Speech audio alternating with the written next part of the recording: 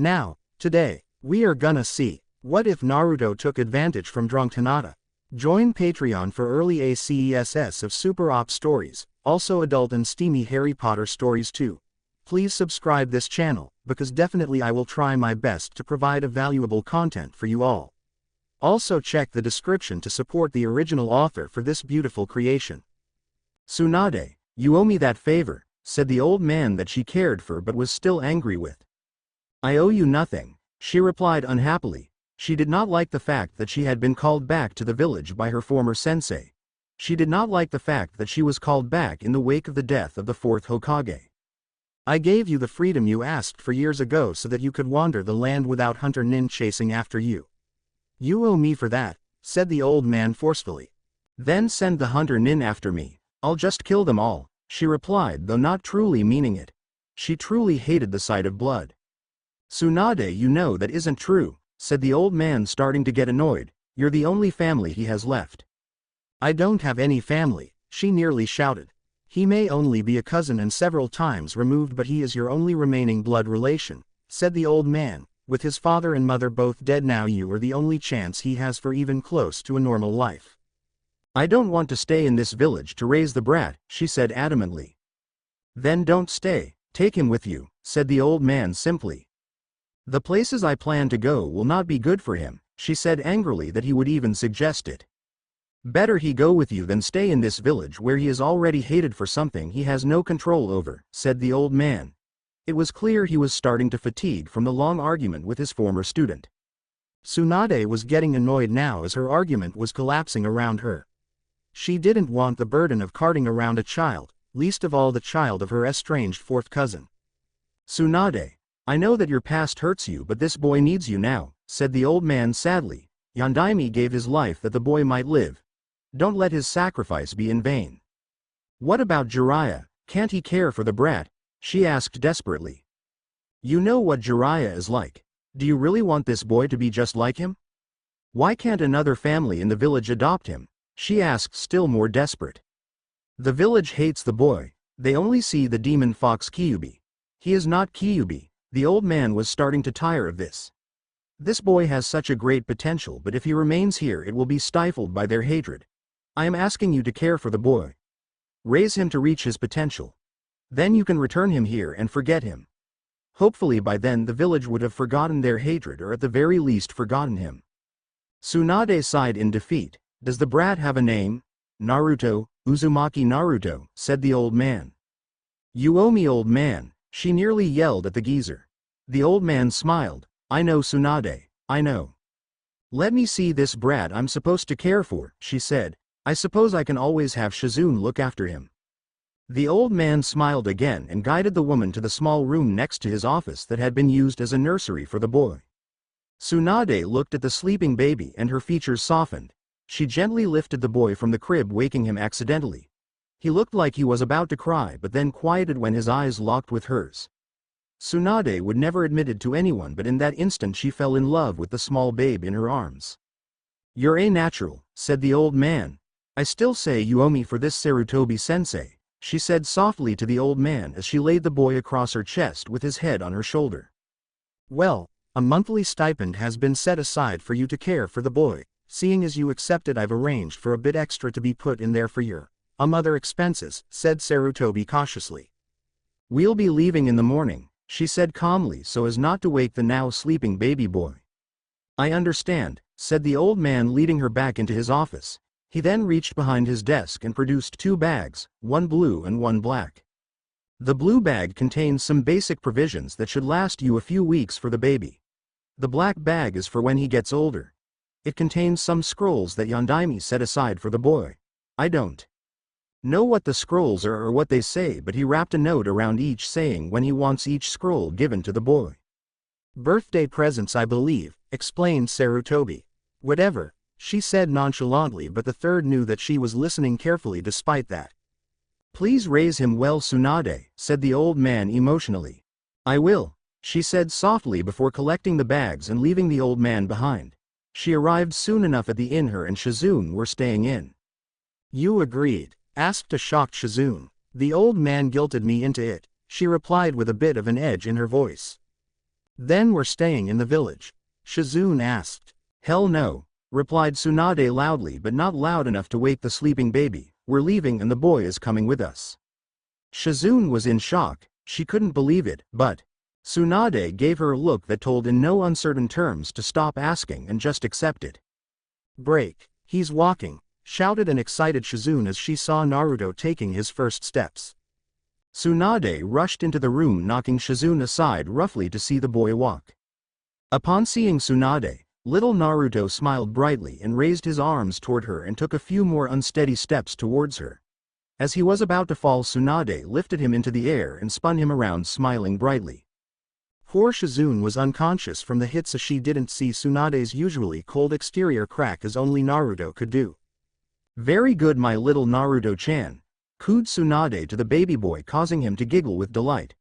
Soon we can start training you to be the greatest shinobi ever, just like your cousin Tsunade. Months later, Tsunade and Shizune were traveling to a new town. Tsunade had Naruto on her back in baby seat. Shizune was left carrying the luggage, which she grumbled about frequently. "Cousin," came a small voice that shocked both of the women. Shizune was so shocked she tripped over a tree root, causing her to drop the luggage and fall on her face into a large mud puddle. Tsunade quickly took Naruto into her arms to look at him. "Cousin," said Naruto again with a smile. Tsunade actually shed a tear of joy and hugged the little boy fiercely. She could not have been happier at the little boy's first word. Shizune though wasn't altogether happy though, as she pulled herself out of the mud, cursing all the way. "Kuso. Kuso," repeated Naruto with a grin. Shizune panicked as Tsunade turned a glare on her for teaching Naruto such a bad word. "Kuso, Kuso, Kuso, Kuso," Naruto repeated several times, giggling the whole time. Tsunade turned her attention back to Naruto and quickly tried to change his phrase. "Cousin, cousin, cousin." "Kwasen?" puzzled Naruto with a confused look. "Cousin," said Tsunade again, but slowly for Naruto to see. "Cousin," said Naruto happily, causing Tsunade to smile warmly at her little boy. Tsunade put Naruto back in his carrying seat and then on her back once more, continuing on while Shizune scrambled to pick up the luggage. As soon as Shizune rejoined them, Naruto pointed at her and yelled, "Kuso." Break at 3. Tsunade began to teach Naruto basic chakra manipulation, which he struggled with greatly. At the age of 3 it was very difficult, but for Naruto it was exceedingly difficult for reasons that Tsunade could not understand right away. As the next year passed and Tsunade worked more on teaching Naruto chakra manipulation, she found that because of the Kyuubi inside of him, it was disturbing his chakra flow. Because of this, it meant that Naruto would struggle very hard to learn decent chakra control and manipulation. As a result, the first several years of Naruto's training would revolve solely around him learning to control and manipulate his chakra. At age 5, Shizune began to instruct him in typical lesson. He learned to read and write, do mathematics, and even a little science, all at basic levels though. It wasn't until age 7 that Naruto received his first birthday present from the Yondaime. "Naruto-kun," said Tsunade, drawing Naruto's attention back to the table and away from the slot machine in the pub they were eating dinner in. "Yes, cousin," said Naruto, turning his attention back to her. "You know that today is your birthday, right?" she asked. "Yes," said Naruto with a grin. "I expect you were waiting for a few presents, weren't you?" asked Tsunade with a duplicate grin. Naruto nodded vigorously in anticipation. Shizune gave Naruto a large box wrapped in orange paper with a blue bow on it. Naruto tried to lift the box only to find it was too heavy. "What the big idea, Na-chan?" asked an angry Naruto. "Just open the box and you'll see," said Shizune, ruffling his hair. Naruto ripped off the bow and as much paper as he could. He opened the box excitedly but then paused when he looked at what was inside. "What is it?" he asked as he scratched the back of his head. "It's a weight suit for training," she explained. "It's not too heavy, but I think it's perfect for you to start with." "Thank you," shouted a now very excited Naruto, giving his sister a big hug in thanks. "You're welcome," said Shizune, ruffling his hair again. "We can start using it tomorrow." Tsunade went next, handing Naruto a much smaller box that he had no trouble lifting or rapidly ripping off the bow and paper. Inside were some boring new clothes. Oh man, not clothes. Why couldn't it be something cool like a kunai or that shuriken set I've been asking for? You needed a new outfit. What you're wearing is getting much too small, said Tsunade as she unfolded the new outfit to show him.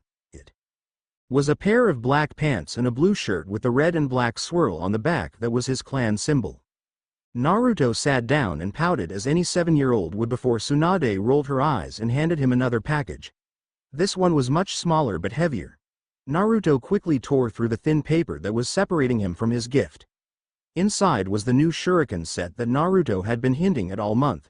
You got them. Oh wow, thank you Kasen, shouted Naruto with glee before he hugged Tsunade and gave her a small kiss on the cheek. Now those are real shuriken, chided the excited Naruto, not like the practice ones you've been using, so I want to make it perfectly clear that you are not to use these until Shizune and I are completely satisfied that you can throw a shuriken perfectly. Yes, yes, said Naruto, not really paying much attention as he checked each shuriken blade to ensure they were in good condition. Put those away, you have one more gift, said Tsunade with a smile. Naruto was surprised. He would usually only get 3 gifts, 1 from Shizune and 2 from Tsunade Kasen. This is a gift from Yondaime, said Tsunade with great respect in her voice. Who is Yondaime? Asked Naruto. Haven't you paid any attention in my history lessons? Asked Shizune angrily. Of course I have, said Naruto with his generic answer, I just forgot for a minute. Yondaime Hokage was once a great leader of the Leaf Shinobi village, Konoha, said Tsunade with reverence. He died protecting the village. He left behind some gifts for you when you got older. This is one gift you were supposed to get this year from him. Naruto was so excited about getting another gift that he never once considered asking why the Yondaime would leave any gifts for him. The gift was unwrapped and very plain looking, but then Naruto knew exactly what it was as he'd seen his Kasen and Nichan reading them occasionally. Usually they wouldn't allow him to read them, because they said they were too dangerous for him to use yet. It was a technique scroll. Naruto took the scroll with awe and wonder in his eyes. Naruto was very careful with the scroll as he undid the tie to read it. And read it he did, sadly, though he didn't really understand it. Kasen, I don't understand, said Naruto as he showed her the scroll. It's a technique for you, said Tsunade with a smile, pushing it back to him without reading it. But I don't understand, said Naruto. Then you will have to study more until you do understand, said Tsunade with a loving smile at her little boy. Can't you just teach me what the scroll does? Complained Naruto. I could but I won't. Yondaime wanted you to learn that technique. Not me, explained Tsunade. It wouldn't be right for me to learn that technique now, would it? I guess not, said Naruto as he read the scroll again, trying to understand. A few months later, Naruto was in the park with his technique scroll trying to understand it. Shizune was left to watch over him while Tsunade was off losing her portion of the monthly stipend in the casinos. Kirameki no Jutsu, read Naruto again. Flash technique. A technique that temporarily distorts an opponent's sight, causing your movements to be seen only as a flash of light. Naruto read the description once more. He understood what the technique was meant to do, but he was struggling with understanding the chakra manipulations necessary for the technique to work. It is a ninjutsu hybrid technique that requires 4 hand seals to use, and after mastering could be activated automatically. That was the part that Naruto was really interested in. The problem was that even with the hand seals he struggled with spreading the chakra out enough to be used on another person. Ah, Shizune, complained Naruto, I don't have enough chakra for this stupid technique. He finally understood the problem. Ah, is that the problem? Asked Shizune, knowing full well what the problem was from the start just from seeing attempt the technique. She would never use the technique herself or even attempt to master it, as it was a technique for Naruto only. How can I get more chakra? Asked Naruto impatiently. Well, you could climb trees, suggested Shizune, earning her a confused look. Huh? Asked Naruto. How is climbing trees going to increase my chakra? Watch, said Shizune as she approached the tallest tree in the park and walked right up the side of it. But how does that increase my chakra? Asked Naruto. First, it will help you develop more chakra control, and by using all of your chakra you will cause your chakra reserves to expand, explained Shizune as she walked down again. Okay, then teach me, said Naruto excitedly. When Shizune taught Naruto to climb trees without his hands, she never imagined what Naruto would do as a result. She thought that Naruto would only practice the technique a few times a week until he emptied his chakra pool. She was quite surprised to find out that every moment he wasn't eating, sleep, or studying he was climbing trees. In 2 months he'd nearly doubled his chakra capacity. This all came as quite a surprise when at the end of 2 months Naruto came to Shizune asking. "Nay, Na-chan," called Naruto, "do you think I have enough chakra now to do that technique?" Shizune hadn't really paid much attention to Naruto when he'd run out the door after class shouting that he was going to the park. So she hadn't noticed his growth. It nearly floored her when she checked it. "Naruto-chan, you should have more than enough chakra now. How did you get so much?" she asked. "Every day after class 1 went to the park to practice climbing trees. I'd run as fast as I can up and down as many times as I could before I ran out of chakra just like you told me to. So do you really think this is enough?" "Yes, Naruto-chan, I think you could use that technique now," said Shizune. "Do you want to try it on me?" "Can I really?" asked Naruto excitedly. Shizune nodded slightly nervously. Naruto formed the 4 hand seals quickly and shouted, "Kirameki no Jutsu." Shizune could feel the technique affecting her. Then Naruto ran around her, but the only thing that she saw was a bright yellow flash every couple of seconds as her eyes caught up with Naruto's movement. "Okay, you can release it now," said the dizzying Shizune. "Kai," said Naruto ending the jutsu.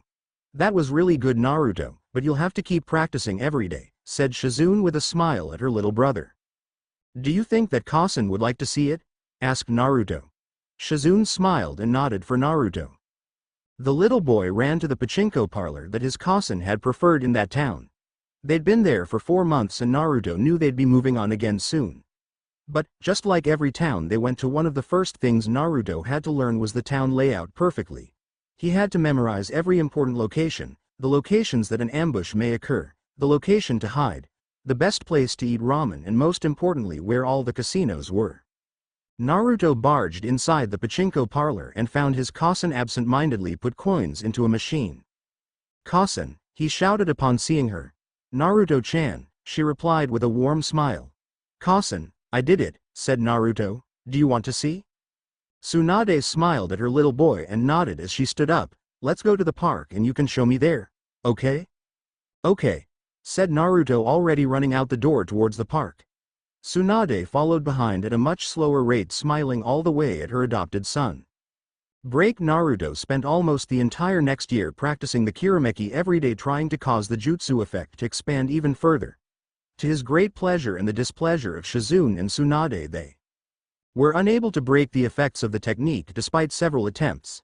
That is not to say that they couldn't counter the technique, they just couldn't cancel the technique. Naruto's 8th birthday was met happily by the boy. He received a new set of clothes again and the next level of his weight suit from Shizune, and most importantly he got a kunai set and another scroll from the Yondaime. Kirameki Shuriken no Jutsu and Kirameki Kunai no Jutsu are techniques that allow for the same visual distortion to be applied to a throw kunai or shuriken. This technique is much more difficult to learn the initial Kirameki, as you are attaching the genjutsu, ninjutsu, to an object other than yourself. This technique uses 2 precursor seals, the original 4 seals to the Kirameki and 2 finishing seals. Once mastery of the Kirameki has been achieved, then only the 2 precursor seals and 2 finishing seals are necessary for the technique. Naruto read the description excitedly and was about to run out of the pub to start practicing when Tsunade stopped him and made him finish his vegetables. Naruto's 9th birthday was once again wonderful in his opinion. Shizune gave him the next level of weight suit for training. Tsunade gave him another new set of clothes, but by this age he was starting to appreciate the new set of clothes more than when he was younger. She also gave him 2 technique scrolls from her. One scroll had a basic healing jutsu and the other had the most basic Kaden jutsu. The technique scroll from Yondaime was much larger this year than any of the previous years. "Now you'd better not burn down this village while you're learning that technique," warned Tsunade. "Yes, Kasen," said Naruto happily. "From now on you can heal your own scrapes too," said Shizune. "Yes, Na-chan," said Naruto, not paying much attention as he was engrossed in his new scrolls. The scroll from the Yondaime Naruto saved until he got home, well home for now, before he opened it to look at. It was much too large to open in the restaurant. Kirameki Taijutsu, first stage, the scroll title revealed. Naruto didn't read much of the description as he just wanted to look at it quickly before he went to bed. The scroll showed a human figure in several different stances and fighting positions. It also showed a few different strikes. At the end of the rather long scroll it showed 4 different kata. Naruto was so excited he had to go back and read the introduction before he went to bed or he'd never get to sleep. Kirameki taijutsu is a technique that is dependent upon the user's ability to use the Kirameki no Jutsu. This is a fighting style that is designed specifically for use in conjunction with the Kirameki no Jutsu. This scroll will reveal the base stances and movements to the style. The style will only be as effective if the user is able to use Kirameki no Jutsu. It is highly dependent on the user's speed and very little on the user's brute strength. While this scroll can teach the user the base patterns and strikes, it cannot make a person a master of the style. To master the style is up to the user. Naruto finished reading and that night he fell asleep dreaming about practicing his new taijutsu style. Tsunade and Shizune had taught him a little taijutsu, but it was a style used commonly by medic nin, which was something that Naruto didn't really have much of an interest in. He knew it disappointed his cousin a bit that he wasn't very interested in becoming a medic nin, but ever since he received his first scroll from Yondaime he had dreamed of becoming just like the man, even as far as dreaming of one day becoming Hokage of Konoha village. The next morning Naruto woke up and ran into the small kitchen area to meet his cousin and Shizune. "Morning Naruto-kun," said Shizune, which caught Naruto a bit off guard. She had always called him Naruto-chan before. "Morning Naruto-kun," said Tsunade, also with a smile, catching Naruto even more off guard. Asked Naruto. "Naruto-kun? You're 9 now, it wouldn't be proper for us to continue calling such a fine young man Naruto-chan," joked Shizune. Naruto puffed out his chest in a manly way, feeling very proud to have lost the chan from the end of his name. It was a rite of passage for the boy and he was proud to accept the change. "So, what do you want to do today?" asked Tsunade. "I want to practice my new taijutsu," said Naruto, "Kirameki taijutsu." Naruto was beaming with pride. "Do you want some help?" asked Tsunade. She was interested in what that large scroll had on it, and now that Naruto was talking about a new taijutsu style she could only assume. "Would you really?" asked Naruto. "Of course," said Tsunade, "but we'll have to leave town and find somewhere private for you to learn it." Naruto nodded vigorously. "Then you and I are going camping for a few days so that you can learn the basics," said Tsunade. "Shizune, enjoy the time off." Shizune seemed stunned. In all the years she'd spent with Tsunade she'd never had a day off. She wasn't exactly sure what she should do. Naruto and Tsunade ended up about half a day's journey from town, far off from any of the main roads and farms. Once there, Tsunade told Naruto to find a quiet place to start learning the basics while she made camp for them. Naruto found a very quiet and pleasant spot of grass surrounded by trees to unroll the scroll to its full length, which was more than 6 times his current height. And this was only the basic technique scroll. For the next 3 hours Naruto did nothing but practice the basic stances and shifting between them using specific methods from the scroll. It was a very fluid taijutsu style and Naruto could see from the start that he was going to need to increase his speed tremendously if he wanted the style to be useful. "How is it going?" asked Tsunade from the edge of the clearing. "Not bad," said Naruto tiredly. "I need more speed and stamina." "I see. Have you learned to block yet?" "No, just the stances. Blocks are next on the list," said Naruto looking at the scroll again. "I see. Are there many?" "Not so many," said Naruto, "but enough. Each stance uses a different set of blocks to increase efficiency for that particular stance. There are about 4 blocks per stance and so far there are 10 different stances in the first stage." "That's not too bad," said Tsunade. "Do you think you can learn enough to begin using it by tomorrow?"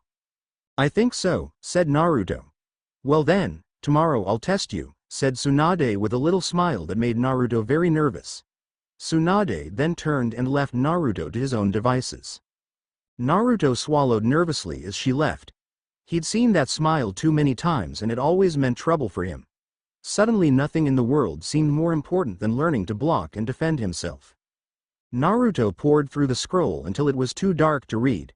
After that happened, he spent the rest of the night practicing the different moves by the firelight. At the end of the night crawled into bed next to Tsunade and she wrapped a protective arm around him and kissed the back of his head before they both fell asleep. Tsunade was awoken the next morning by the sound of Naruto already hard at work on his stances and blocks. As Naruto discovered that morning, the first kata on the scroll was all blocking and defense. It didn't take him long to memorize and start to practice repeatedly. His movements were still very sloppy and not extremely precise, but he was improving at a remarkable rate. Tsunade cooked some miso soup and rice for breakfast.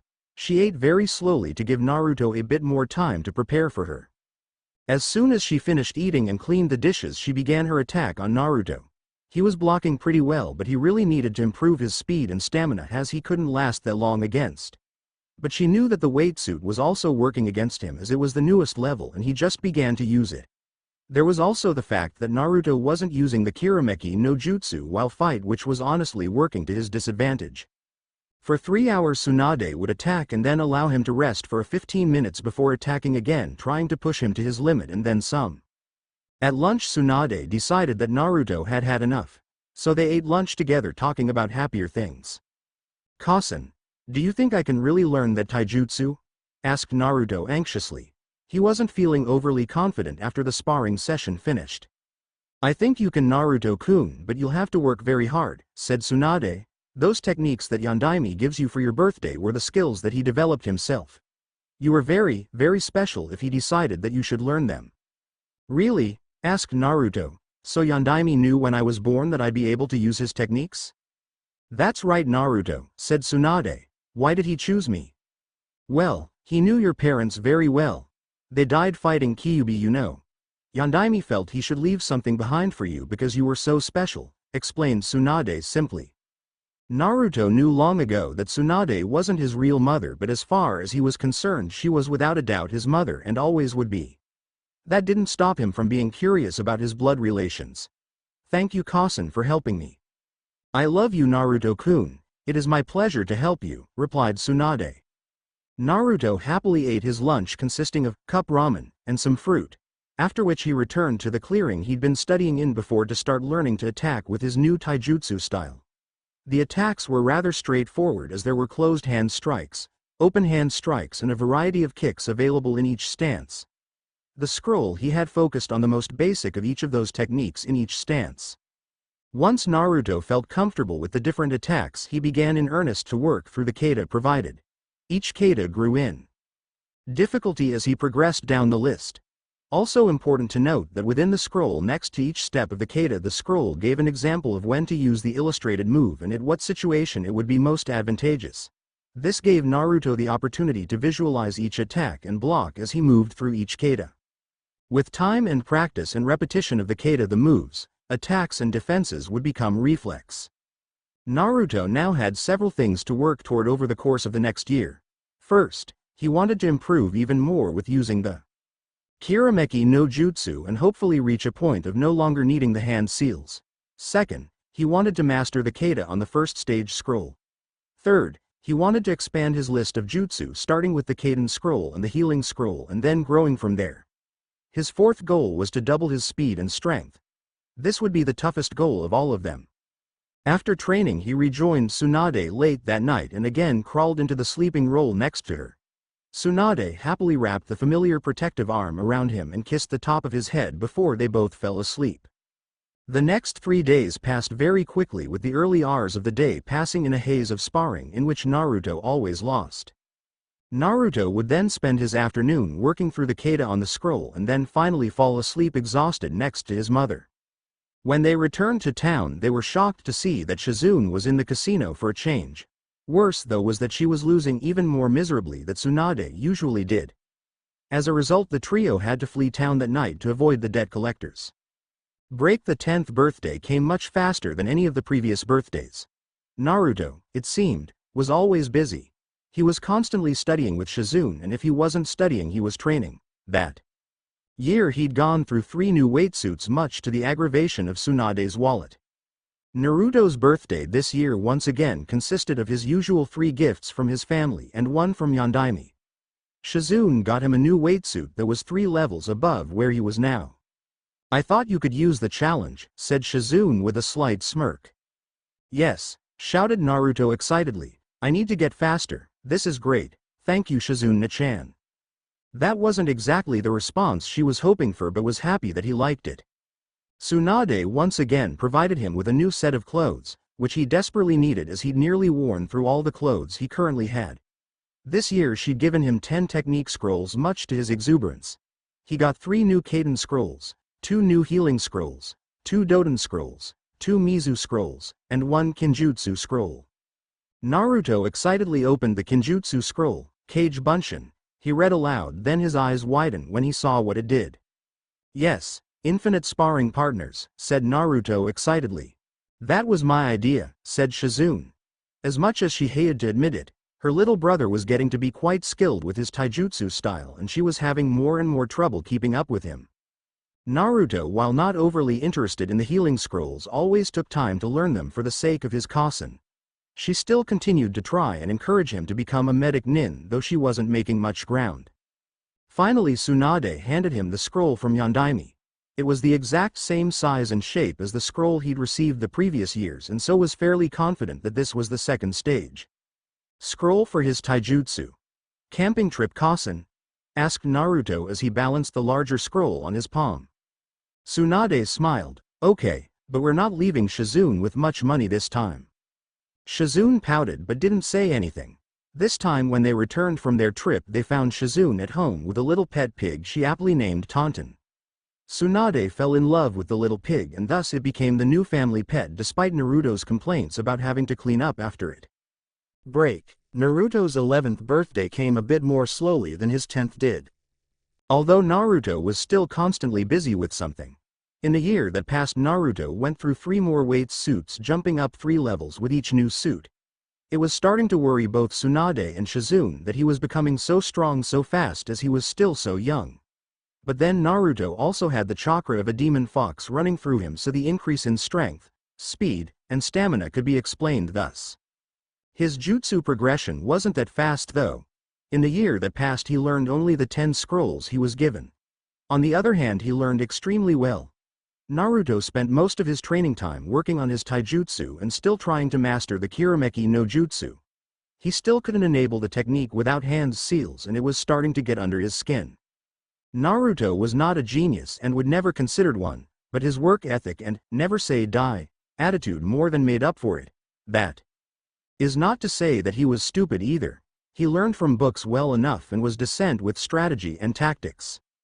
Tsunade once again presented him with 10 new scrolls and a set of new clothes, and Shizune one again gave him a new weight suit, this time 5 levels above where he currently was. She was trying desperately to slow him down at least a little. The Yondaime's scroll this year was the 3rd stage scroll for his taijutsu, which once more earned him a camping trip with his cousin. Break. Naruto's 12th birthday was the birthday that Tsunade was dreading most of all. First, it was the year in which she would have to return with him to Konoha. Second, it was the year the Yondaime left instructions for her to tell him about the Kyuubi. Neither of these was creating a very happy thought in her mind. She knew Naruto very well and she didn't want him to be upset by this. As such, she was racking her brain trying to find a way to tell him. "Are we going to dinner tonight, cousin?" asked Naruto. "We are, but I wanted to talk to you about something," said Tsunade. She could instantly sense the worry coming from Naruto. "Am I in trouble?" asked Naruto. "No, silly, come here and sit on my lap," said Tsunade, patting her leg. "Cousin, I'm getting a bit old to sit on your lap," said Naruto as he sat on the couch next to her. She still wrapped an arm around him, which he happily accepted. "Naruto, do you remember how Yondaime died?" "He died defeating the Kyuubi," said Naruto simply. "True, Yondaime did defeat the Kyuubi, but he could not kill the demon," said Tsunade. Noticing the confused look on Naruto's face, she continued on, "Because he couldn't kill the demon he was forced to seal it away. The problem was that he couldn't find anything strong enough to seal it away in. That is until he found a small baby boy with his umbilical cord recently cut. This boy was so strong and so powerful that the Yondaime knew that the boy could seal the beast in. He also knew that in the future that little boy would be able to use the Kyuubi as a weapon to help the people of his village that he loved so much. Do you know why I'm telling you this?" Naruto seemed to be contemplating it carefully, trying to put the pieces together. He thought about the scrolls the Yondaime gave to him and no one else. He thought about why he didn't live in Konoha despite asking to visit. He thought about many of the odd chakra that would occasionally spring up within him from time to time. Suddenly it was all making sense. "I'm the vessel, aren't I?" "Yes, my little Naruto-kun," said Tsunade, trying not to show sadness in voice. But I'm not the Kyuubi, right? Just the vessel. Just the vessel, reassured Tsunade. And the fox bastard is mine to do with as I please? Asked Naruto. Yes, said Tsunade, not liking where this conversation was heading. Good, then I need to learn some torture jutsu or something to make that bastard pay for killing my parents, said Naruto adamantly. Of all the things Naruto could have said, she was not expecting that.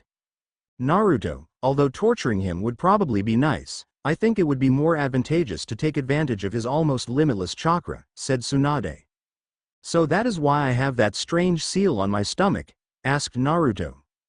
That seal is very special, said Tsunade. That seal was made by Yondaime Hokage to trap the Kyuubi. Most importantly though, it was designed to slowly kill the Kyuubi by draining away its chakra into you. That's why you keep getting so much stronger so fast. So the Kyuubi will die eventually. Maybe, no one is sure exactly how much chakra Kyuubi has. It could take 1 more year or even 1 million more years, but the point is that it is becoming yours. And when you die, you'll take that fox bastard with you, said Tsunade. It is the ultimate punishment, don't you think? Yeah, said Naruto, starting to get excited about it.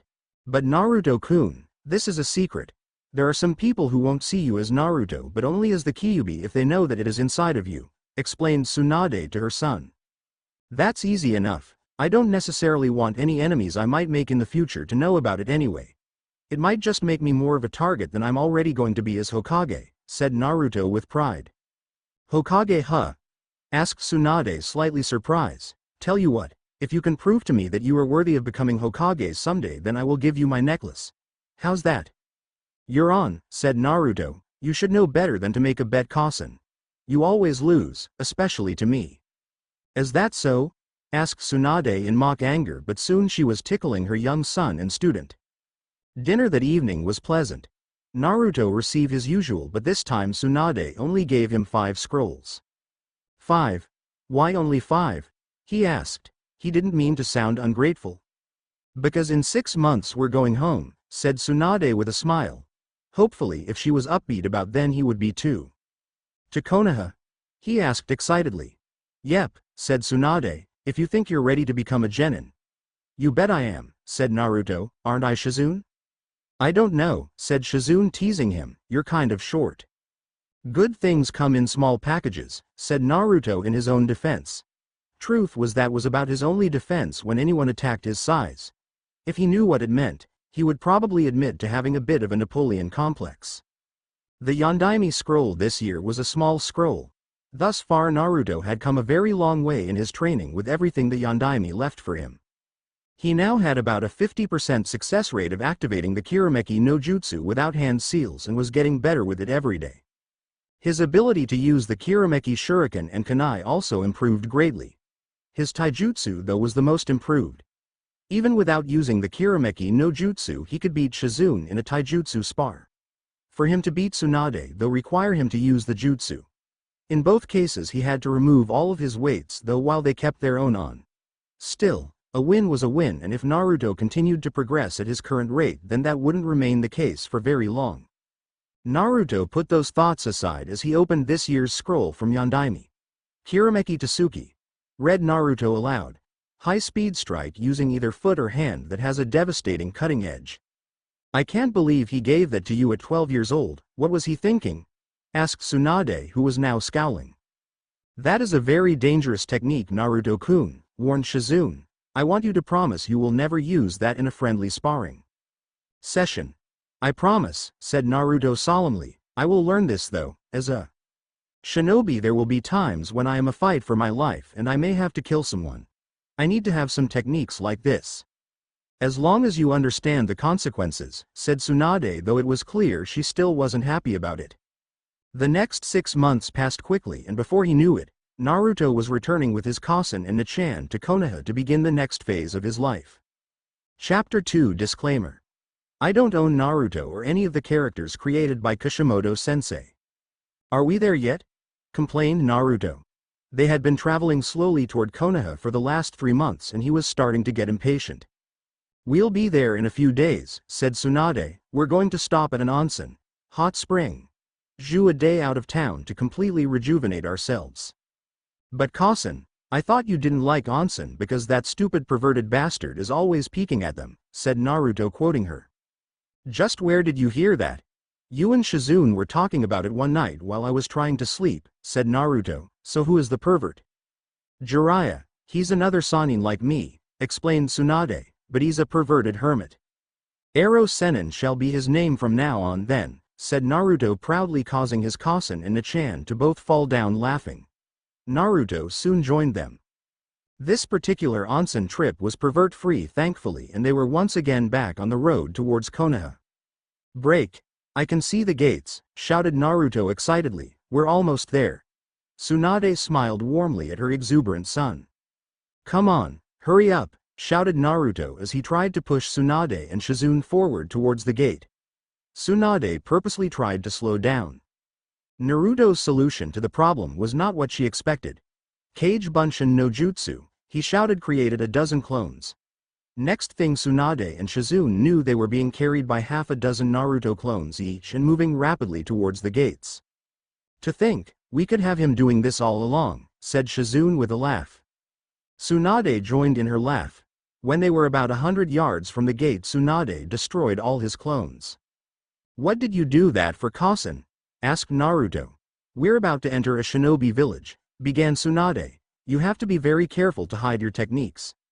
Don't use any of your skills without having Kirameki no Jutsu activated and don't activate Kirameki no Jutsu unless you can do it without hand seals.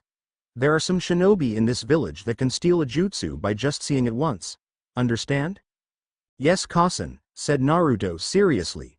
He'd heard in his lessons from Shizune about shinobi that could do that, but never though he'd have to worry about them, especially if they were supposed to an ally. You have to protect the secrets that Yondaime left to you. Pass them only within your family, said Tsunade. Always be cautious to check the surrounding area before you train. Yes, Kasen, said Naruto again. He knew how serious Tsunade was being about this and as such he was giving her due attention. Okay. Ready to go home? Asked Tsunade finally. Yes, Kasen, shouted Naruto happily. The three approached the gate guard slowly so as not to arouse suspicion, not that they were at all suspicious looking. Halt, state your name and purpose, ordered a leaf shinobi that couldn't be seen. That didn't stop Naruto from looking to exactly where the shinobi was hiding despite the thrown voice. Tsunade, I'm returning home with my assistant Shizune and son Naruto. Tsunade-sama, said the shinobi as he appeared before her and bowed deeply. So, can we enter? Asked Naruto excitedly. Hush Naruto-kun, chided Shizune. The Hokage left instruction that if you ever came you were to report directly to his office, said the shinobi. It was easy to sense the little bit of fear coming from the man. Tsunade, Shizune, and Naruto slowly walked through the town toward the Hokage Tower. It was easy to see that Naruto was super excited to be there. His head was turning every which direction trying to take in the sights and the sounds of his home. Naruto's lack of paying attention caused him to be introduced to his first new friends. Naruto was walking, not really looking at where he was going, when he walked right into a girl that was slightly smaller than him. Sorry, said Naruto, instantly apologizing as he stood up after knocking both of them down. Sorry, replied a very soft, shy voice. Naruto looked at the girl now for the first time. She had dark blue hair that was almost purple in the light. Her eyes were clear except for a hint of lavender coloring. She was very petite, but Naruto knew that. She was almost the same age as him. Are you okay? He finally asked. Sorry, she stuttered again, not looking him in the face. It was my fault, I wasn't looking where I was going, said Naruto. You don't have to say sorry. Sorry, she stammered yet again. I'm Naruto, he introduced himself to the girl. What's your name? Hinata, she stuttered, barely audible. Nice to meet you, Hinata, said Naruto. Naruto-kun, called Shizune, hurry along now. Coming Shizune-chan, called Naruto in return. He looked back at the very shy girl. Well, I'll see you later maybe. With that he ran off to catch up to his sister and mother. Not too much later all three were waiting their turn to see the Hokage. You may enter, said the nasally voice of the secretary. The three entered the office and were greeted by an old man standing in front of his desk. Tsunade, he greeted warmly, so nice to see you again. Sarutobi-sensei, returned the greeting. Shizune, you've grown into a fine young woman, said the lecherous old man. Nice to see you again, replied Shizune stiffly. And you must be Naruto-kun, said the old man. I've been looking forward to seeing you for some time now. I can see that you've grown up quite nicely. Has Tsunade and Shizune been treating you well?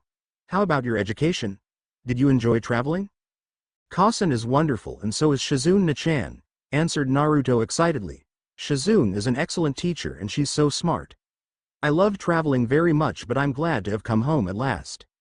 Sarutobi was very surprised when Naruto answered all of his questions so rapidly, but pleased all the same. Is he ready for the Genin exam? Asked Sarutobi to Tsunade. Yes, said Tsunade lightly. She didn't want to build Naruto up to be more than he really was, nor did she want to put him down.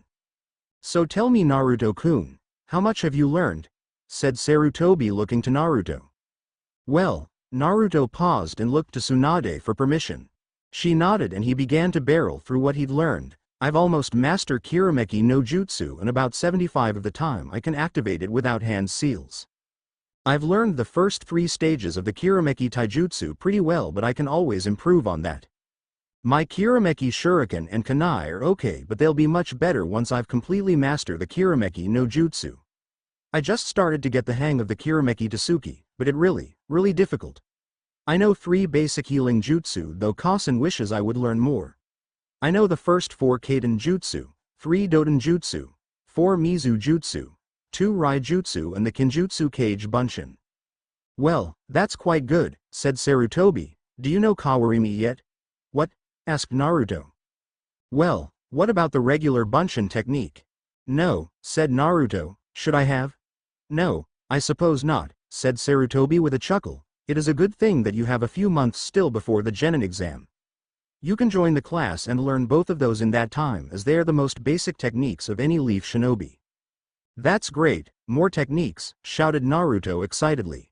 He really does love to learn, doesn't he? Asked Sarutobi to the 2 women.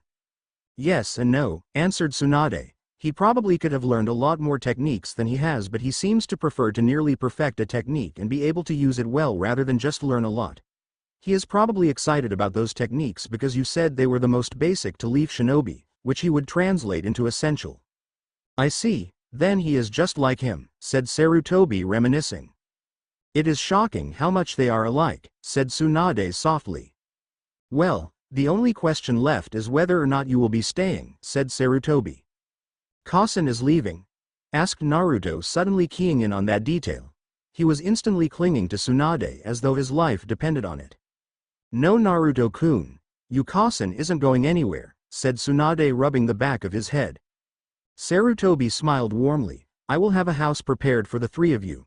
Will you be resuming your duties as a medic nin? I will, to an extent, said Tsunade. I will work in the hospital, but I will not take any missions. Excellent, we've been in need of a new chief of staff, said Sarutobi. Congratulations.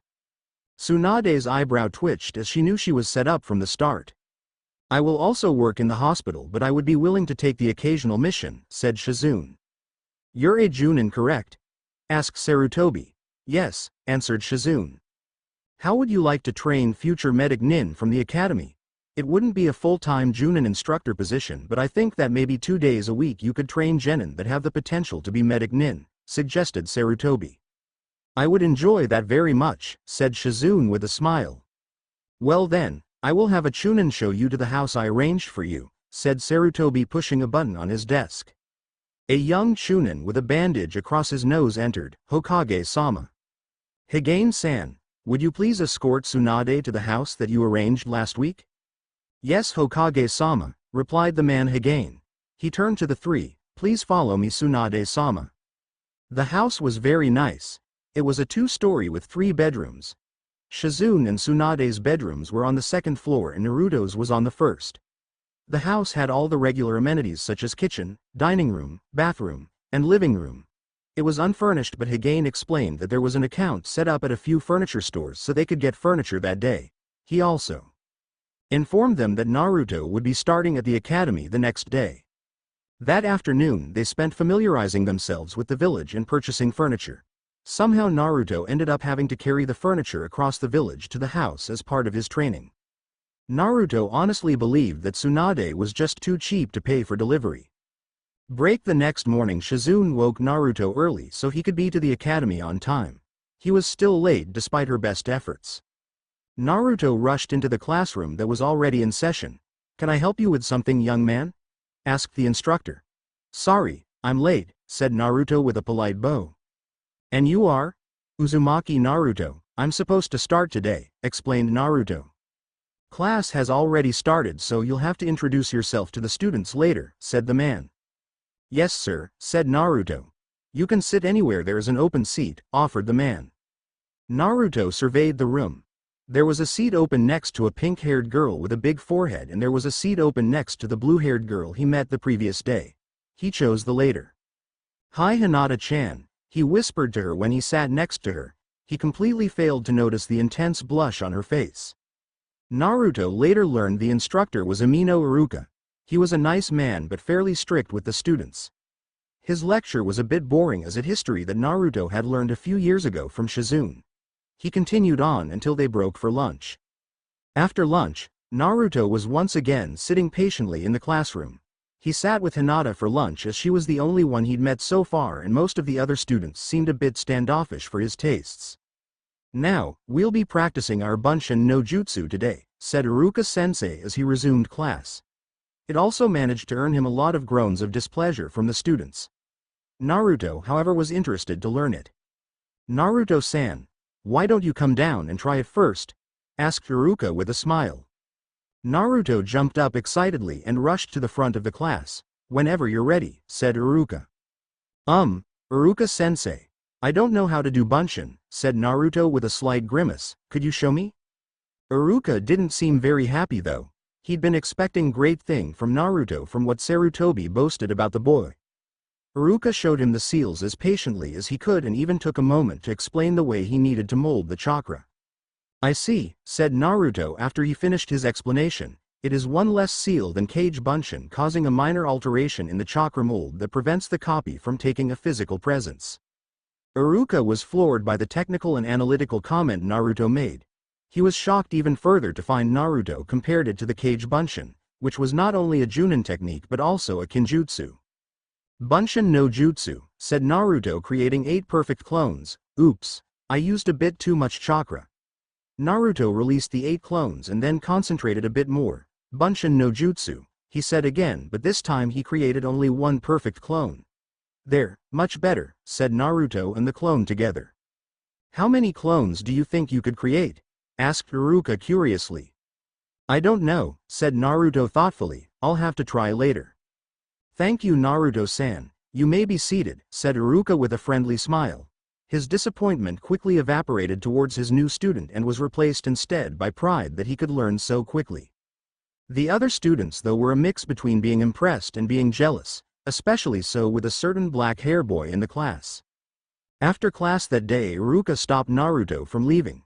"Naruto-san, how did you like your first day of class?"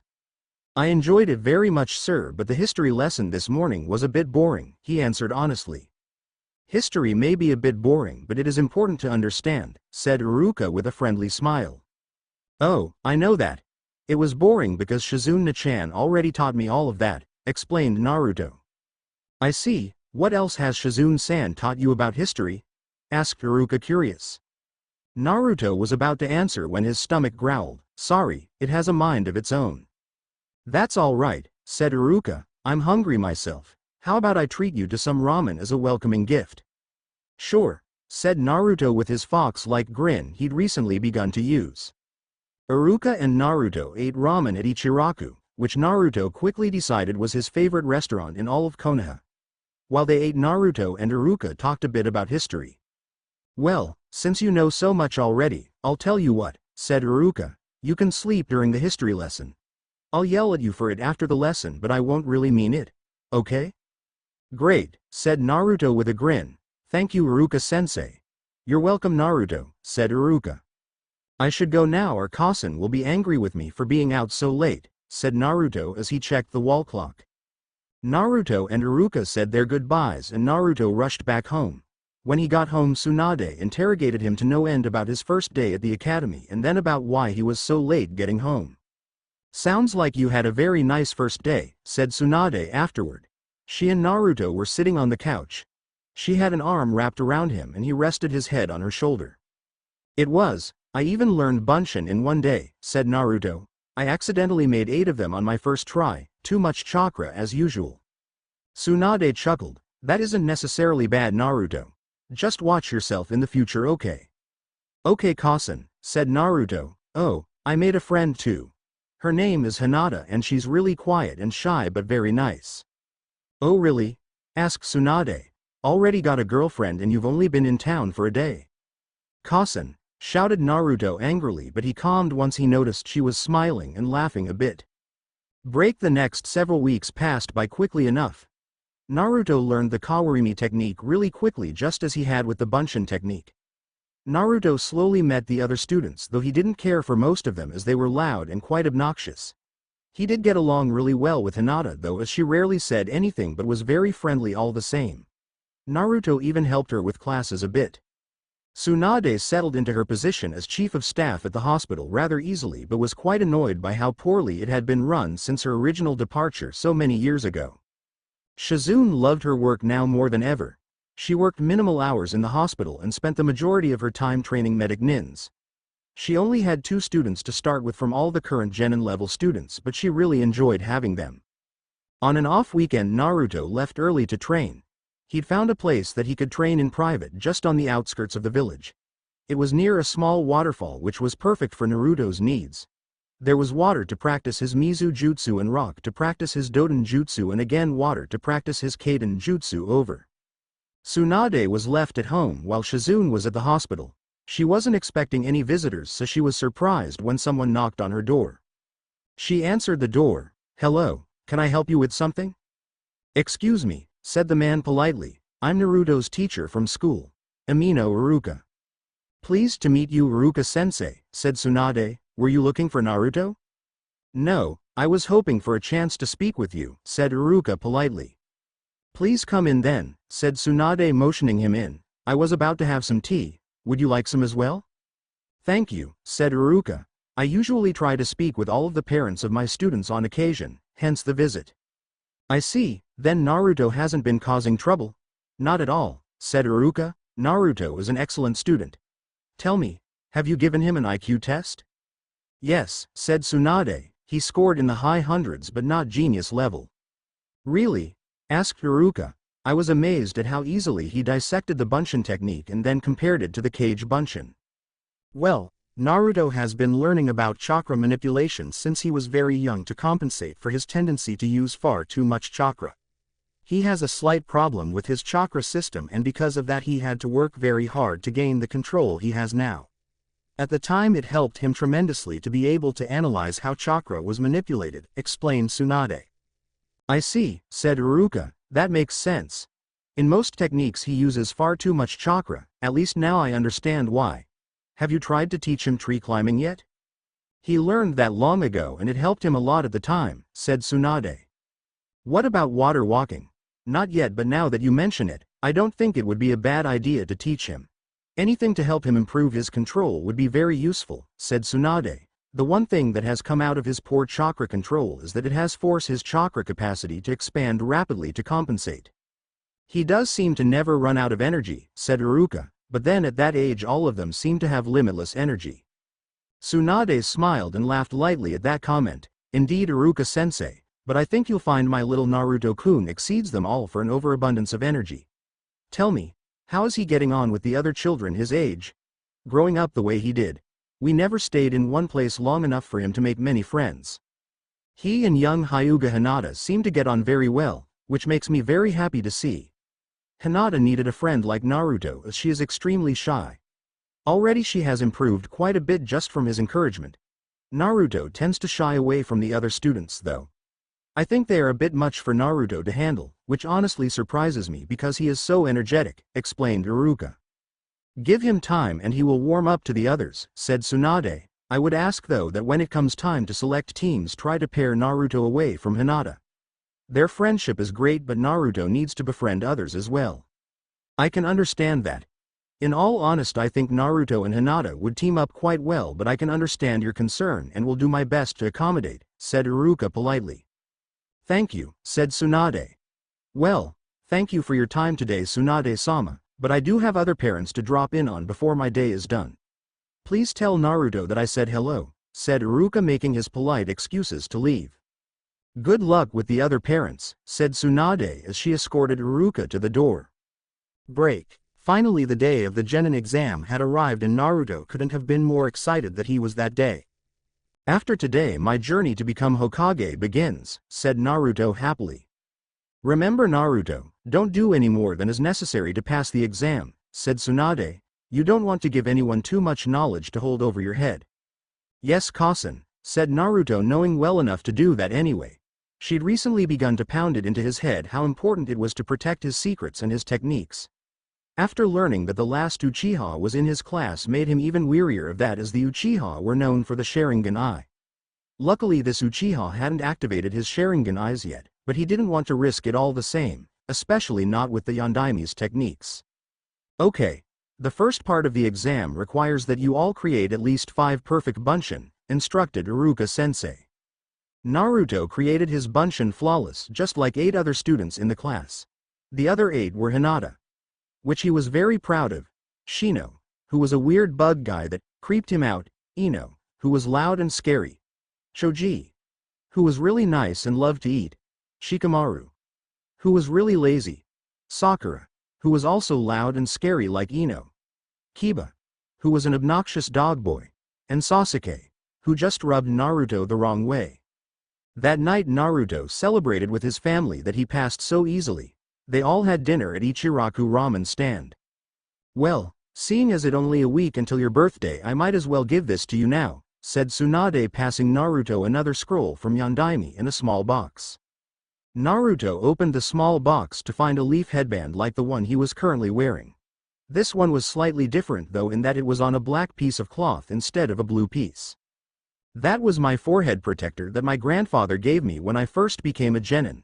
I wanted you to have it, said Tsunade as she removed the one Naruto was wearing and replaced it with the one in the box.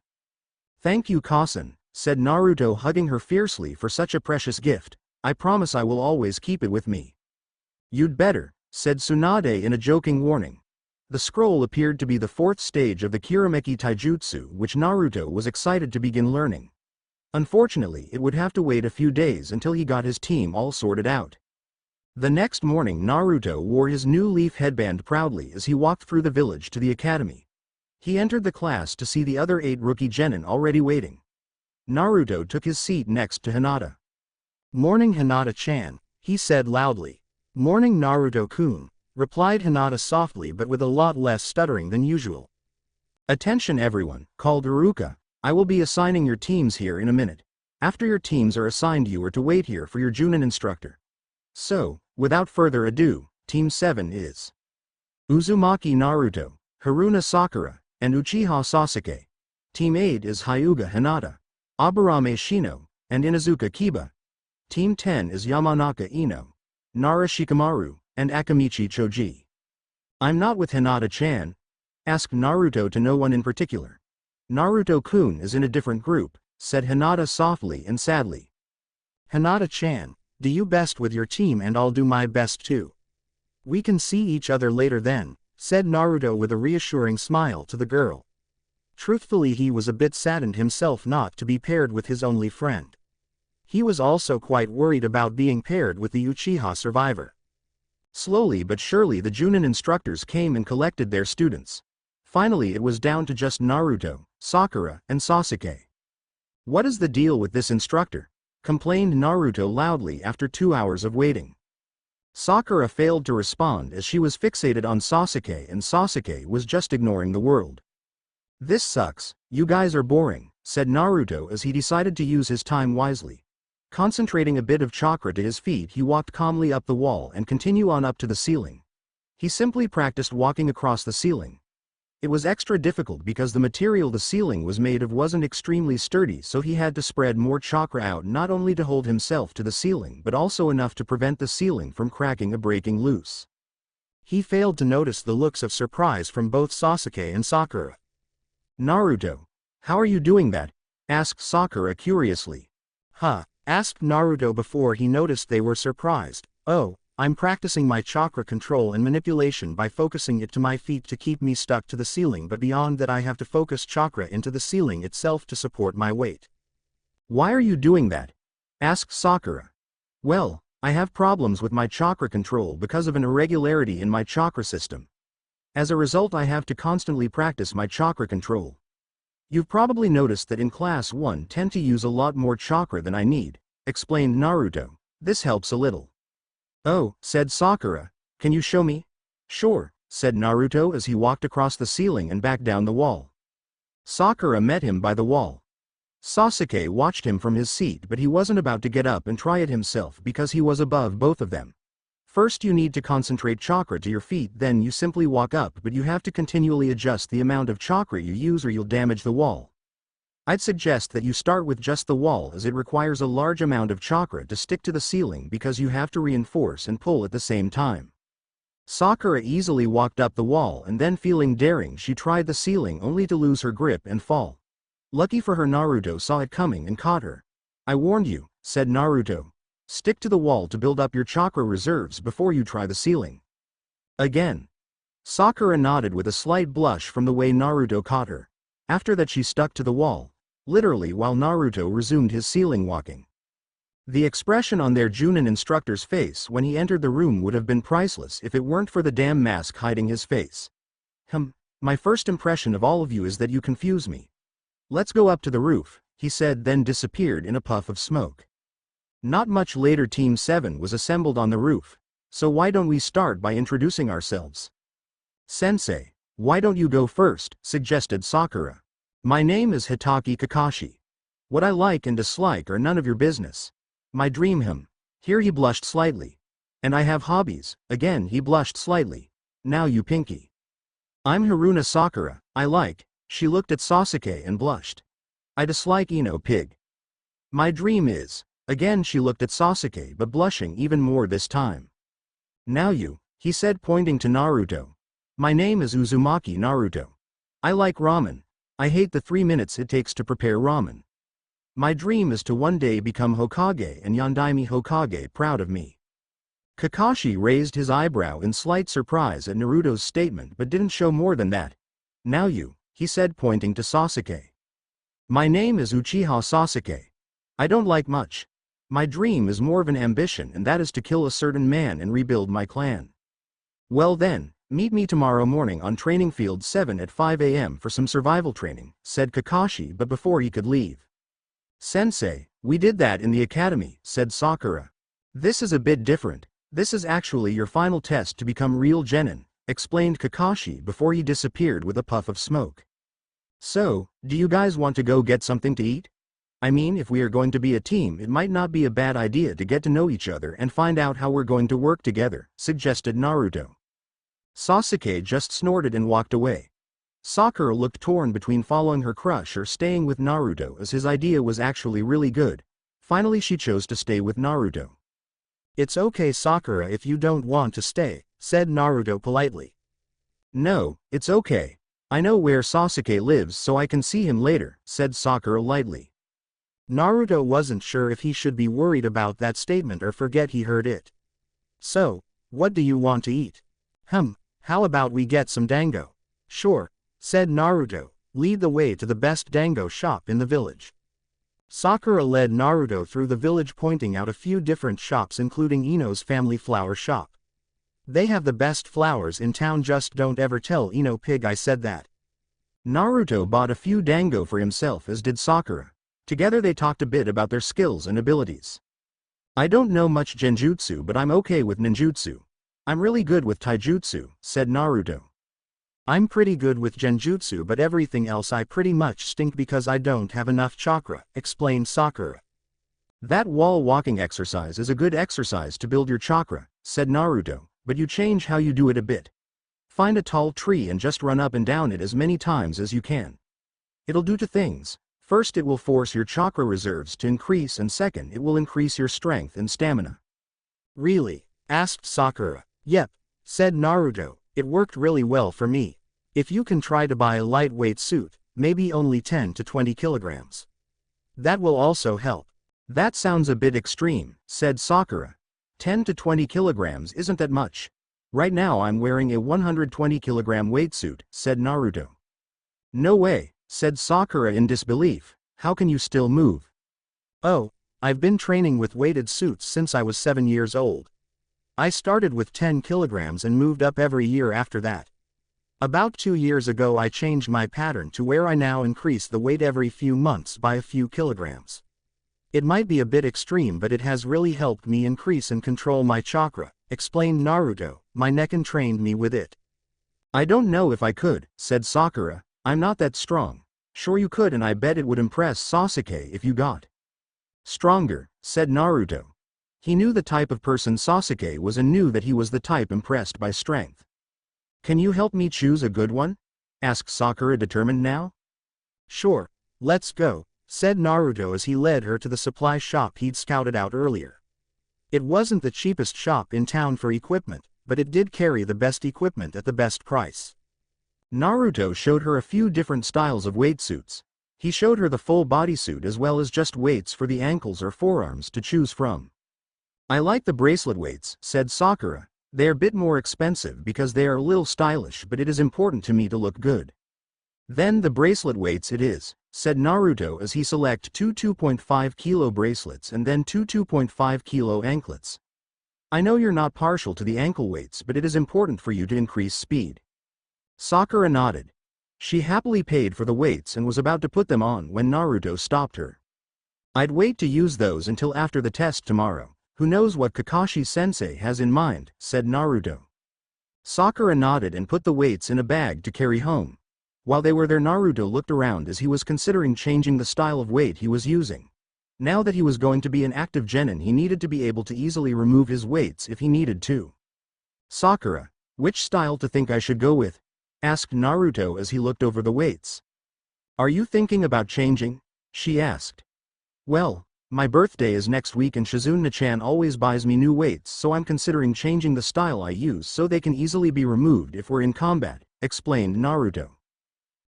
Said Sakura as she studied them. I go with the plain black that is designed as a forearm protector and the ankle protector. You're not as concerned with style, so, thanks Sakura-chan, said Naruto with a friendly smile. He felt that he'd made a real friend in Sakura. Now if only he could get that Uchiha bastard to lighten up. Oh well, one thing at a time. Thank you for helping me, Naruto-kun, she replied. She also thought of him as only a friend. Happy to. Now I'd better walk you home and then get home myself or Kasen is going to strangle me, said Naruto, scratching the back of his head with a fox-like grin. Naruto happily walked his new friend home and then walked home himself. Once again Tsunade gave him the third degree about his team. He made sure to mention to Shizune that he was looking at the shinobi equipment, specifically the weights and the style he wanted to change to. Break, Kakashi-san. What can I do for you this evening? Asked old man Sarutobi. I've just been investigating my students a bit, said Kakashi. Oh, and what do you think? Sasuke could be a problem, said Kakashi. He is obsessed with killing his brother. That was to be expected, said Sarutobi. How about the Haruna girl? She has potential. She didn't impress me at first, but then she and Naruto went to eat after the meeting. I expected her to chase after Sasuke.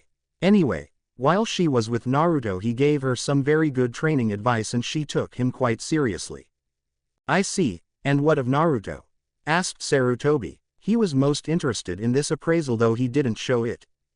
The first time I saw him today he was standing on the ceiling practicing a level of chakra control no genin should be capable of. Then when he told me his dream, I won't lie and saw that I wasn't shocked. He said that he wanted to make Yondaime-sensei proud of him. It was actually him that approached his team about getting something to eat to build up some teamwork between them. For that alone I'm prepared to pass both him and Sakura right now.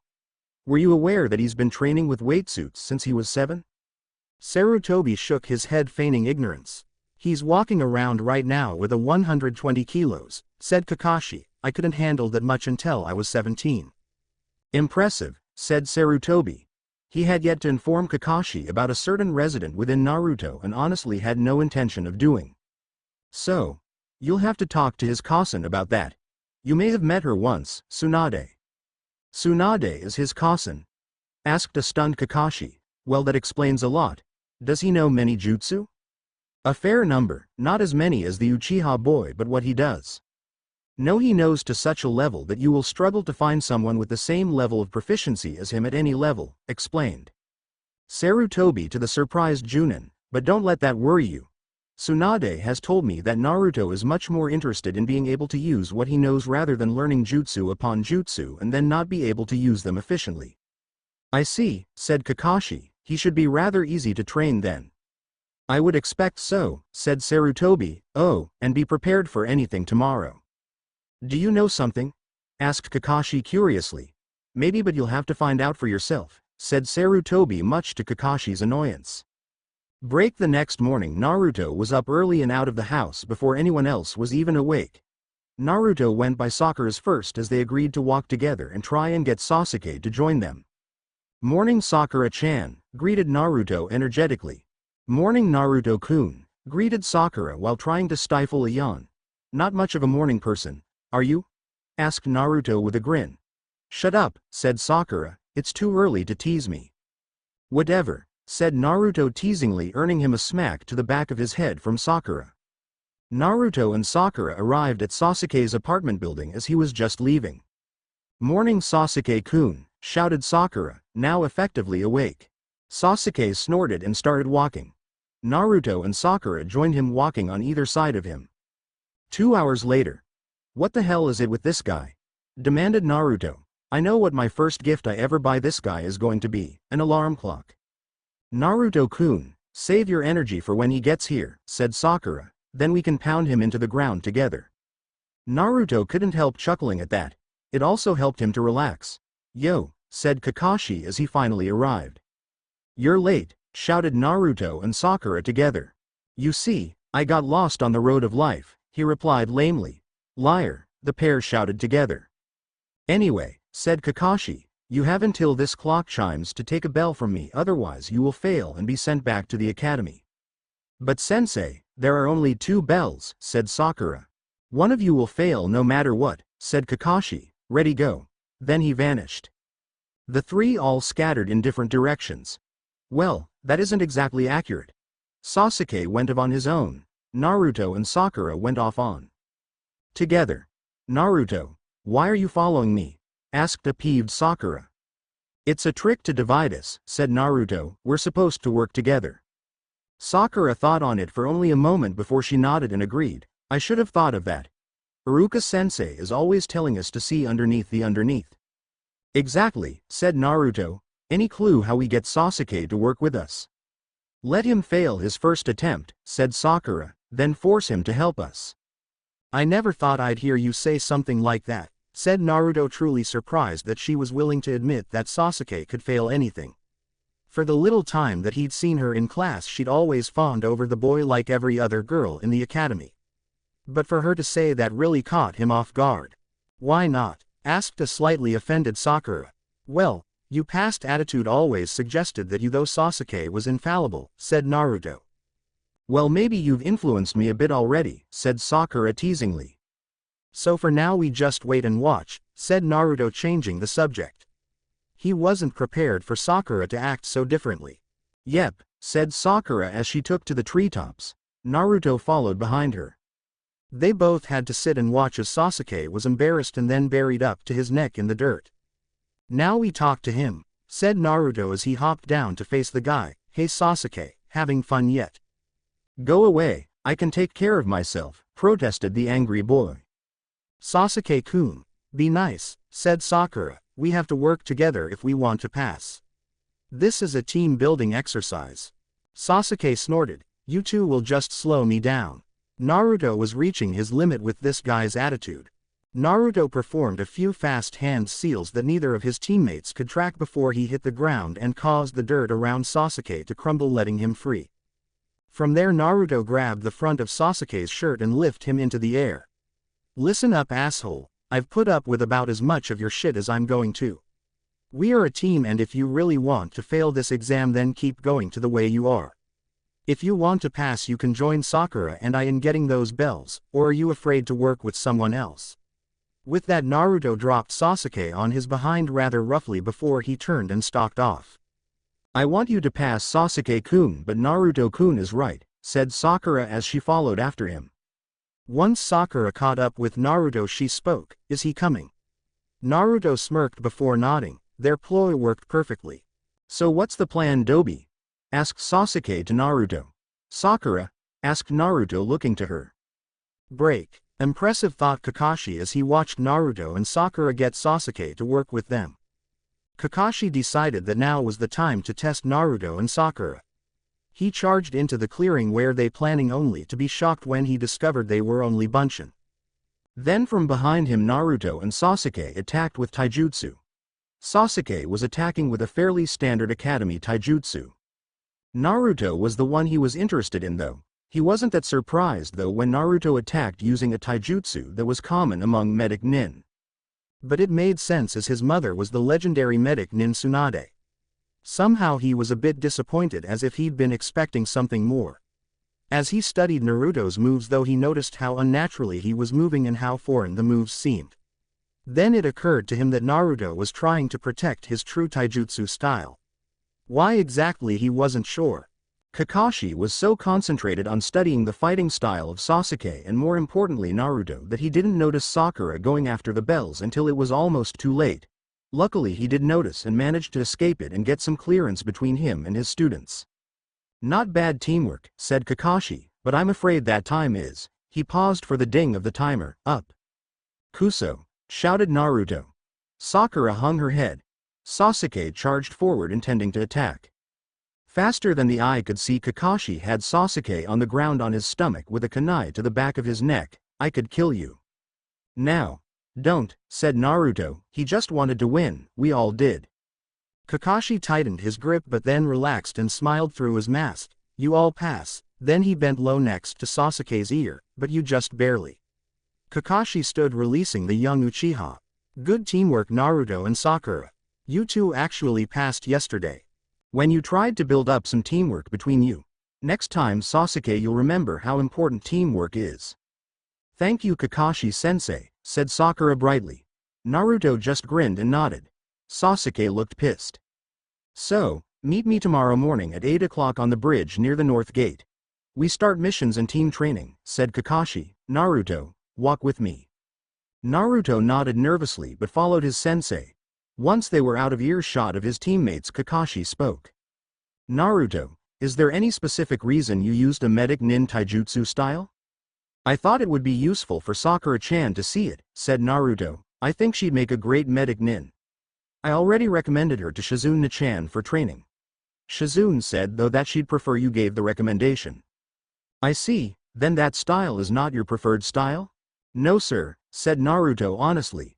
Sometimes the best way to hide something is to hide out in the open. Is there any other reason you didn't use your preferred style? I was too nervous and didn't feel comfortable using that style yet, said Naruto. I'm still learning it but I've learned medic nin taijutsu since I could start training. Kasen still hopes that I'll become a medic nin but that just not for me.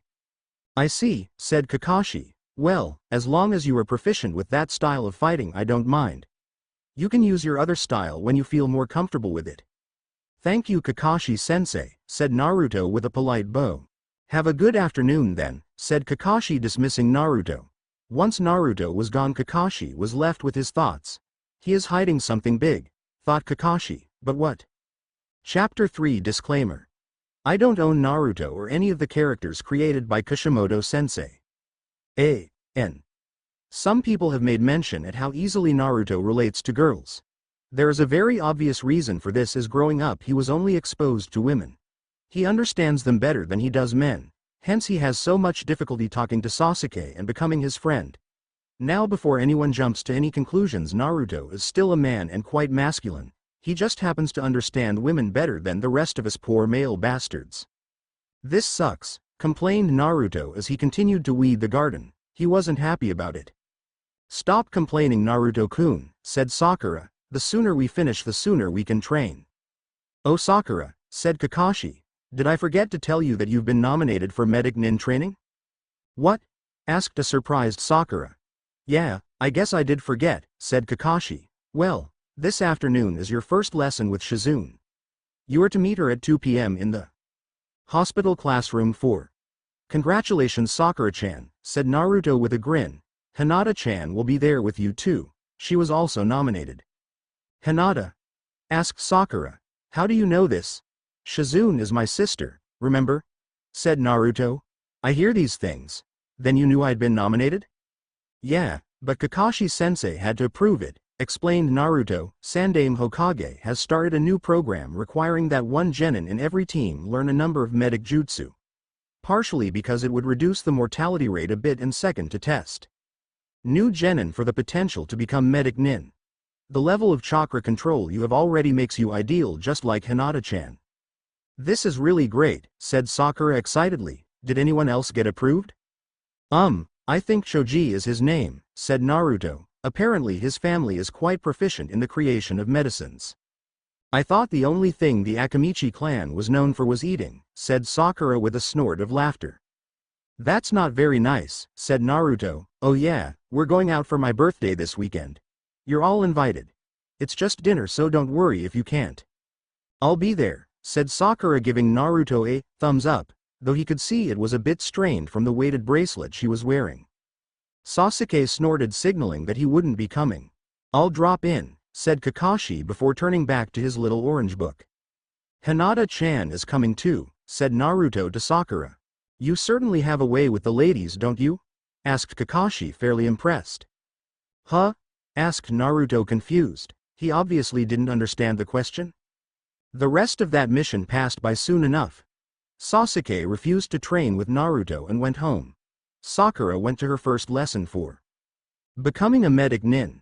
This left Naruto alone as Kakashi went off to do whatever it is that he does. Well, I think it's time for a little training, said Naruto rubbing his hands together. He ran home as fast as he could and grabbed the Yondaime scroll for the 4th stage and then ran off to his private training spot. Break 1 week passed with missions in the morning and some form of training in the afternoon. Soon enough it was the weekend and time for Naruto's birthday dinner. This year Naruto managed to convince Tsunade to have his dinner in a regular restaurant instead of a pub. Sakura and Hinata were both there as was Shizune and Tsunade. Thank you both for coming, said Naruto to Sakura and Hinata. Hinata blushed deeply but Sakura smiled and gave Naruto a small friendly hug. You both know Shizune-chan. This is my cousin. Nice to meet you Mrs. Uzumaki, said Hinata with a polite bow. Poor Hinata thought she did something wrong when Tsunade and Shizune both collapse in laughter. Don't mind them Hinata-chan, said Naruto. Cousin isn't my cousin by blood. Oh, I'm sorry Naruto-kun, said Hinata. Hinata-chan, Sakura-chan. Please just call me Tsunade, said Naruto's cousin with a grin.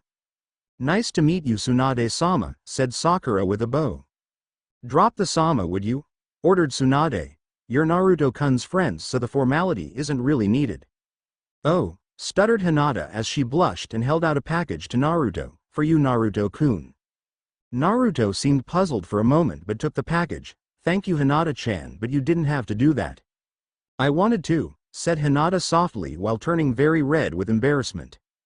Naruto-kun, from me, said Sakura handing him a box as well.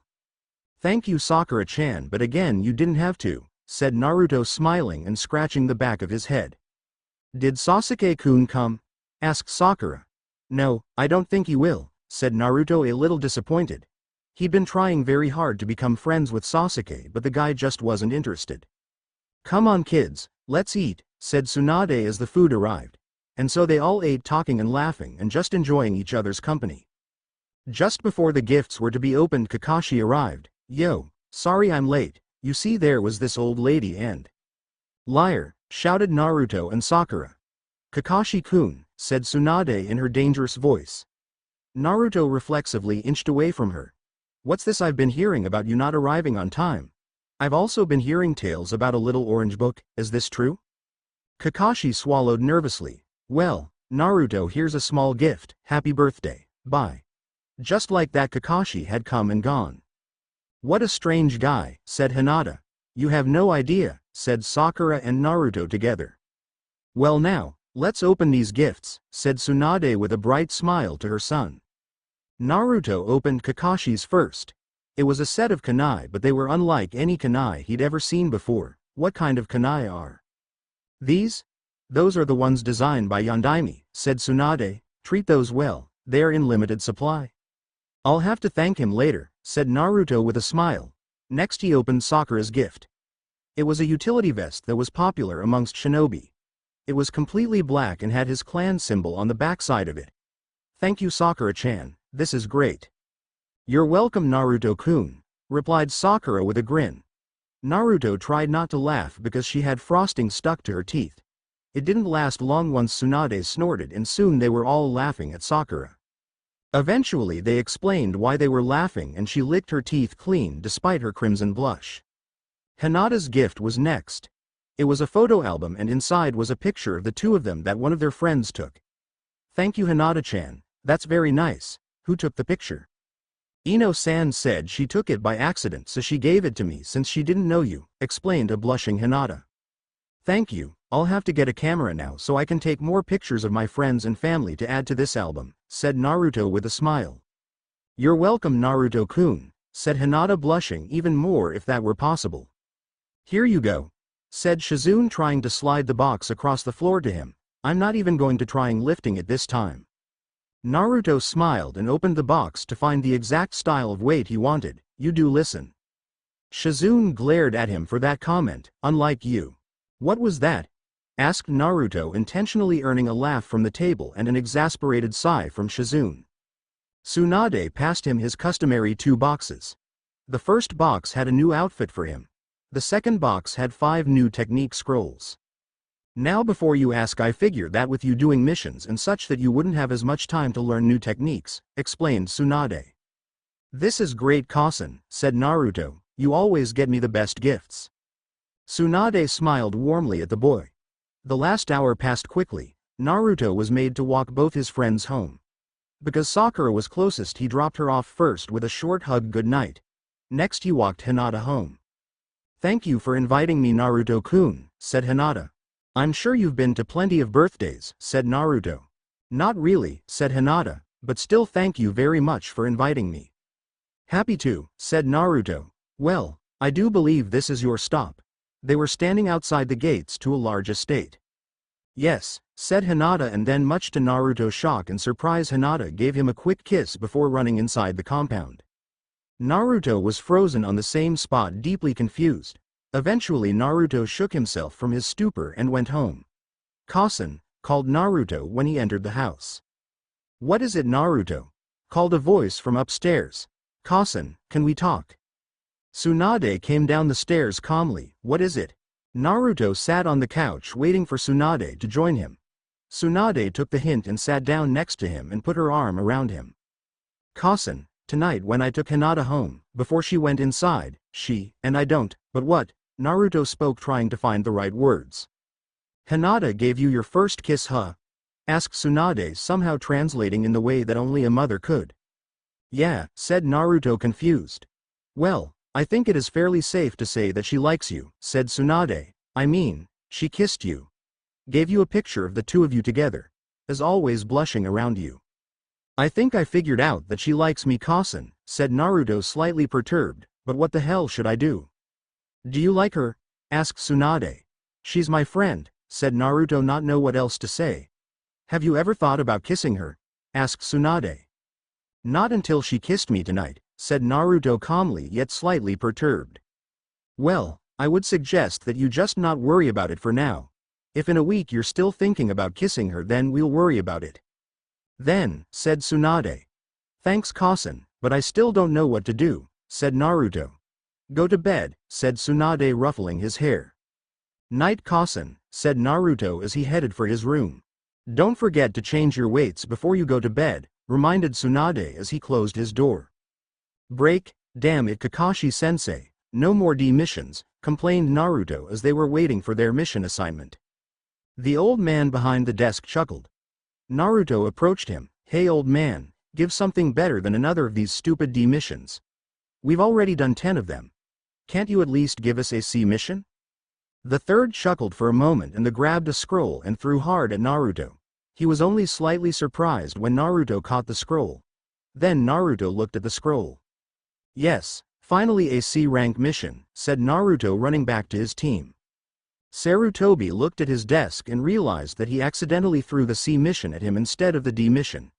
He shook his head and rubbed his eyes as there was no way he'd be able to get that C mission back from Naruto.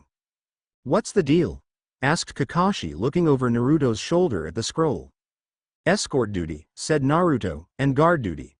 A village just across the border in Wave Country has been having trouble with bandits attacking bridge builders. Really? Asked Kakashi. This should be a good experience for you all to get out of the village? So you're going to let us keep it? Asked Naruto in surprise. Would you really let me take it back to the Hokage? Asked Kakashi. Good point, let's go, said Naruto. You three go home and pack, I'll take care of the details. We'll meet at the East Gate in an hour, said Kakashi. His three pupils nodded before leaving the building. An hour later the three young genin were anxiously awaiting their sensei and the man they were supposed to escort. You three are supposed to escort me? Asked the large old man that smelled of sake. You the chief bridge builder? Asked Sakura with a bit of disgust. Name's Tazuna, said the old man. Great, said Naruto. Now where the hell is Kakashi-sensei? Yo, said the man in question announcing his arrival. Only a minute late this time, that's a huge improvement, said Naruto sarcastically. Just for that you can take point, said Kakashi. Yes, said Naruto excitedly, to him that wasn't a punishment at all. The point man was usually the one that got the most action. The trip from Konoha was uneventful for the most part. Sakura spent a bit of time explaining about the different countries, but it was nothing Naruto didn't already know, have lived in all of those places at one time or another while growing up. Luckily Naruto wasn't paying attention to Sakura or he would have missed the fake puddle that two mist nin were hiding in. Hey, Kakashi-sensei, called Naruto. I know Naruto, said Kakashi. Okay, said Naruto as he suddenly dropped into a fighting stance and charged forward toward the puddle that was now changing into two men. They were fast as they wrapped a long chain around Kakashi and cut him to ribbons before Naruto could get close enough to help. Luckily Naruto could tell that it was a log that was actually cut to pieces. Naruto attacked one of the mist nin using a medic nin taijutsu style while Sasuke attacked the other. Sakura was protecting Tazuna. Naruto only had to delay the nin as before either he or Sasuke could take them. Kakashi decimated them in moments. The demon brothers, nasty little buggers, said Kakashi. They like to poison their victims. Kakashi was preparing to interrogate them when they both began to foam at the mouth. They killed themselves. Tazuna was looking shocked. Tazuna-san, I feel there is something that you're not telling us, said Kakashi seriously. I'll tell you everything when we're a bit closer to my village, said Tazuna as he looked around nervously. Kakashi sighed and nodded. The mission had already been accepted and there was no turning back now despite the change in mission parameters. At the border they caught a ferry across the river. The boatman was rather nervous about it too. Naruto couldn't help thinking that the boatman seemed more nervous than was necessary for the area just having problems with bandits. A couple years ago a new crime boss came to power in the area by the name of Gato, began Tazuna. He is an evil man who is making a lot of money on the black market trade in the area. He doesn't want this bridge finished because it will affect his black market. It would seem that he has hired shinobi to stop me from finishing the bridge. I see, said Kakashi. Well, we'll have to send Konoha representatives to renegotiate the fees once the mission is complete. That's fine, we'll pay in the future, but now we are too poor. We could barely afford to hire you, said the man. You'll definitely pay for it later. The charge for change of mission status is quite expensive, explained Kakashi, but that doesn't matter right now. Thank you, said Tazuna very emotionally. Not much longer after that they were let off the ferry in the city. Come. We'll stay with my family tonight, said Tazuna. We live outside the city. Show us the way, said Kakashi. Naruto, you're still on point. Yes, Kakashi-sensei, said Naruto. They didn't get too far outside the village when Kakashi suddenly yelled, everybody down. Naruto dropped to the ground quickly as did Sakura. Sasuke also dropped but he took old man Tazuna with him. Naruto watched as a large sword flew through the air where their heads had been previously to end up stuck in a tree. In whirl of wind and water a man appeared standing on the blade. You three guard Tazuna, said Kakashi, I'll take care of him. Take care of me, will you? Asked the assailant. I am Momichi Zabuza, Devil of the Mist. Who are you? Hitaki Kakashi, he replied lightly. Ah, the infamous copy ninja, owner of the single Sharingan eye, said Zabuza. Legend for having learned over 1,000 jutsu. Perhaps you are worthy. Kakashi shrugged, not really caring. Naruto could sense that Sasuke was on edge the instant that the Sharingan was mentioned, and more so by the fact that it had been revealed that Kakashi had one. It did nothing to Naruto as he already knew about the Sharingan eye from his cousin. Sakura, however, was just confused. All three were on defense around Tsunade, though, as the situation dictated. Kakashi moved slowly to reveal his single Sharingan eye by moving his forehead protector up. Meanwhile, Zabuza removed his sword from the tree and jumped into the water. In that moment, a very unnatural mist settled in all around them. Without warning, Zabuza appeared and stabbed Kakashi with a kunai. It was quite surprising, however, when Kakashi popped into a mass of water. Faster than any of them could track, Kakashi appeared and stabbed Zabuza, only for Zabuza to pop into a mass of water. After that, Kakashi was quite cautious. Naruto felt the hairs on the back of his neck raise in warning. He dove forward and tackled Tsunade to the ground just in time to dodge a heavy swing of Zabuza's sword. Zabuza probably would have killed him and his teammates with that swing, but lucky for his teammates, Kakashi blocked the sword from hitting them. You're good, said Zabuza in a stained voice as he continued to push his blade toward Kakashi. Then in a fast move, Zabuza let up his force on the sword only to kick Kakashi hard, sending him into the water. Kakashi recovered quickly, but it was too late. Zabuza already had him in some form of water prison. Take Tsunade-san and run, yelled Kakashi, but it was in vain as another water clone appeared. Sasuke was the first to charge in, and unfortunately for the Genin team, he was quite reckless. Faster than Sasuke could react, Zabuza had him pinned to the ground. Sakura, stay with Tsunade, I'll try and help Sasuke, said Naruto. Naruto knew that Kakashi would probably know all of the jutsu he learned from Tsunade and Shizune save the Kirameki, and as Sasuke's life was on the line, he couldn't afford to hold much back. On the other hand, it was only a Mizu Bunshin, which was only 1/10 the strength of the original. Naruto made 2 quick seals, Kage Bunshin no Jutsu. After having learned the original Bunshin technique, he'd found a way to cut out the other 2 seals and skip ahead to the end result, thus negating the effects of the Sharingan eye. All around Naruto and Sakura, 30 shadow clones appeared. 2 of you stay with Sakura-chan, the rest of you let's teach this guy a lesson. All the clones nodded before initiating an attack. Naruto stuck with his medic taijutsu as he wasn't feeling desperate enough yet to use his other style. First 5 Narutos charged forward in an attempt to get Zabuza to give Sasuke clearance to get free. 3 of the 5 were killed instantly, but the other 2 managed to knock the leg away that was holding Sasuke down, giving him the chance to escape and recover. Kakashi was impressed by how well coordinated Naruto was with all of his clones, not to mention the fact that he was just impressed with Naruto's ability to use such a high-level jutsu so easily. The 2 clones that succeeded in setting Sasuke free were destroyed an instant later. Next 2 clones charged forward to attack, but it was only a feint for the other 4 that attacked from the sides. Sadly, none of them were successful. Naruto's clones were very quickly getting picked off. Lucky for Naruto, Zabuza and his Mizu Bunshin were so busy watching the attacking clones none of them sensed or saw what Naruto was really doing.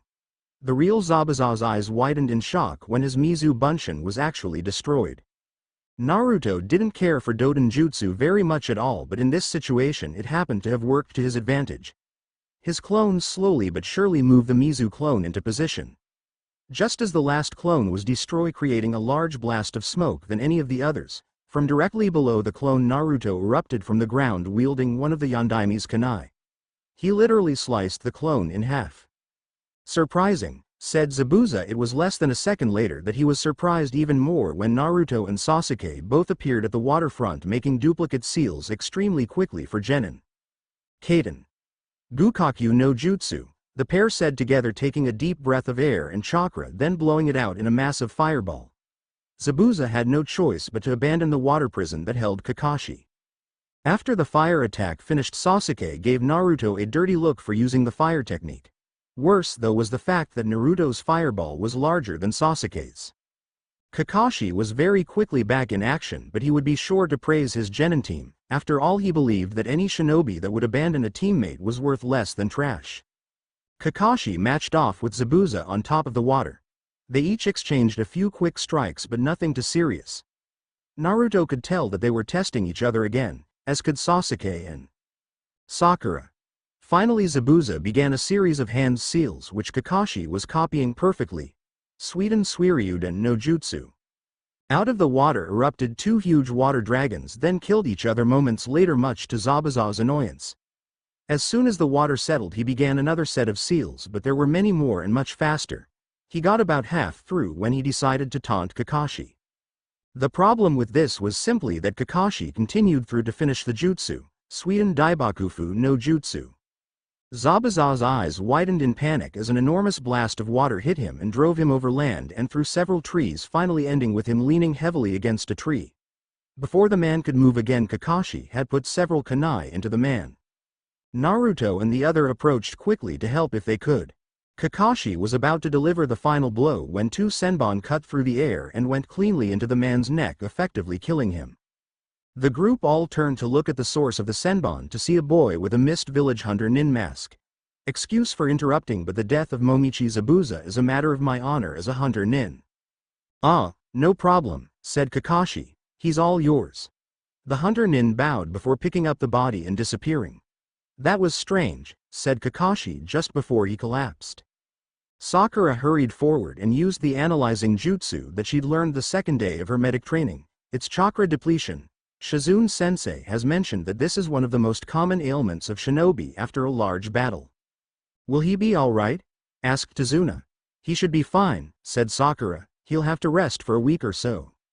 We should move on. Something about that wasn't right, said Sasuke seriously. My home isn't much further from her, said Tazuna. Come on, let's hurry. Naruto and Sasuke carried Kakashi between them. Sakura took point just in front of Tazuna. The rest of the walk to the old man's house was only about 30 minutes. Once inside, Tazuna's daughter hurried about trying to help them with Kakashi. The next day around mid-afternoon, Kakashi finally woke up.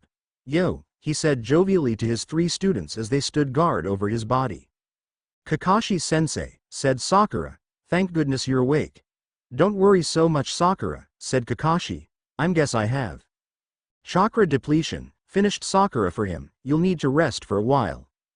Good diagnosis, said Kakashi to Sakura, so, for today I want you all to rest and recover yourselves.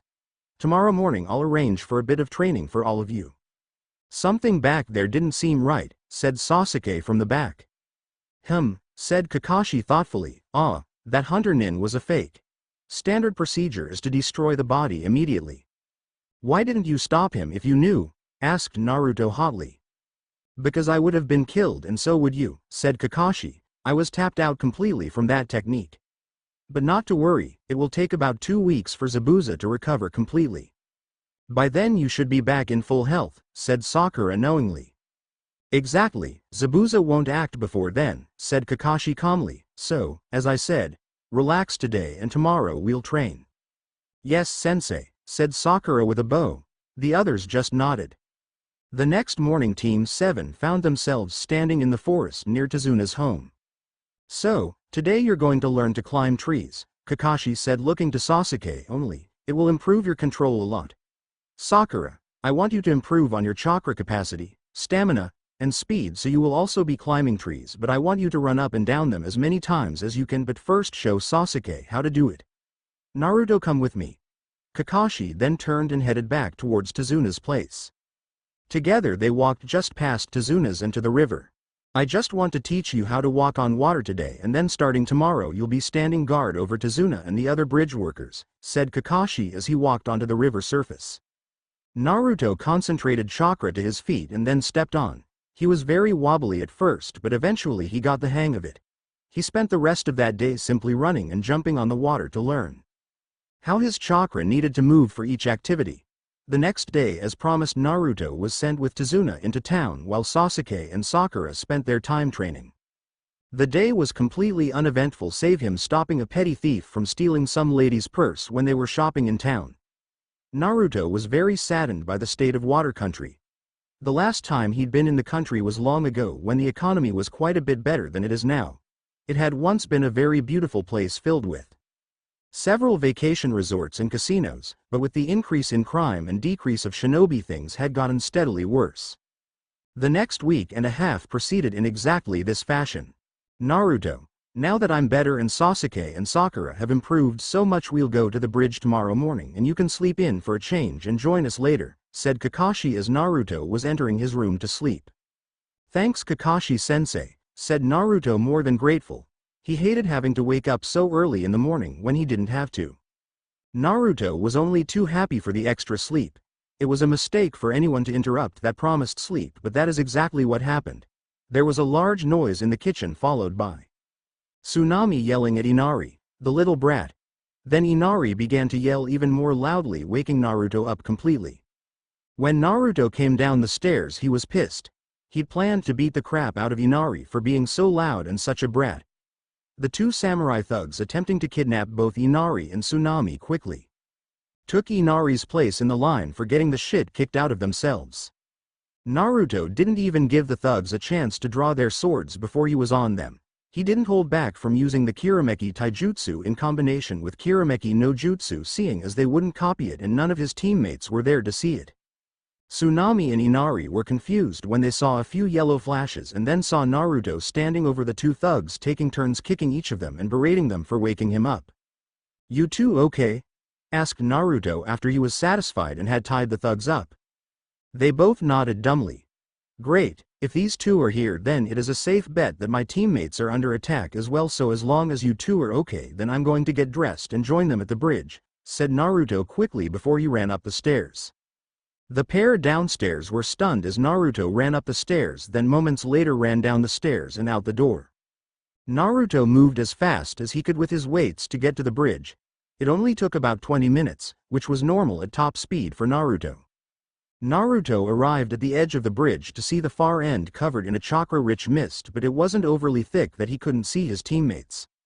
Naruto could see that Sasuke was trapped inside some kind of ice prison, but as he got closer he saw they were in fact mirrors, and there was that same hunter nin moving from mirror to mirror attacking Sasuke with senbon. Sakura was standing guard on Tazuna while Kakashi and Zabuza were talking. What the hell are they talking about? Wondered Naruto to himself. He knew that Kakashi could handle Zabuza, but Sasuke was in trouble and needed help. So without thinking it through too carefully, Naruto entered the same area Sasuke was trapped in. "You idiot," yelled Sasuke. "Why did you come in here?" "Because you need help," Naruto answered as though it were common sense. "And how are you supposed to help me from in here?" asked Sasuke rhetorically. "I guess I should think a bit more before I just leap in next time," said Naruto, scratching his head. "Are you two done?" asked the hunter nin in the mirror. "Can we continue this?" "Just hold your horses," said Naruto, trying to aggravate the nin. Sasuke just about snapped. The hunter nin just laughed at them both before he attacked rapidly. Naruto could barely trace the guy's movement, but he was too weighed down at the moment to do anything.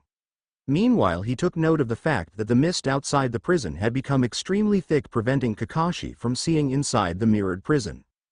"This sucks," said Naruto as he once again attempted to dodge another barrage of senbon. As he had not been dodging as long as Sasuke had, he fared a bit better than him. Naruto knew that Sasuke couldn't take much more at this rate. Truth be told, now that Sasuke had activated his Sharingan, Naruto was just waiting for him to collapse so that he could really fight. As luck would have it, on the next time around by the hunter nin, Sasuke finally took one too many senbon. But Sasuke had gotten a rather heavy hit on the hunter nin at his own expense. "He was a skilled fighter. I'm sorry I had to kill one as young as he," said the hunter nin. "Who do you think you're fooling?" asked Naruto with a joke. "You've purposely not been aiming for critical points. Look here, you can see where you hit him in a spot that would only knock him out." "Are you a medic, nin?" asked the hunter nin. "No, but I know a few," said Naruto with a grin. "Now, why don't we fight this out properly?" The hunter nin bowed his assent. "My name is Uzumaki Naruto. What's yours?" asked Naruto as he undid the straps securing his shin weights. They fell off and hit the pavement, causing it to crack underneath. He then removed the weights on his forearms, which hit the ground, causing a bit larger crack due to the distance they fell, even though they weighed the same. "Haku," said the boy. Naruto could hear the slight fear in his voice that he knew was a result of the weights being removed. Haku then sank back into his mirrors. He moved quickly to send a senbon at Naruto as he moved to another mirror, but he never got there as Naruto intercepted him and punched him in the side of the head, sending the boy crashing rather painfully to the pavement. Naruto used a medic nin strike that was designed to hit a pressure point and numb the subject's legs for a few seconds. "You are a medic nin," said the boy as he stood immediately and dropped into a medic nin stance, "but you're not as good as me." "Ah, so you are medic nin then," said Naruto as he saw the stance. "Is this your way of saying that you want to fight medic taijutsu versus medic taijutsu? As you are too fast for my mirrors, I have no choice but to engage you in this way," said Haku calmly. "Right, well, as I said before, I'm not really a medic nin," said Naruto. "Now I've been waiting for a chance to test my true taijutsu style for a while now against a worthy opponent. I can't use it in front of the others because their damn Sharingan eyes could steal my techniques just by watching me use it.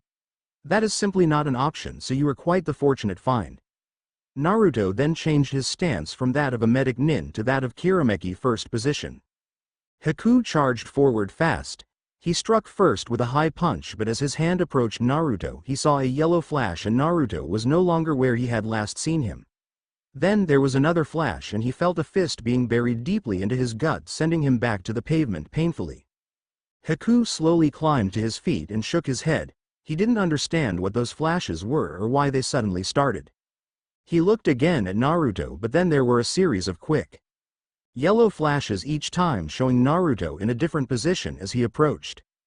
Just after the last flash, Haku saw Naruto throwing a wide arcing knife hand strike aiming for the side of his neck, causing him to move his arm to block the strike. Before Naruto hit him, Haku saw another flash of yellow light freezing the image before him, yet he still felt the heavy strike of the knife hand against his left forearm. It flashed again to show a palm heel strike about to hit him dead center of his chest. Naruto's open hand hit the boy hard, pushing all the air out of his lungs and breaking several ribs along with it. Haku knew in that instant that he had lost this fight, and yet he'd barely done anything. Whatever it was this boy had done, he could not see through it, and now he was about to die. Naruto stopped after shattering the boy's rib cage. Haku was no longer a threat to him or his team. The boy would be very hard-pressed to move, and it was like that his lungs were punctured by the broken ribs. The amount of blood that began to bubble out of Haku's chest told Naruto that Haku would be dead in a few minutes. As such, Naruto released the Kirameki no Jutsu. Naruto felt horrible guilt for killing the boy, but his cousin had always told him that killing was part of being a shinobi, and as much as he may not like it, it could not be avoided entirely. The only thing lessening the guilt was the fact that he killed the boy in defense of his teammates. Just as Haku bubbled his last bloody breath, the mist cleared too. Reveal Kakashi with his hand buried in Zabuza's chest. Kakashi had killed the man. Kakashi wrenched his hand out of the man's chest, letting him fall to the ground. Naruto breathed a sigh of relief before he returned to Sasuke's side and put his shin guards and forearm guards back on. He then turned to Sasuke and began to remove the needles from the cut-off veins that knocked him out. Kakashi walked over to Sakura and relieved her in order to check on Sasuke. Just about the time she reached Sasuke, he sat up abruptly, taking in a great gasp of air before coughing a few times. "There, better now," said Naruto as he stood and left Sakura to tend to Sasuke.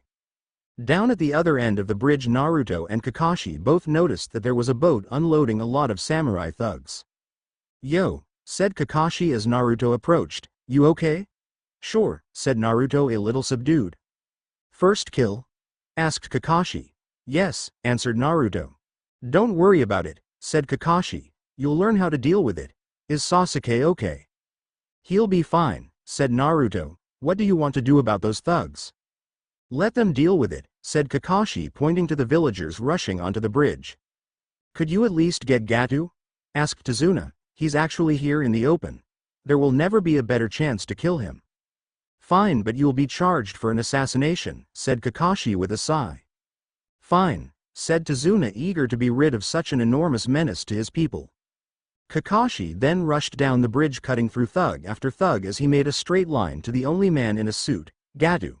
It wasn't much longer before Kakashi returned with the dead man's body. Contract fulfilled. After Gato died, the villagers were so excited that the samurai thugs didn't last long and were quickly killed or ran away. The next month passed as the bridge was completed without any further trouble.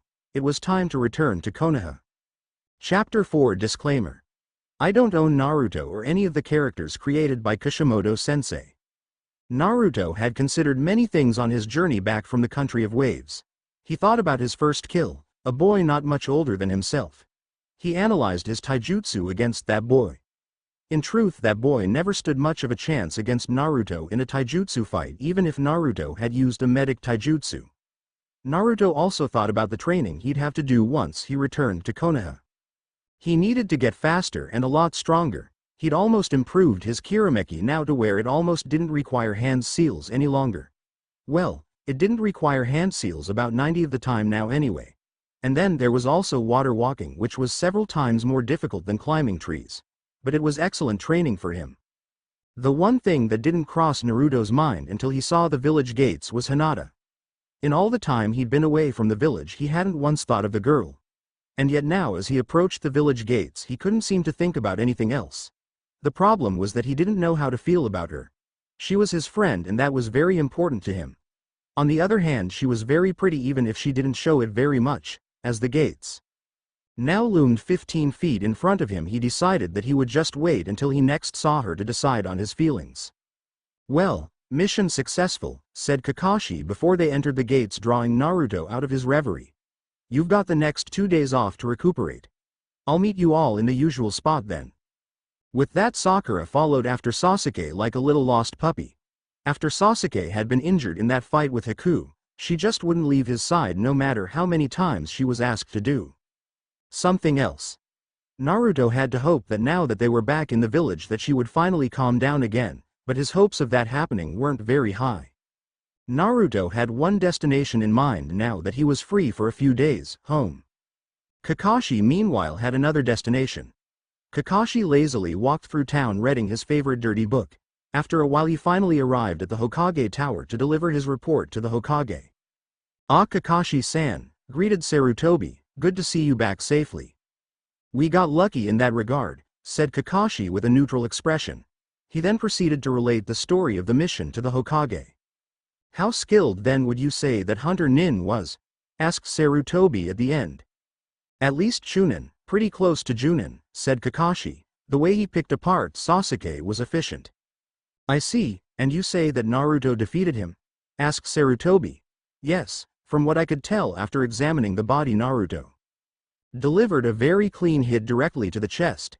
It was a perfect strike on Naruto's part that broke all of that boy's ribs, effectively puncturing his lungs and leading ultimately to his death," explained Kakashi. "This was after he removed his weights, I should mention. But the thing that really bothers me about this, Naruto could have removed his weights from the beginning to help Sasuke, but he didn't. He waited until Sasuke was unconscious."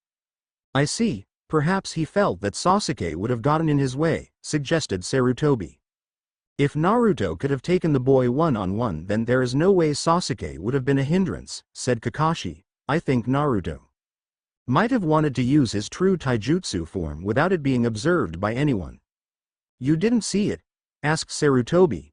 "No, after Sasuke fell, Zabuza intensified the mist in the area, so I couldn't see what happened," explained Kakashi. "Well, I guess Naruto is just trying to protect his secrets until he is ready to share," said Sarutobi. "For now he is not a danger." "As you say," said Kakashi with a bow. "Before you go, tell me, has the Uchiha boy activated his Sharingan yet?" "Yes, that very battle," said Kakashi. "Then Naruto was definitely trying to protect his style from being stolen," said Sarutobi knowingly. "Do you know what his true style is?" asked Kakashi. Sarutobi just puffed on his pipe without answering. "You're dismissed." Kakashi left, but his mind was abuzz with what Sarutobi revealed, or rather didn't reveal. Based on the last question Kakashi asked, he determined that the third either knew the style that Naruto used or at least suspected the style he used. He also was able to determine based on Sarutobi's confidence in Naruto that there was some very special about that boy. Most importantly though, it signaled to Kakashi that it was very important for him to find out what Naruto's secrets were. The 2 days off passed by quickly enough. Naruto spent his time with his cousin and Nichan talking. Naruto was having trouble dealing with the fact that he killed someone and his family was counseling him as a result. Naruto spent his other time training to keep his mind clear. Naruto arrived to the bridge where his team normally met. Sasuke and Sakura were already there. "Morning, Naruto-kun," said Sakura as he walked up. Naruto took that as a good sign that Sakura was getting back to normal. The first thing Naruto noticed was that Sakura now had 2 bracelets on each wrist as well as 2 anklets on each ankle. "Morning, Sakura-chan," said Naruto with a yawn. "I see you've upgraded already." "Yeah, well, that month of training in Wave Country really paid off," said Sakura. "Also, there is the fact that you're older now than when I started, so I imagine you'll increase pretty rapidly for a while and then level off," said Naruto. Sasuke was giving both of them a confused look but eventually snorted in disgust and turned away from them. "Sakura, Kakashi showed me another exercise while we were in Wave that I think you might like," said Naruto. He figured that as long as there was still a lot of time before Kakashi actually arrived, then they may as well make use of it. "Really?" asked Sakura. "Yeah, it's another control exercise, but it's a lot harder than tree climbing," said Naruto excitedly as he jumped off the side of the low bridge. Sakura screamed at first as she rushed toward the edge in the hopes of catching him. She was slightly surprised to look over the side and see Naruto was literally standing on top of the water. "Water walking," said Naruto with his trademark fox-like grin. "You have to use more chakra than for tree climbing, and you have to continually adjust how much chakra is coming out of each part of your foot at the same time." Sakura walked around the edge of the bridge and down toward the water. She focused the chakra to her feet and then tentatively tested the water surface with one foot. When she decided it felt like she was stepping on solid ground, she put all of her weight on the one foot. Finding it solid and holding her weight, she stepped completely onto the water with her other foot. "Now stay near the edge because you'll run out of chakra quickly with this exercise because your limit is so low," said Naruto in a friendly warning. "You're right," said Sakura. "I can already feel my chakra draining quickly. Just step off before you're completely empty and give yourself some time to let your chakra regenerate a bit and then do it again. It will keep forcing more chakra out of you to make you stronger," explained Naruto. Neither Sakura nor Naruto paid much attention to an angry Sasuke who was listening to everything they said. He would be walking on water later just so he could outdo them. He was starting to get really pissed off with himself, especially since the events in Wave Country. Sure, he'd finally activated his Sharingan, but he wasn't improving at anywhere near the rate Sakura was, and Naruto, it seemed, was already far above him. Sasuke was supposed to be the class genius, and yet this outsider who came in the last 6 months of the academy was repeatedly outdoing him in everything. It was getting really old. If it kept up much longer, then Sasuke knew he'd be forced to swallow his damn pride and actually ask Naruto for some help with training. After nearly 2 hours of water walking, Kakashi finally arrived. "Yo! You're late," called Naruto and Sakura from on top of the river. "Naruto, did you teach Sakura water walking?" he asked. "Yes, sir. I thought that since she was doing so well with tree climbing that this would be a better way for her to build her chakra capacity as it uses so much more," explained Naruto. "Why didn't you teach Sasuke too?" asked Kakashi. "He wasn't interested," said Naruto simply. "You didn't really ask," said Sakura. "Okay, so I didn't ask," said Naruto guiltily. "Well, after training today you can stay after and teach Sasuke if he wants to learn a new skill," said Kakashi, knowing that his last few words would have Sasuke hooked. Naruto and Sakura returned from the water to the bridge to find out about today's mission. "So, we won't have any missions for a while," said Kakashi. "In 1 week the Chunin exams begin and I've nominated all of you for it. So, for the next week we will be working on some team building exercises." The three nodded. Well, Naruto and Sakura nodded, but Sasuke sneered as he was prone to do. Kakashi's idea of team building was to work through several team combat simulations. Situations like ambushes, open field combat, forest combat, and a few other simulations including freeing a captured teammate. The rescue missions were not Sasuke's best. In fact, they were his worst for the simple fact that he didn't like either of his teammates. Even if Sakura had improved tremendously, she was still below him and not worthy of his time, even if she was pretty, not that he would ever admit that he thought so to anyone. That first day was spent discussing strategy for each of those situations. Kakashi promised that they would begin practicing those situations the next day. Training ended that day, leaving all 3 genin standing on the bridge. "Teach me this shit so I can leave," ordered Sasuke coldly to Naruto. "Man," said Naruto angrily but held back from saying anything else as he walked around the bridge and down to the water's edge followed by both Sakura and Sasuke. Naruto quickly explained the basic principle behind water walking to Sasuke, including giving him a demonstration with Sakura. Sasuke confidently walked out onto the water. He got about 3 steps before he plunged into the water. Naruto rolled his eyes and pulled Sasuke back out and set him on the shore. Try it again. Sasuke snorted angrily before standing and trying again. This time he got about 4 steps out toward the center before he lost his balance and fell in again. Once again Naruto pulled him out and set him on the shore. Idiot! Why do you think I told Sakura to stay near the shore? Asked Naruto, not wanting an answer. Naruto turned away from him and moved into the center of the river where even his balance was a bit off. It was then that Sasuke saw that Naruto was starting to move downstream even though he was standing still. Naruto moved back toward the edge of the river and stood still again, but this time the river didn't carry him downstream. Do you see it? Asked Naruto, knowing that Sasuke wouldn't answer. Sakura did though. You have to use more chakra to stop yourself from being carried by the river. The river is fastest in the center and even using chakra you can't completely stop yourself from moving. But at the edge it is slower and easier to compensate for the flow of the water. You have to build up to being able to stand in the center as the level of control and amount of chakra needed increase exponentially. Exactly, said Naruto, smiling at his friend. Sasuke snorted angrily and turned his head away from the pair. You two just slow me down, said Sasuke angrily. We slow you down? Asked Naruto in disbelief. I don't know if you've noticed this yet, Sasuke, but you're the one slowing us down because of your lack of teamwork. Sakura and I happen to work together very well and have been improving steadily and quickly because of it. You though, you just have to be Mr. Big Shot. Uchiha don't need help for anything they do. Sure, you're improving, but your rate of improvement is exaggerated. You either improve a lot in a single shot or almost not at all. If you would just stop being such an arrogant prick, you'd find that by working with a team and learning from them, then you would improve even faster, just as Sakura and I have done. Sasuke snorted angrily. He knew that Naruto was probably right, but he'd be damned if he was going to admit it now, especially after that lecture.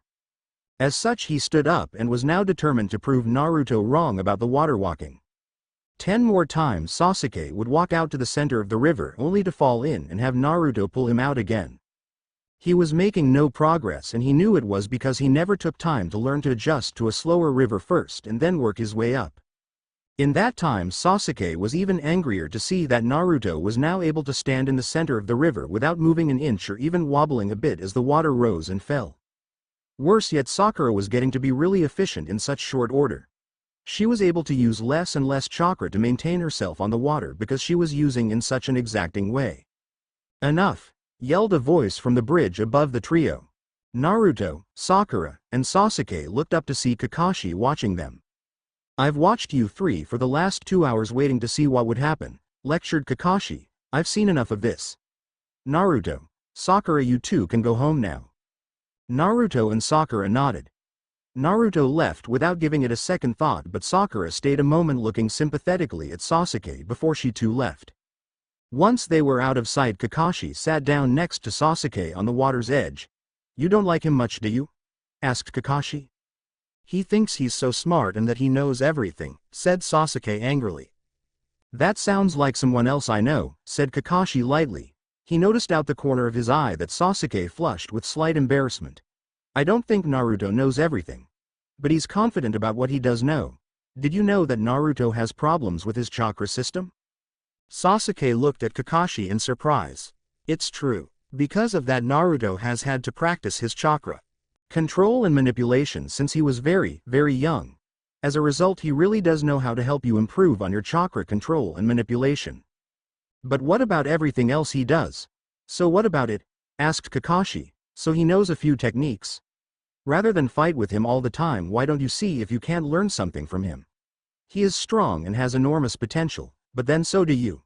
Imagine how much stronger you could become by actually teaming up with him. Do you know that he's only taught Sakura 3 things now? And I know you can see just how much she's improved in such a short time. I have to kill my brother. I don't have time to waste on. Sasuke, you will be dead before you ever have a chance to kill your brother if you don't improve on your teamwork, said Kakashi, cutting the boy off. I'll make a deal with you. If you make an attempt at improving your teamwork and just try to listen to what Naruto has to teach you, then I will teach you my best technique. Deal. Sasuke looked at Kakashi cautiously as though he didn't dare to believe him. What technique? The same one I used to kill Zabuza, the Chidori, said Kakashi with a grin that was barely recognizable through his mask. Alright, I'll try, but if I don't improve in this next week then you'll have to teach me that technique anyway, said Sasuke calmly. As long as you make an attempt, said Kakashi with a smile now. Deal, said Sasuke as he stood and stepped onto the water butt. Stayed near the edge. He wobbled a bit but soon found exactly what Naruto and Sakura were talking about when they mentioned having to compensate for the current. See, you're already improving, said Kakashi before he left. Break the next week of training proceeded rapidly and the level of teamwork exhibited by the youths was a remarkable improvement. Sasuke actually took to listening to Naruto's advice and eventually started to ask questions of Naruto and even improve upon some of what Naruto suggested. Once Sasuke got the chip off his shoulder, he actually found that Naruto was someone he could learn to respect, maybe even call a friend. Naruto and Sakura didn't know what Kakashi had said to Sasuke and they didn't really care. They were just happy that he was finally acting like he was part of the team. Naruto and Sakura even learned a few shuriken and kunai tricks from Sasuke. Now, you are a real team, said Kakashi, you're ready for the exam tomorrow morning. You need to report to room 301 in the academy building. Here are your entrance forms, said Kakashi as he handed over 3 sheets of paper. You guys up for a bit of celebratory dinner? Asked Naruto, my treat. Sure, said Sasuke much to the shock of the others. Naruto had to blink a few times to make sure he wasn't dreaming. Naruto-kun, pinch me, said Sakura. Naruto pinched her and himself kind of hard. Ouch, that hurt, complained Sakura as she bashed him on the back of the head. Hey, you told me to pinch you, said Naruto in his defense. Let's go, said Sasuke leading the way into town. Neither of his teammates saw the slight smirk on his face from their antics. They ate at a small yakitori shop that Sasuke preferred but didn't often eat at. Naruto and Sakura joked a bit but Sasuke mostly kept silent and just enjoyed the company. He had to stop himself several times from smirking in happiness. It just wouldn't do if he completely let down his shield around his teammates, especially around Naruto, or he'd never live it down. Break the next morning, Team 7 all met to eat a small breakfast before they headed to the exam. Breakfast itself was small and very quiet with little more than a good morning exchange in the group. After that they walked together towards the academy. They entered the building and went towards room 301. They eventually reached an area crowded with genin trying to enter a room labeled 301, but Naruto, Sasuke, and Sakura all saw through it right away. Would you all move? Asked Sasuke. I'm going up to room 301. The other genin all looked at Sasuke in confusion as he and his teammates walked past the crowd and continued towards the stairs up to the 3rd floor. Naturally nothing could be that easy. You genin are unworthy of taking this exam, shouted one of the Chunin guarding the door.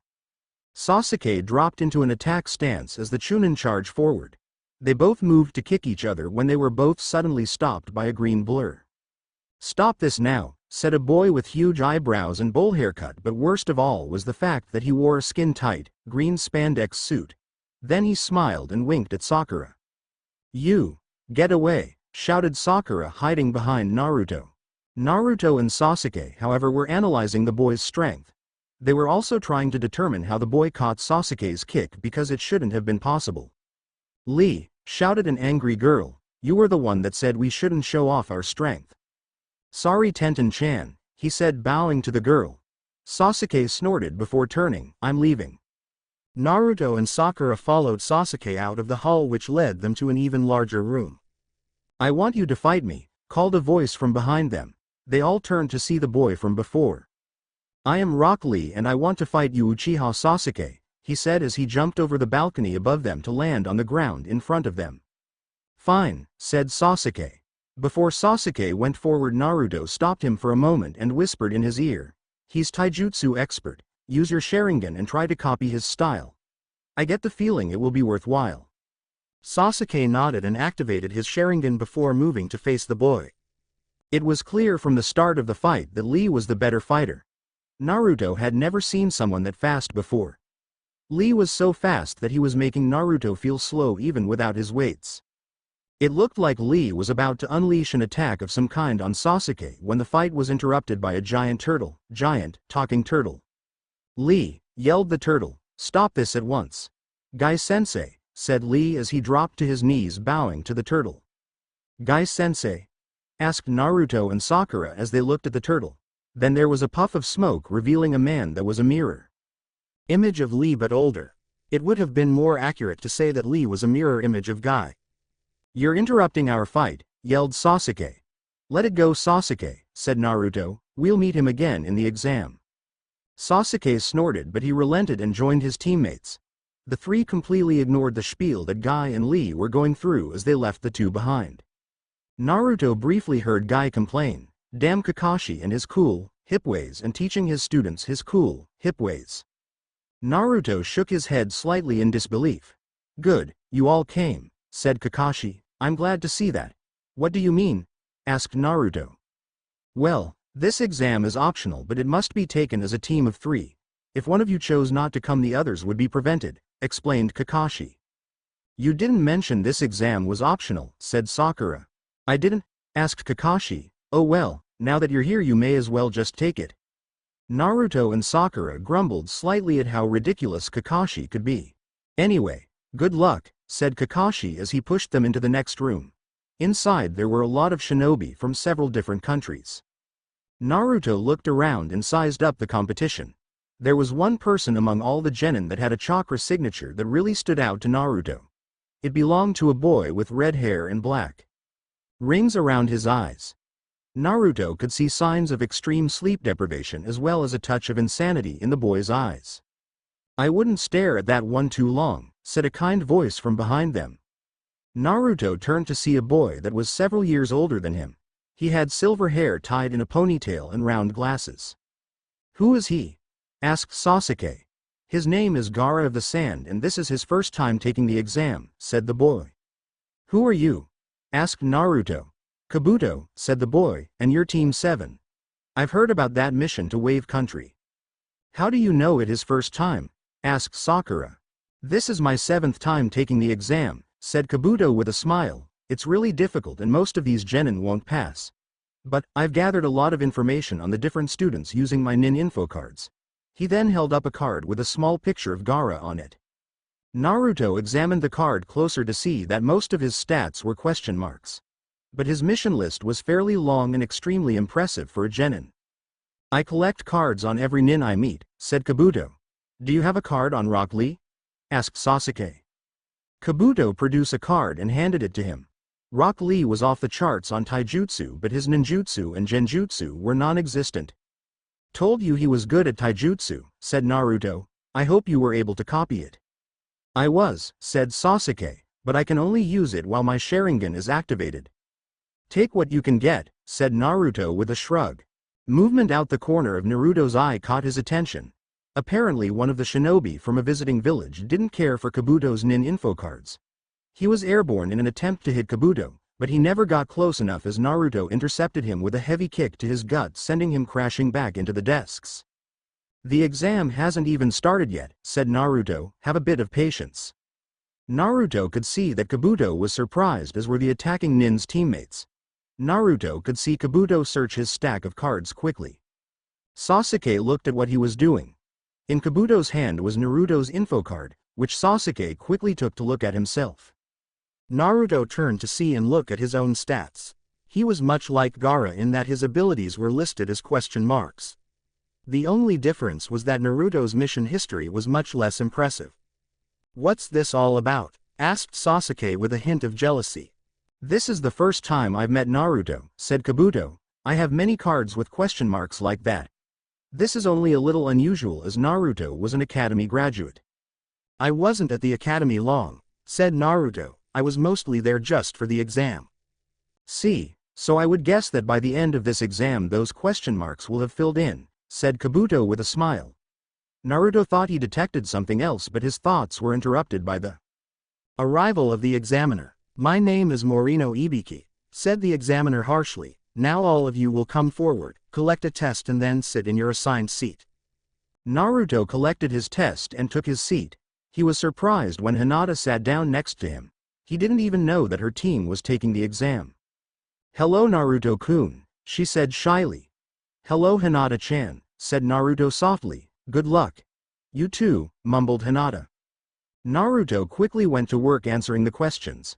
Most of them seemed a bit difficult for a Chunin exam, but then he took note of the people around him and the fact that they were almost all attempting to cheat in some way. Understanding this, Naruto just continued with his test as he didn't need to cheat to answer the questions. As Naruto reached the end, he noticed that the 10th question was blank, which made almost no sense to him. "Time for the 10th question," shouted Ibiki. "You now have a choice. You can quit now and try to take the test again at a later date. Or you can try the 10th question. But be aware, if you fail the 10th question you will remain a genin forever." This caused a lot of students to look panicked. Naruto could see that Hinata was about to put her hand up and quit. Naruto stood and shouted, "I'll take your damn question. I don't care if I have to remain a genin for the rest of my life if I get it wrong." A shinobi cannot live his life in fear of a challenge. Naruto's only hoped to encourage Hinata to stay. His words though had the unfortunate side effects of causing several others to sit back down as well. Naruto caught a hint of respect mixed with anger in Ibiki's eyes. Once the last student left the room, Ibiki smiled. "Those of you who stayed, pass." That confused a lot of genin. It looked like Ibiki was about to explain when the window burst open and a purple-haired woman appeared. "Geez Ibiki, could you have left a few more students?"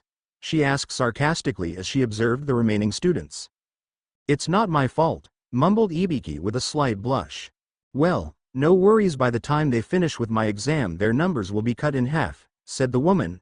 "I am the beautiful Mitarashi Anko and now you're all mine."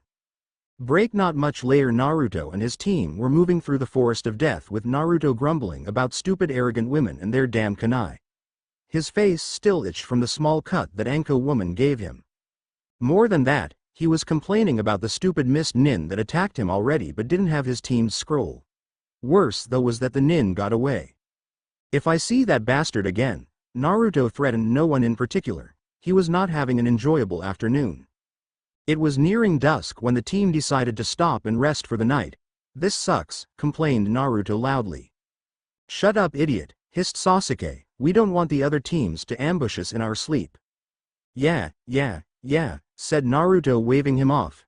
"We need to get food and collect some firewood," said Sakura logically.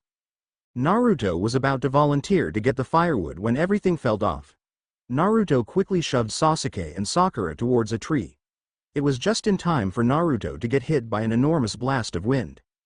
When Naruto finally came to, he wasn't happy. "Oh shit, that hurt." It was then he heard slithering. He turned to look up at a snake the size of a house looking at him like he was dinner.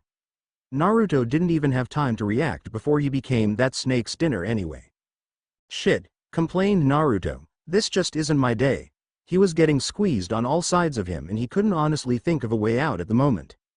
He could get his hands together and form hand seals all right, so he just had to work from there. His first though was to use a Kaiden jutsu, but the fact that he couldn't fully expand his lungs destroyed that idea. "What the hell can I do from inside this thing's stomach?" asked Naruto to himself. "Great, now I'm talking to myself.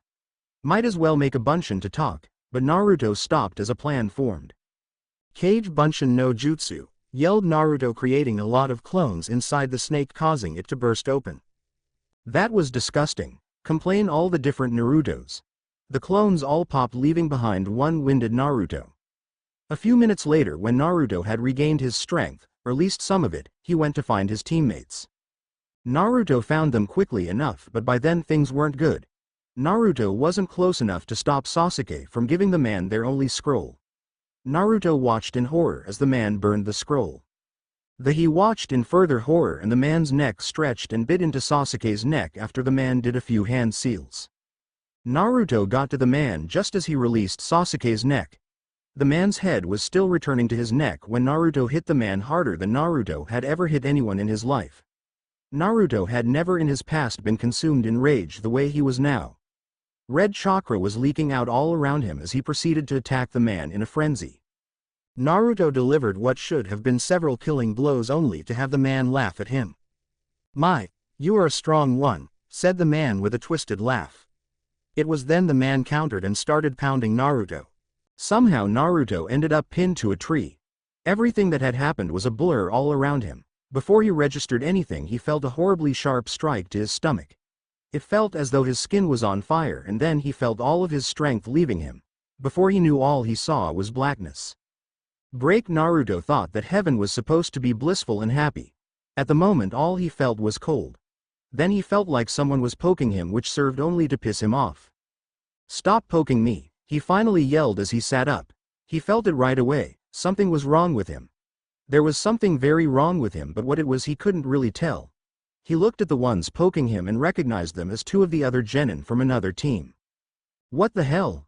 asked Naruto as he looked from one to the other. "He's alive," said the lazy one, Shikamaru. "Hey, Sakura, he's alive," yelled the fat one. Naruto looked to where he was yelling only to see Sakura with really short hair. Then he saw that Sasuke was standing but looked bothered by something. "You okay, Dobi?" asked Sasuke to Naruto.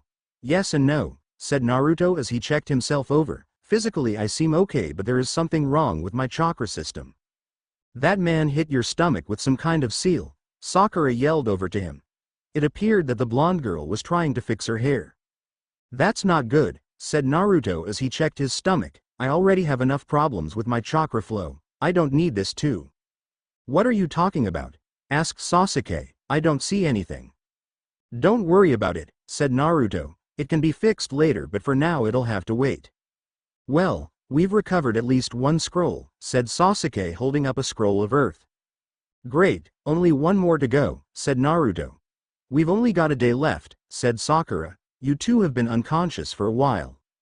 "Then we have to hurry," said Naruto, standing up and putting his shirt and vest back on. Then he noticed his forearm guards and shin guards were missing. "Sakura, where's the rest of my gear?" "I'm sorry, Naruto-kun, I had to dump it," said Sakura. "I couldn't pick you up with them on." "Don't worry about it, I'll just have to replace them when this is over," said Naruto. Sasuke looked between Naruto and Sakura, more than a little confused, but decided to let it go. "Come on, let's move." Naruto had to put effort into slowing down around his teammates. They traveled fast, heading for the tower. It was a safe assumption that most of the teams would have gotten that far. Naruto didn't like this much as his chakra was so messed up at the moment. Whatever that seal was, it totally messed him up. It seemed to have cut off some of his chakra and then disrupt his flow, and then to make it worse, it completely threw off his ability to sense chakra around him. The seal on Sasuke's neck wasn't much better, as it was just causing him a constant amount of pain and distracting him too much.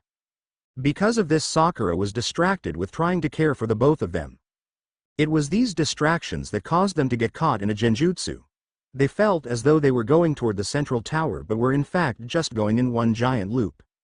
Finally they stopped to rest. "How is it we aren't any closer?" asked a tired Sakura. "I don't know," said Naruto. "My senses are all screwed up, so don't ask me." "I check with my Sharingan," said Sasuke, knowing how much it would hurt to do so. "Shit, we're caught in a genjutsu." "What?" asked Naruto. "Lucky," said a voice somewhere near them. Then out of the ground all around them came several clones of a mist nin. "Well, this sucks," said Naruto as he observed the scene before him. "Alright, no more. Now I'm pissed off." Naruto then began a long series of hand seals before he hit the ground hard. Doden. Dorokugashi. Naruto then pulled up a large wall of rock, which he quickly pushed over to land on all of the clones, smashing them and cutting of the water that created them.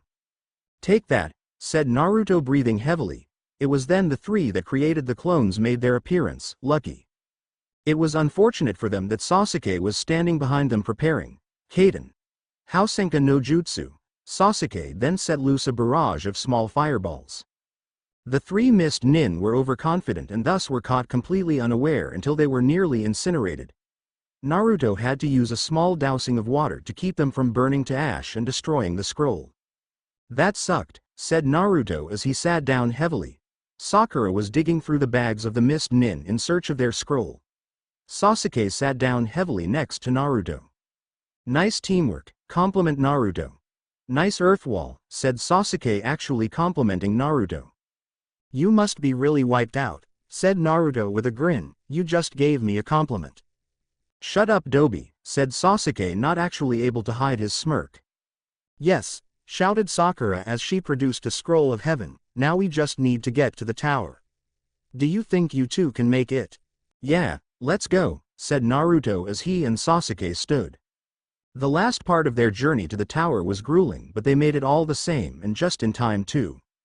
After a quick congratulation from Iruka-sensei, the three had to hurry to assemble in a large combat auditorium. From here on it will be one-on-one fights, said the new examiner. If you wish to quit it will not affect your team. I quit, said a voice behind Naruto. It was Kabuto.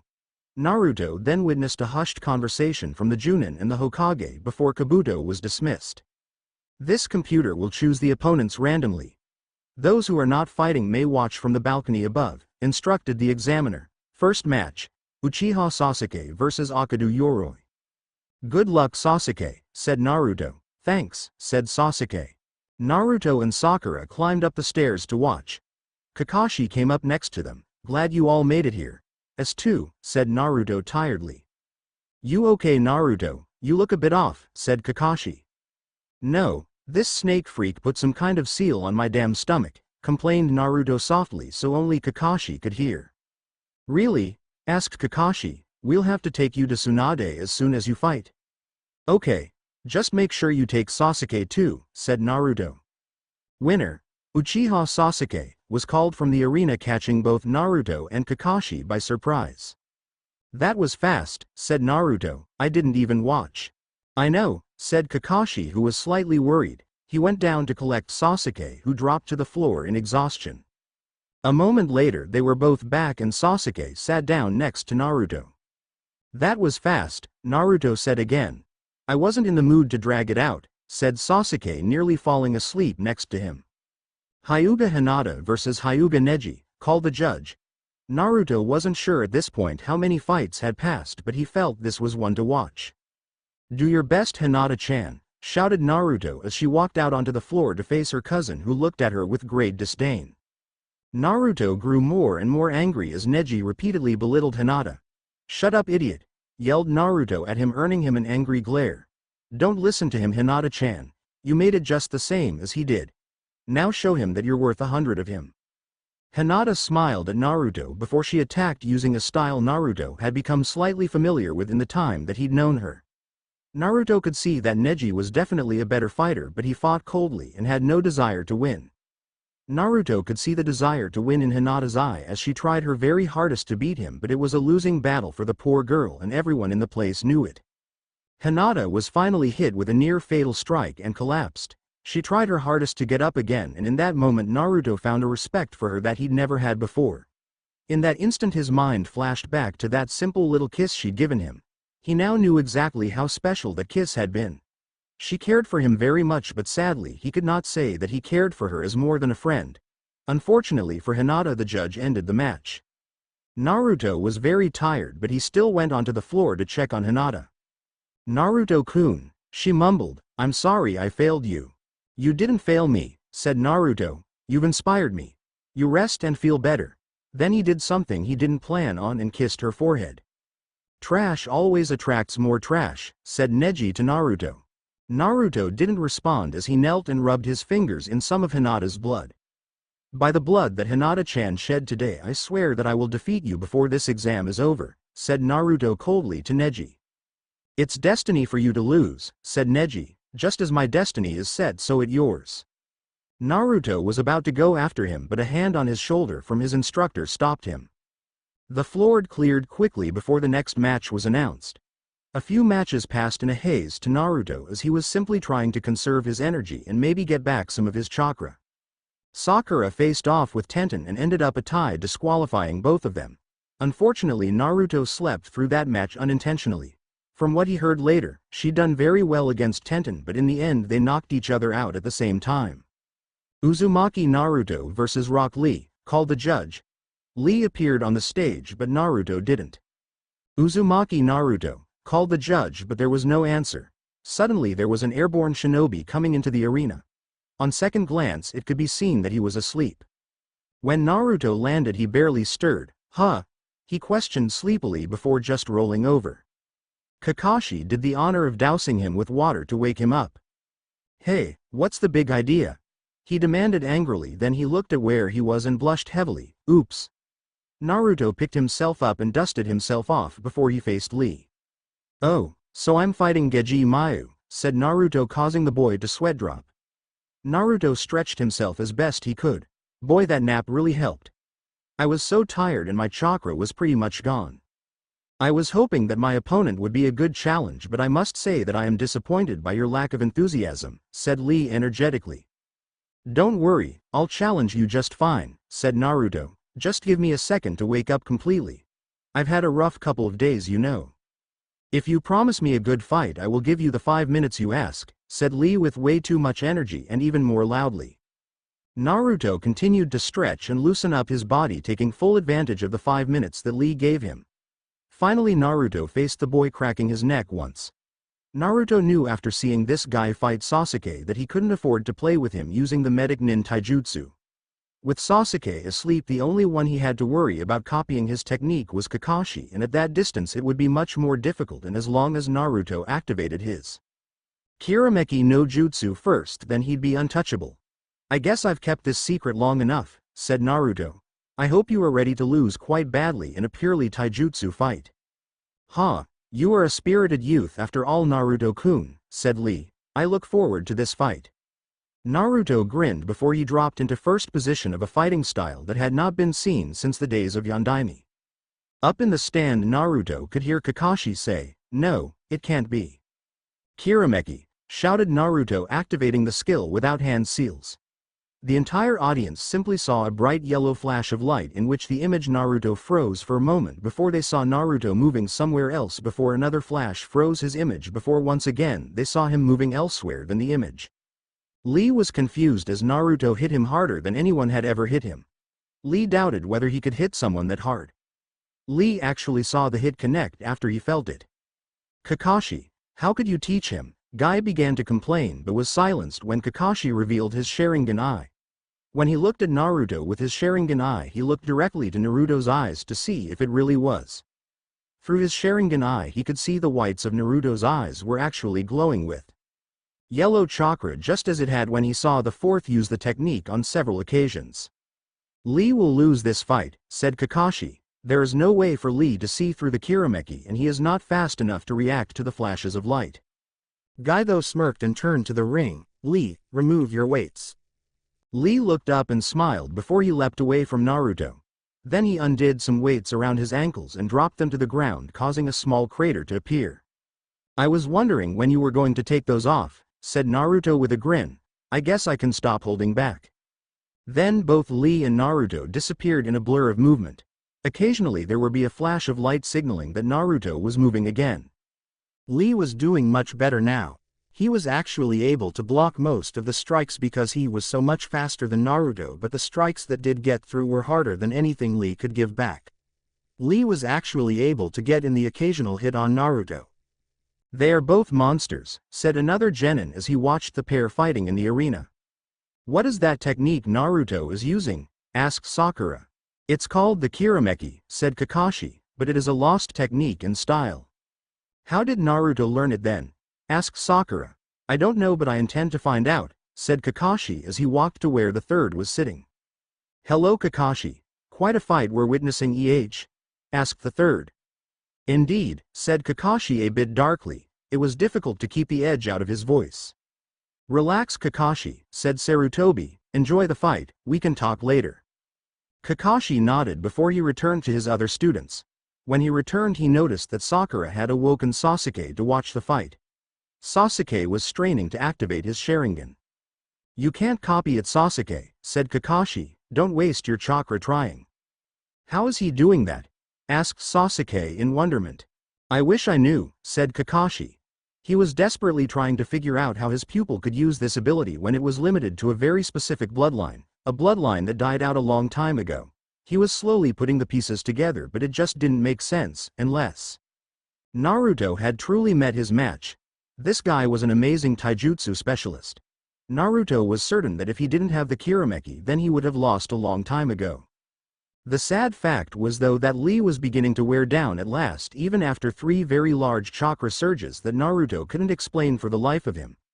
Naruto also noticed though that the boy was causing injury to himself every time there was such a large chakra surge. Naruto's thoughts were interrupted when Lee's bandages wrapped around him. Ura Renge, the boy shouted as he began to spin very quickly. Ha, Kakashi, your boy has lost now despite the fact that you taught him. I didn't teach him and I'm sorry to tell you that will be Lee's last move in this tournament.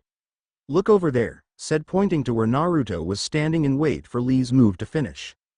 But how? Asked Guy. Kage Bunshin, said Kakashi calmly pointing at the spinning Lee. It was so fast, I never saw it, said Guy.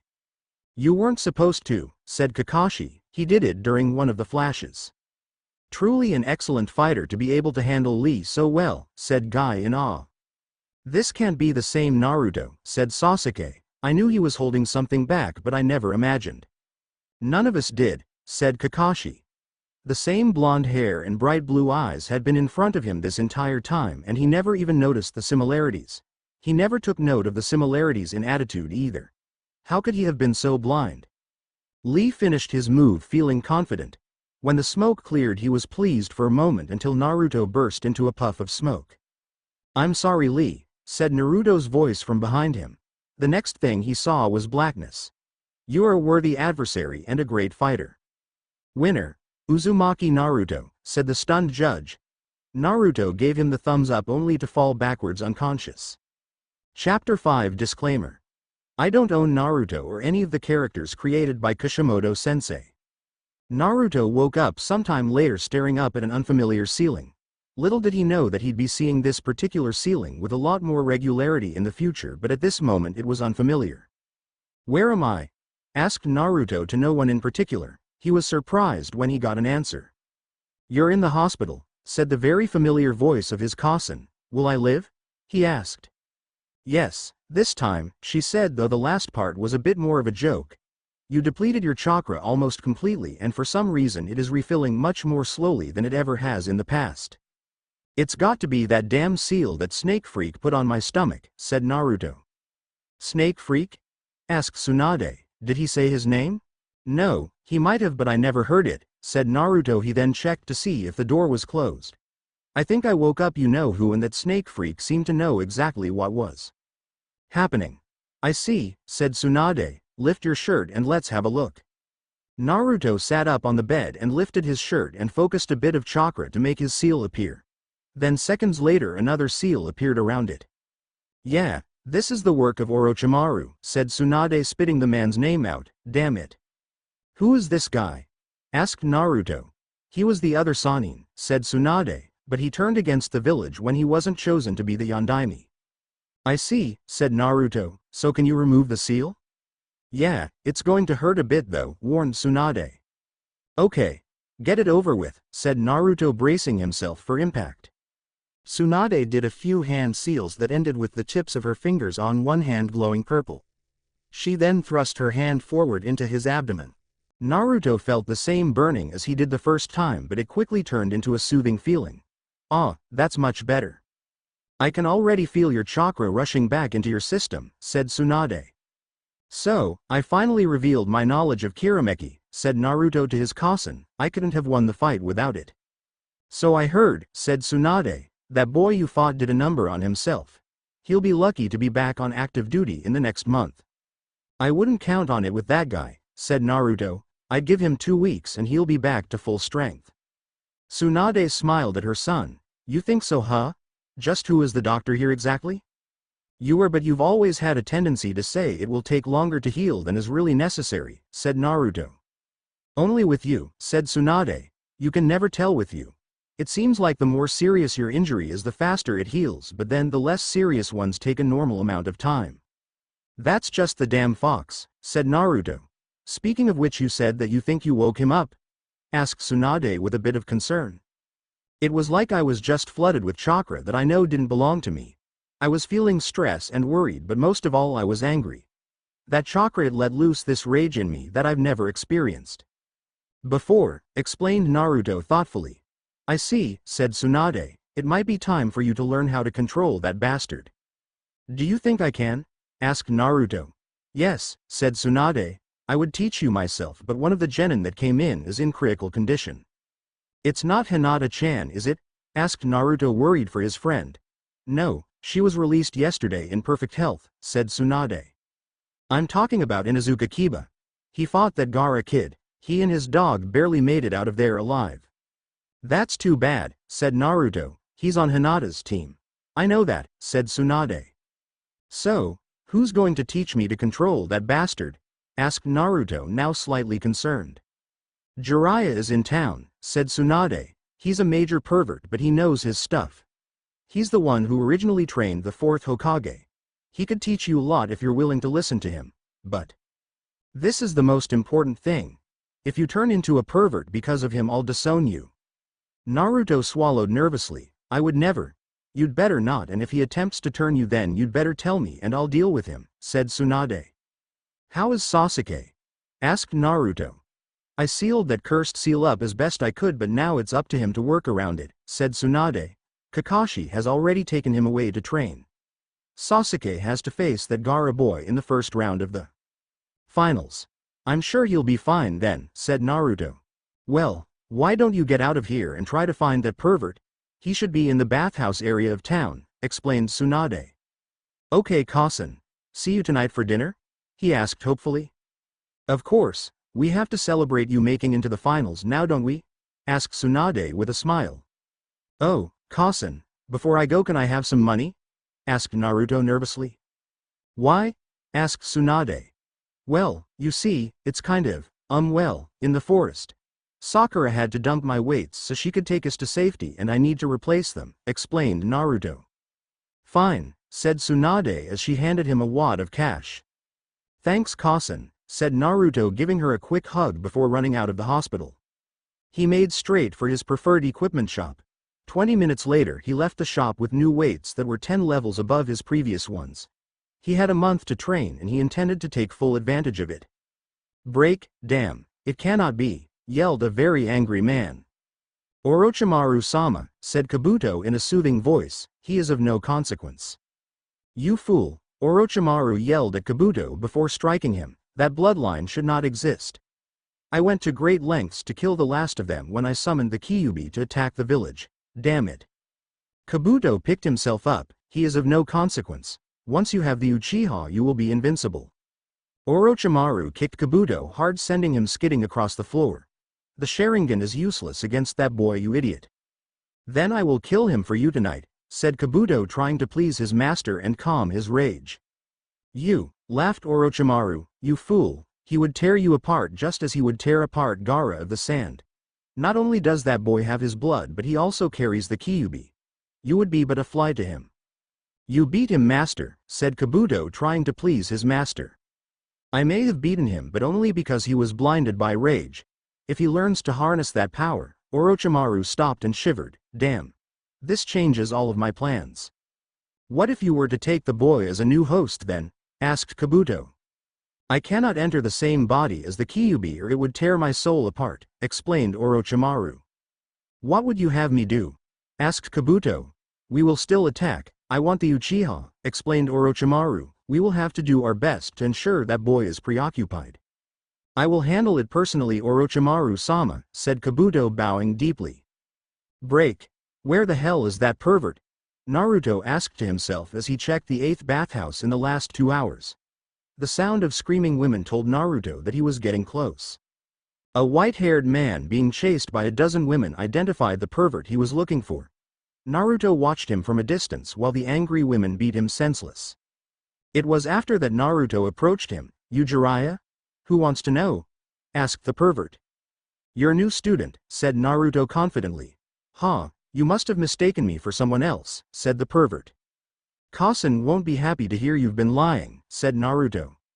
The man narrowed his eyes as he looked Naruto up and down. And who exactly is your Kasen? Tsunade the Sannin, said Naruto with a smirk. The man instantly started looking around him as if expecting her to jump out at him. Does your Kasen know that I'm here? Yes, said Naruto innocently, but she said that it would be okay if you would train me to prepare for the tournament finals. The man seemed to be contemplating his options. All right, kid, I'm Jiraiya and I guess I can teach you a few things. Good to hear, said Naruto. Normally Naruto felt that he was honor-bound to never resort to blackmail. But the fact that this man was such a pervert, it really didn't bother him this time. So long as you teach me something really good, then I'll not report anything you do to Kosen. Jiraiya's eye twitched angrily at being blackmailed by the 13-year-old. You're ruthless, kid. Thanks, said Naruto with a grin. Now the most important thing you're going to do is teach me how to use this bastard in here. Naruto was pointing to his stomach as he said it. That's a direct order from Kosen. And how am I supposed to do that? Asked Jiraiya. How the hell should I know? You trained the guy that put the bastard in here. You figure it out, shouted Naruto at the man. Fine, fine, just take it easy, kid, said Jiraiya. I guess we can start with summoning then. That might draw him out. Naruto raised an eyebrow. Then let's go. Naruto led Jiraiya to his favorite training spot. What are we doing here? Asked the pervert. It's secluded and there is no one around for miles to distract us, or more importantly, there are no girls here to distract you, said Naruto. Jiraiya sighed. Tsunade's brat was going to put a cramp in his business. A few quick hand seals later, Jiraiya was standing on a toad with a giant scroll in its mouth. Don't you think the fox might dislike me summoning a toad? Asked Naruto. We're trying to coax him into giving me his chakra, not withholding it because I signed contract with a toad. What do you want me to do about it? I can summon toads, nothing else. You could ask your Kosen to let you summon the slug's eye. Suppose? Again, trying to draw out the Kyuubi, not piss it off, chided Naruto. Damn it, kid, said Jiraiya, I'm trying here. Well, try harder, Arrow Sennin, yelled Naruto. How do you think the fox would react to apes? Apes? Asked Naruto. Yeah, Sandaime has a contract with them, said Jiraiya. Do you think that would work? Maybe. Apes are known for their wisdom and strength just like Kyuubi, said Naruto. Don't we have anything better than that?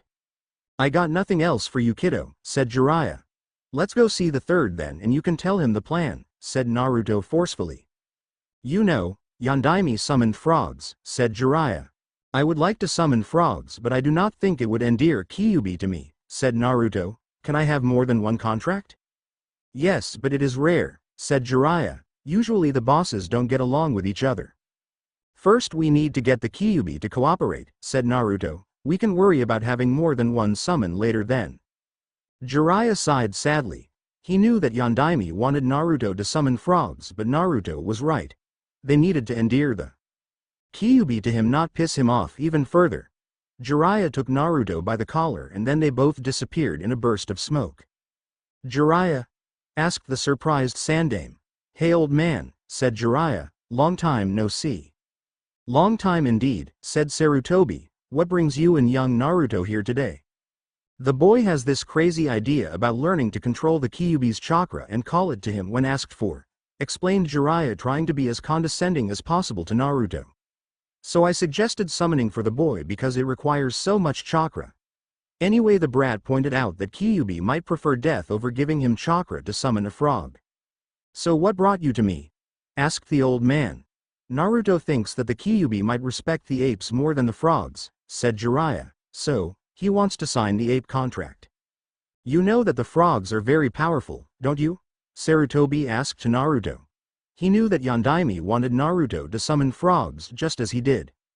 I know, and I would like to summon frog, but as I pointed out to Arrow Sennin, Kyuubi might be willing to give me the chakra to summon an ape, but it is still going to be an argument, said Naruto. I see. Perhaps after you have worked out a deal with Kyuubi you could negotiate with the Enma and Gamabunta to be able to summon both of them, suggested Sarutobi, but I see your point. Kyuubi may respect the apes more than the frogs. Exactly, said Naruto. So, do you think you would allow me to sign the ape contract? Sarutobi considered it. He was the last to sign the ape contract and hoped someday to allow his grandson to sign the ape contract since his father passed. Sarutobi also considered that with Orochimaru plotting right now, he may not live long enough to pass that contract on to his grandson. Very well, Naruto, but I have one condition, said Sarutobi. When my grandson is old enough, I want you to allow him to sign the ape contract, and then I want you to teach him to summon them. I would be honored to teach your grandson in the future, said Naruto. He couldn't help but feel grateful that the old man trusted him enough to teach his grandson.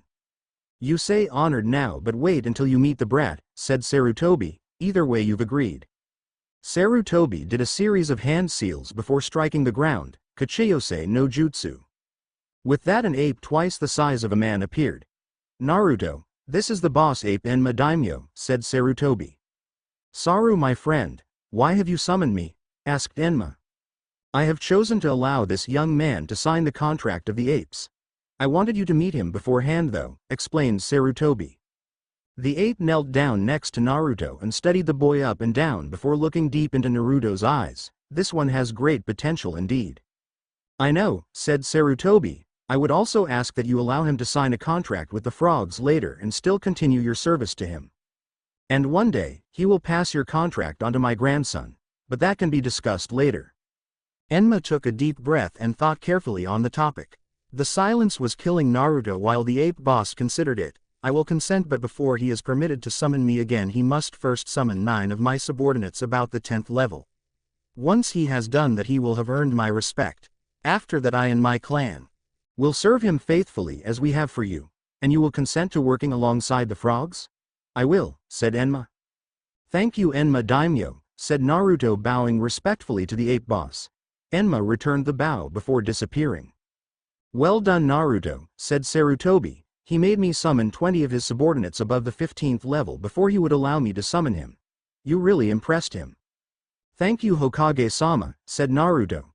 Okay, now this is the lowest 10th level summon, said Sarutobi as he did a bunch of hand seals before hitting the ground, Kachiyose no Jutsu.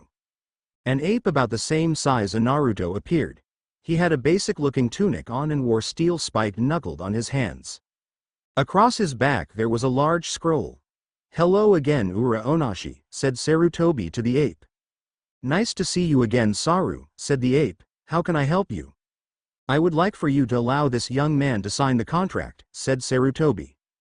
The ape, Ura Onashi, took the scroll off his back and unrolled it on the floor in front of Naruto. Ura Onashi looked to Naruto. Sign in blood please. Naruto cut his thumb on one of his sharper canines and then signed his name in blood. Naruto barely finished when the ape rolled up the contract and put it back on his back before he disappeared in a puff of smoke. Well, you and I will have some summoning lessons every day this month in the afternoon, said Sarutobi. I want to ensure you are ready to approach Kyuubi about giving you enough chakra to summon the boss before the end of the month. He'll be ready in 2 weeks if I have anything to say about it, said Jiraiya. Then you get to work on the frogs. Naruto swallowed. He never liked when adults used that particular tone. He'd heard it enough times from his cousin to cause him to reflexively become nervous from it. So our mornings will now be spent trying to expand your own chakra capacity, said Jiraiya with a grin that caused Naruto to swallow again. Break as promised. Jiraiya had Naruto up early the next morning to train. Jiraiya forced Naruto to train in an area where he could peep on girls swimming, much to Naruto's amusement. Jiraiya had Naruto doing all kind of different exercises on the water's surface. First he'd run laps on the water, then he would do push-ups and sit-ups followed by handstands and back flips. Naruto had to learn very quickly how to push chakra out of his hands and the rest of his body so he didn't fall in. It was probably the most taxing chakra control exercise he'd ever done in his short life or would ever do again in his life, especially so with the extra weight from his new guards. Jiraiya would almost always make him spend his afternoon in meditation trying to draw out Kyuubi into refilling his chakra supply. It would work to an extent in that his reserves would refill much more quickly, but it was flowing freely as it had in the Forest of Death. This was much more forced. That didn't change the fact that it was effective. After meditating, Naruto would meet with Sarutobi on top of the Hokage monument to work on summoning. Sarutobi would summon a 10th level ape for Naruto to see and meet, and most importantly get a feel for how much chakra was needed to summon him. Naruto found out quickly that he was close to having enough chakra to summon a 10th level, but he would have to work very hard to expand his chakra a lot more if he was going to summon 10 apes of the 10th level or higher in 2 weeks' time. That didn't stop Sarutobi from having Naruto summon as high a level ape as he could for the simple fact that he needed to meet all of the apes. Naruto always followed that up with meditating to refill his chakra faster and then summoning again to deplete his reserves and force them to grow faster.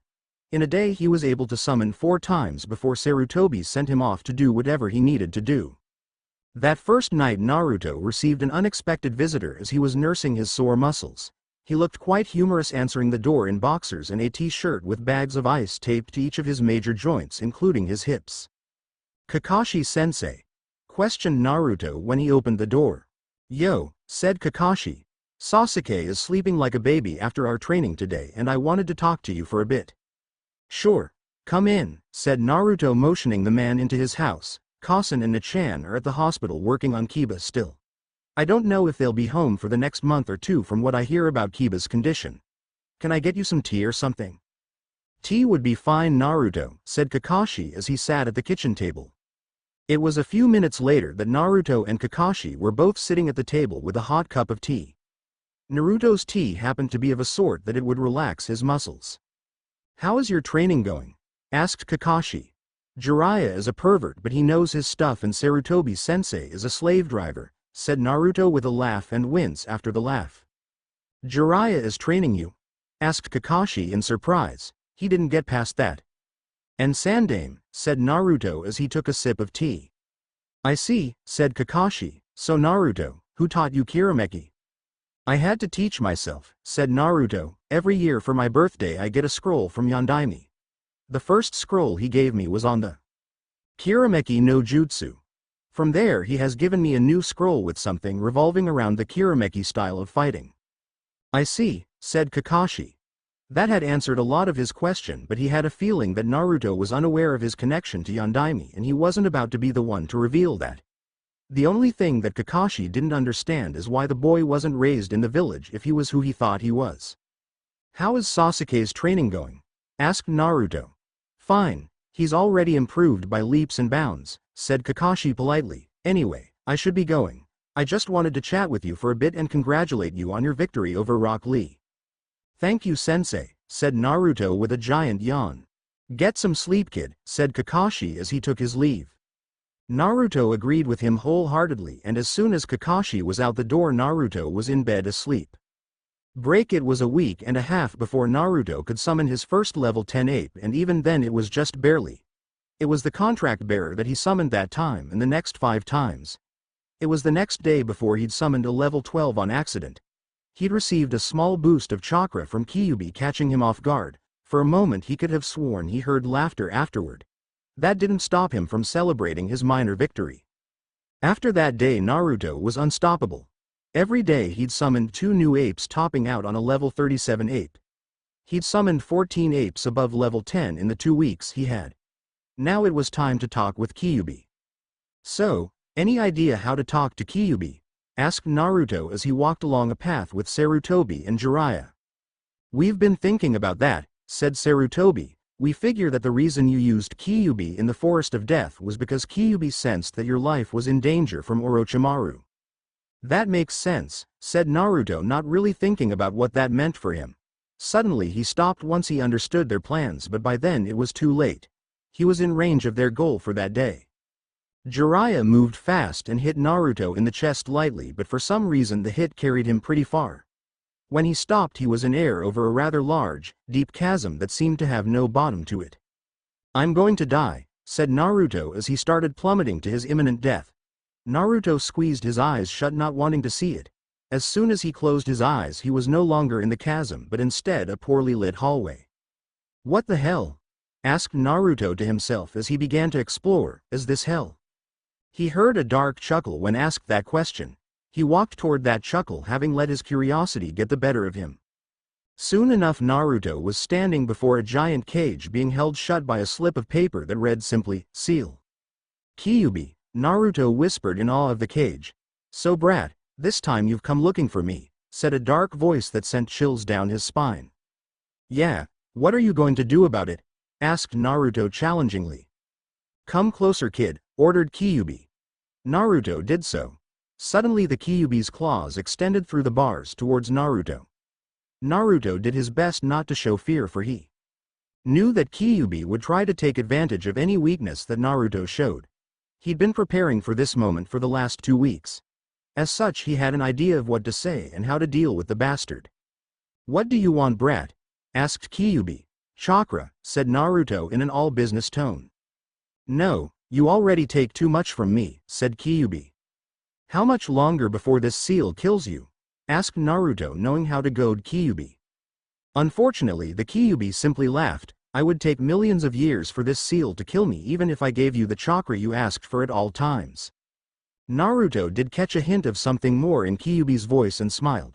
You know that when I die then you do too. You have a choice. Give me what I want or die sooner. Kyuubi laughed. You've got guts, kid, but if you want my chakra you're going to have to ask me the right way. Give me the damn chakra whenever I call for it or I'll kill myself right now and that will be the end of it for both of us, said Naruto with dead seriousness in his voice. This time Kyuubi didn't laugh at him, he knew how serious the kid was being. So be it, you have a deal, said Kyuubi. Whenever I call for it? Asked Naruto. Yes boy, whenever you call for. Just scream the thought through your mind and you'll get it, said Kyuubi. At least you have enough respect for me not to come to me with a contract for those damn frogs. Now go and save both our lives before I change my mind. Naruto smirked as the Kyuubi's chakra wrapped around him. Naruto opened his eyes to see that he was still falling. Naruto bit into his thumb and smeared a bit of blood on his hand. Kachiyose no Jutsu. He poured every drop of chakra that Kyuubi gave him into the summon, which he discovered quickly was just too much. That didn't prevent Enma from appearing. Congratulations kid, you did it, said Enma as the pair continued to fall. Enma-sama, we're kind of falling to our deaths. Do you think you could save us both? Asked Naruto respectfully. Enma sighed, kid, you don't have to ask. I follow your orders, that is the end of it. Fine then, I order you to save my life before I go splat at the bottom of this chasm, yelled Naruto as he got more nervous. Enma smirked at Naruto and grabbed the boy with one arm and put him on his back. Hold on. Enma then grabbed the side of the chasm with ease. Then with a single heave he shot himself and Naruto out of the chasm and back to where Jiraiya and Sarutobi were waiting. I'm glad to see he succeeded, said Sarutobi to Enma. Actually he overdid it on the chakra, said Enma. He'll have to learn the exact amount to use when he's messing with that other chakra. Now that he has access to it he'll have to learn to control it, said Jiraiya. Did Kyuubi hassle you about your summoning contract at all? Asked Sarutobi. The only thing he said is that he was glad I had enough respect to not come to him with a contract for the frogs. I think he's still sore over their involvement in his imprisonment, said Naruto. So the brat was right, said Jiraiya with a shrug. I think he would have given it to me either way given the circumstances, said Naruto. He really doesn't like the idea of dying at all. Don't forget that kid, said Jiraiya. You can hold that fear over his head anytime you want something from him. Break. Sarutobi and Jiraiya took Naruto out for ramen that night to celebrate his success, but it ended with the promise of Naruto having to negotiate with Gamabunta the next day. Naruto and Jiraiya traveled back to the same deserted area. Naruto summon Enma and I'll call on Gamabunta, said Jiraiya. Kachiyose no Jutsu, called Naruto and Jiraiya at the same time summoning the two boss summons. Jiraiya, yelled the boss frog Gamabunta, what the hell did you call me for? Hello Gamabunta, greeted Enma. Enma, is that you? Asked the boss frog. Yes, it's been a while since I last saw you, said the ape boss. Indeed, do you know why this idiot on my back summoned me?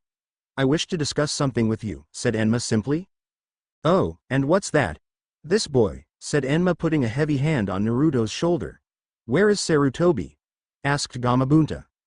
In his office probably, said Enma. This boy summoned me this time as it is.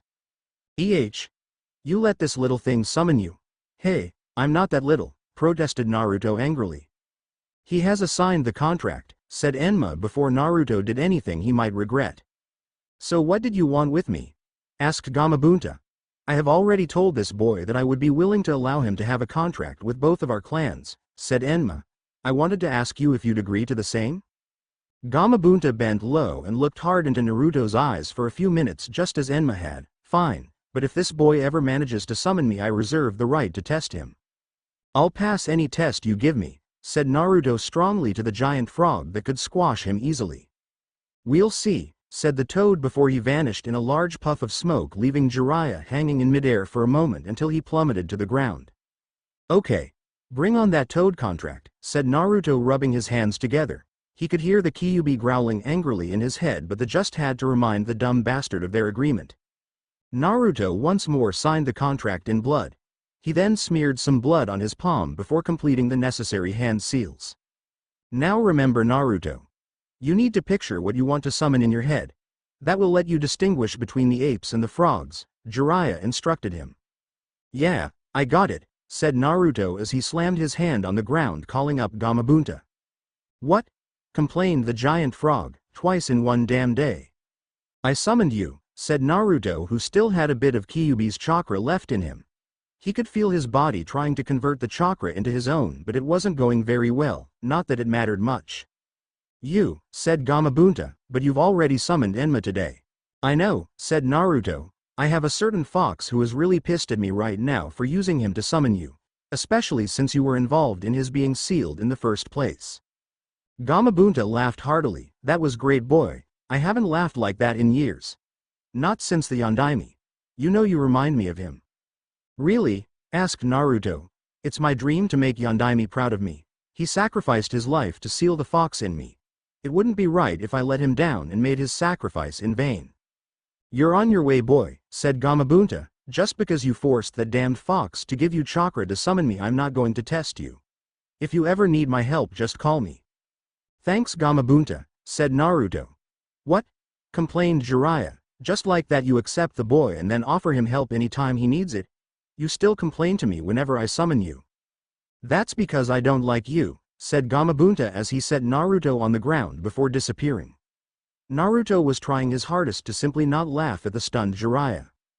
Don't say a word, Naruto, said Jiraiya as he wandered off, probably to peep. Once Jiraiya was out of earshot, Naruto fell to the ground laughing at the pervert. Naruto had a good 2 weeks in retrospect.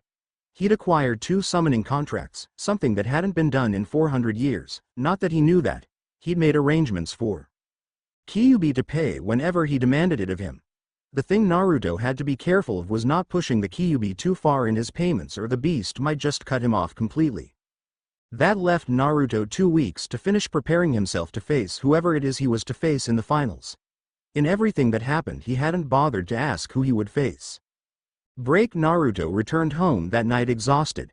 Now that he could summon, it wasn't that uncommon that he'd summon an ape to fight against him, which was definitely not an easy undertaking on his part. Naruto was surprised to arrive home and have Hinata waiting for him. Hey Hinata-chan, said Naruto as he walked up. Hello Naruto-kun, said the shy Hinata. What are you doing here? He asked, already knowing the answer. I wanted to see how you're doing since the exam, said Hinata shyly. I'm as good as new, said Naruto, tired from my training today but completely uninjured. That's good, said Hinata. Well, I suppose I should go. Hold on a minute, why don't we go get some ramen, suggested Naruto. Though Naruto knew that he didn't care for her as more than a friend, he was also reminded by his cousin how quickly things like that can change when you're young. She encouraged him to become closer to her despite his feelings. Naruto had a feeling that his cousin either knew something he didn't, or she was just plotting again. Still, she'd never led him wrong in the past, or at least too wrong in the past. Okay, said Hinata with a bit too eager of a smile. Naruto thought she had a pretty smile, as he rarely ever saw it. Let me go in and shower and change and then we can go. Okay, said Hinata with a bit more control. You can wait in the living room, said Naruto, motioning her in ahead of him. It didn't take Naruto long to shower and dress. He was worried about Hinata when returned to the living room to see she'd gotten a bloody nose. She claimed that she just stood up too fast before and it caused all the blood to rush to her head. Naruto wasn't so sure, but he couldn't think of anything else that would cause her to get a bloody nose. Together they ate in silence. Naruto ate a few bowls while Hinata limited herself to only 1 bowl. After dinner they just sat and talked. So, Naruto-kun, are you nervous about your next match? Asked Hinata. Not really, said Naruto. On the other hand, I don't even know who I'm fighting, so. You don't know? Asked Hinata in surprise. Nope, no one told me, explained Naruto. Do you know who I'm fighting? Hinata nodded, then swallowed nervously. Who is it? Asked Naruto curiously. She was being strangely quiet about it. You have to fight. She paused and swallowed. Neji Nisan. Yes, said Naruto excitedly. I get my chance to fight him right away. This is great. Hinata seemed shocked that Naruto was so excited about fighting Neji. Naruto-kun, he's really dangerous, he might kill you. What? Asked Naruto, already losing faith in me. He teased. No, said Hinata a bit too strongly, I just worry about you. Thank you for your concern, but I can handle Neji, said Naruto. You missed my fight with Lee, so trust me when I say that Neji is toast. Can you really beat him? Yep, said Naruto confidently. Why were you excited to fight him? Asked Hinata. When he did that to you I swore that I'd beat him for you, said Naruto, trying not to meet her eyes. He didn't have to know that she was shocked. Then it was Naruto's turn to be shocked when she hugged him and cried on his shoulder. He did what his cousin always did for him when he was upset and wrapped his arms around her. He was surprised by how soft she was, and then her perfume got into his nose and he felt slightly funny. He comforted Hinata for a while longer, not really thinking about the comforting part but these odd feelings that were suddenly making their appearance in his subconscious. Naruto eventually walked her home and then returned to his own home. His mind was abuzz with everything that he just dealt with, and in truth he was much more confused than he'd ever been. Chapter 6 Disclaimer.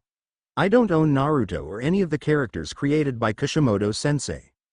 After Naruto's date with Hinata, he threw himself into his training for the tournament in an attempt to put her out of his mind. He couldn't afford to be distracted before such an important event. One bit of training that Sarutobi-sensei encouraged him to take part in was one that Naruto was having more difficulty with than he would have liked. Damn it, boy, yelled a frustrated Enma, that's the 7th time you've dropped me. I'm not used to using a damn stick, Naruto yelled back, equally frustrated. I'm not a damn stick in this form. I am a thunderbolt staff capable of changing length and thickness to suit your needs in combat, explained Enma angrily. I know, yelled Naruto. Then start acting like you know, returned Enma, let's start again. Naruto picked up Enma again in thunderbolt staff form. Enma was a genius in his own right. After watching Naruto's fighting style and studying the way Naruto moved without the Kirameki activated, he was able to determine a method for Naruto to use the power pull with his taijutsu form. So far it wasn't going very well for either of them. Naruto got into first position again for his taijutsu. He was holding Enma out behind him parallel to the ground. Naruto graceful turned Enma straight forward in jab, in which Enma elongated. Naruto then swung Enma in a wide sweeping arc around his back, only to have Enma shrink and then have Naruto put the end in the ground while Enma extended push Naruto through the air to deliver a series of kicks. It continued this way for a while, very slowly, just trying to learn the basic movements and attacks and defenses while using Enma in his power pull form. That was much better, said Enma, you made it through the first kata finally. I'm trying, you know, said Naruto, it's not easy and I have to remember to think the commands for the power pull while I'm doing them, so you know what I want. You've helped me so far with that because I'm still learning and it's just kata, but if I use you in a real combat situation then I'll be in real trouble. Don't worry so much, kid, said Enma, you won't be ready to use me in a combat situation for a long time. Hey Enma, said Naruto as a thought occurred to him. How come you're only marginally larger? I mean, Gamabunta is huge, but I don't need to be large. Different summons serve different purposes, began Enma in lecture mode. Frogs, slugs, and snakes are all large type summons. They are used in major warfare when fighting large armies or even when fighting against other summoned beasts. You wouldn't summon Gamabunta to fight against just one person. Sure, there are smaller forms of those summons, but they are not very useful in their smaller forms. The apes, the dogs, and the falcons are all smaller type summons. We are good in smaller battles, like when fighting against someone 1-on-1 or 2-on-1 or even 5-on-1. We aren't as useful in those larger battles as we don't cause the general mass destruction that the larger types do. Each summon type has its uses. The dogs are amazing at tracking, which is great for hunter nins. The falcons are great for reconnaissance mission as their eyesight is unparalleled. As apes are the best for assassination because we can move easily in enclosed spaces, which is typical of assassinations, and we are very intelligent as to surpass security. Got it? I think so, you know, I never thought about that before. I always thought that a summon was a summon, you know, said Naruto. Most don't think about it, said Enma, the most important weapon any shinobi possesses in their mind. While you may not be considered a genius, you are quite intelligent when you put your mind to it, just like Yondaime. Is it possible to summon 2 different summons at one time? If you have enough chakra, said Enma, and with Kyuubi you do. I figured that I would have enough chakra but I didn't know if it was possible, explained Naruto. Well, now you know, said Enma, that's enough rest. Let's get back to work on that kata, this time let's try to pick up the speed. Break. Naruto was only a few days away from the start of the finals, and in the 3.5 weeks that passed Naruto had hardly seen his cousin or Nachan at home or anywhere else for that matter. But Naruto knew that his training needed to come first. You've improved greatly on your kata, said the staff in Naruto's hands. Thank you Enma Daimyo. I couldn't have done it without your help, said Naruto as he sat down heavily having finished the form. Enma changed back into his ape form with a loud pop of smoke. So, the finals start in 3 days, huh? Yeah, it should be fun, said Naruto. Let's hope so, said Enma, but don't forget that there will be fighters at the tournament looking to kill their opponents. You must always be careful not to risk your life too much or you risk letting Kyuubi's rage overtake you. I know, I still can't believe I did that again while just training with Sarutobi and Jiraiya together, said Naruto shamefully. 1 week prior, Naruto was sparring with Sarutobi and Jiraiya together. Naruto asked Kyuubi for chakra in the heat of battle and Kyuubi gave it to him but in such an amount that he was blinded by fury and rage. Luckily, as soon as it happened Jiraiya knocked him out. Since then Naruto has been much more cautious with asking for chakra from Kyuubi, and even when he did get chakra from Kyuubi he was very careful to control it as much as he was able to, which wasn't very easy. Don't worry about that, said Enma, you've learned since then. Now make sure you can keep yourself under control. I will Enma-sama, said Naruto, I think I'm about ready to try again. I think that's enough training. I want you to relax and recuperate for the next 3 days. So every morning just stretch and go for a short run to keep your muscles from getting tight and knotted up, instructed Enma, and go see your family, try to get them out of the hospital for an evening or something. Maybe treat them to a flower to remind them you care. Flowers?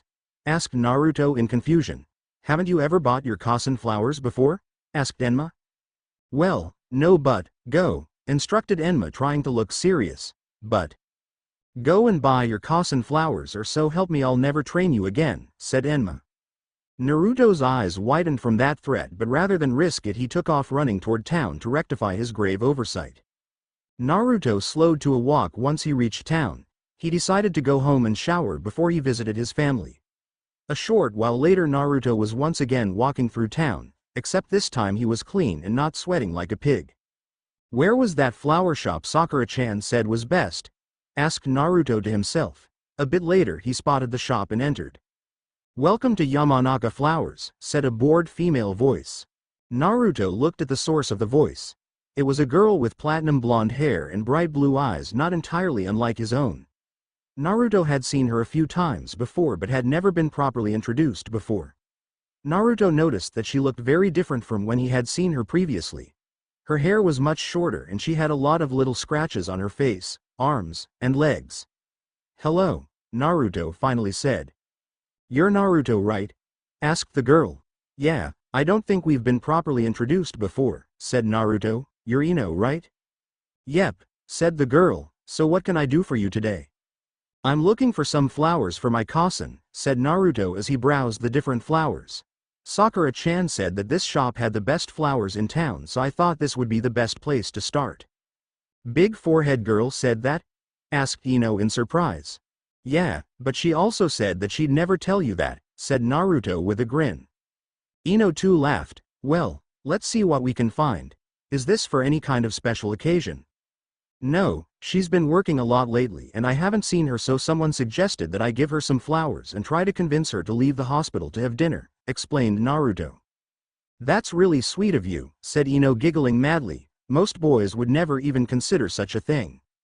I never did either until someone suggested it, Naruto said with a smile. He didn't feel the need to tell her that he was actually threatened to do this. Typical, said Ino with a scoff, but Naruto could see the smile at the corner of her mouth signaling that she was joking.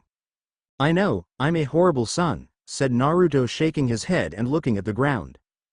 Don't let Ino-chan fool you, she's just as bad, said a male voice from the back of the shop. Naruto and Ino both turned to see a tall man with sandy blonde hair and the same blue eyes as Ino. Tucson, screeched Ino with delight. When did you get back from your mission? I just got back now, said the man that Naruto now knew as Ino's father. I thought you weren't going to be back for another week?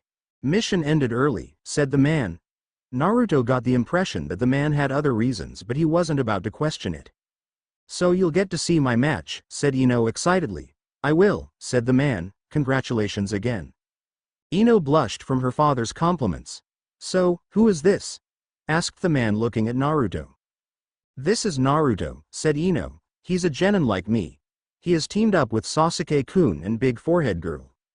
Still a rival with Sakura then? Asked the man, causing Naruto to have to stifle a small chuckle.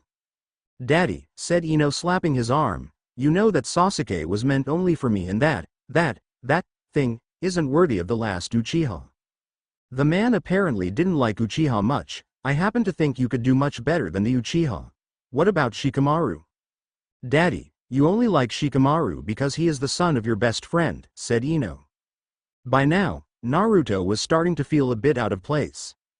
Anyway, said the man, I'm Inoshin, this little troublemaker's Tucson. Pleased to meet you, sir, said Naruto, bowing properly. Uzumaki Naruto. Ah, so you're the boy the Chunin have been in a buzz about, said Inoshin, looking very interested suddenly. Really? Asked Naruto. I don't know why. Probably that technique you used to stomp Rock Lee with, snorted Ino in a very unladylike manner. I've heard that you inherited Yondaimi's techniques, said Inoshin. I must say that I am impressed and very pleased that the techniques were not lost to our village. I'm just honored that Yondaime chose me to learn them, said Naruto. I think he would be very proud of you, said Inoshin. You seem to be fine young man. I don't sense any of the troublemaking spirit in you that Yondaime was famous for.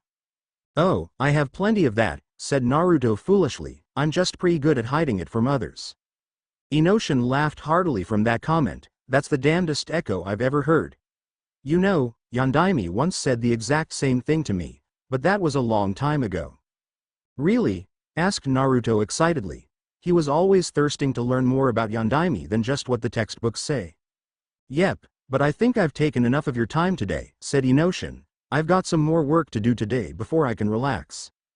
I was nice meeting you, said Naruto with a foxy grin that caused Inoshin to pause for only a second in recognition. You too, said Inoshin. Good luck at the finals. Thanks, said Naruto. With that, Inoshin departed. My Tucson seems to really like you, said Ino. I think he's really nice, said Naruto. He also knew Yondaime. I wish he had more time to talk. I really would like to hear more about what kind of person Yondaime was. You were really interested in Yondaime, huh? Asked Ino as she began to pick out some different flowers. Yeah, he was a hero and the strongest shinobi in the village. He gave up his life to defeat Kyuubi and save the village, said Naruto. I'm honored that he chose me to carry on his fighting style and jutsu. So, Yondaime really passed that technique on to you? Asked Ino. Yep, said Naruto proudly. So, why you? Or do you not know?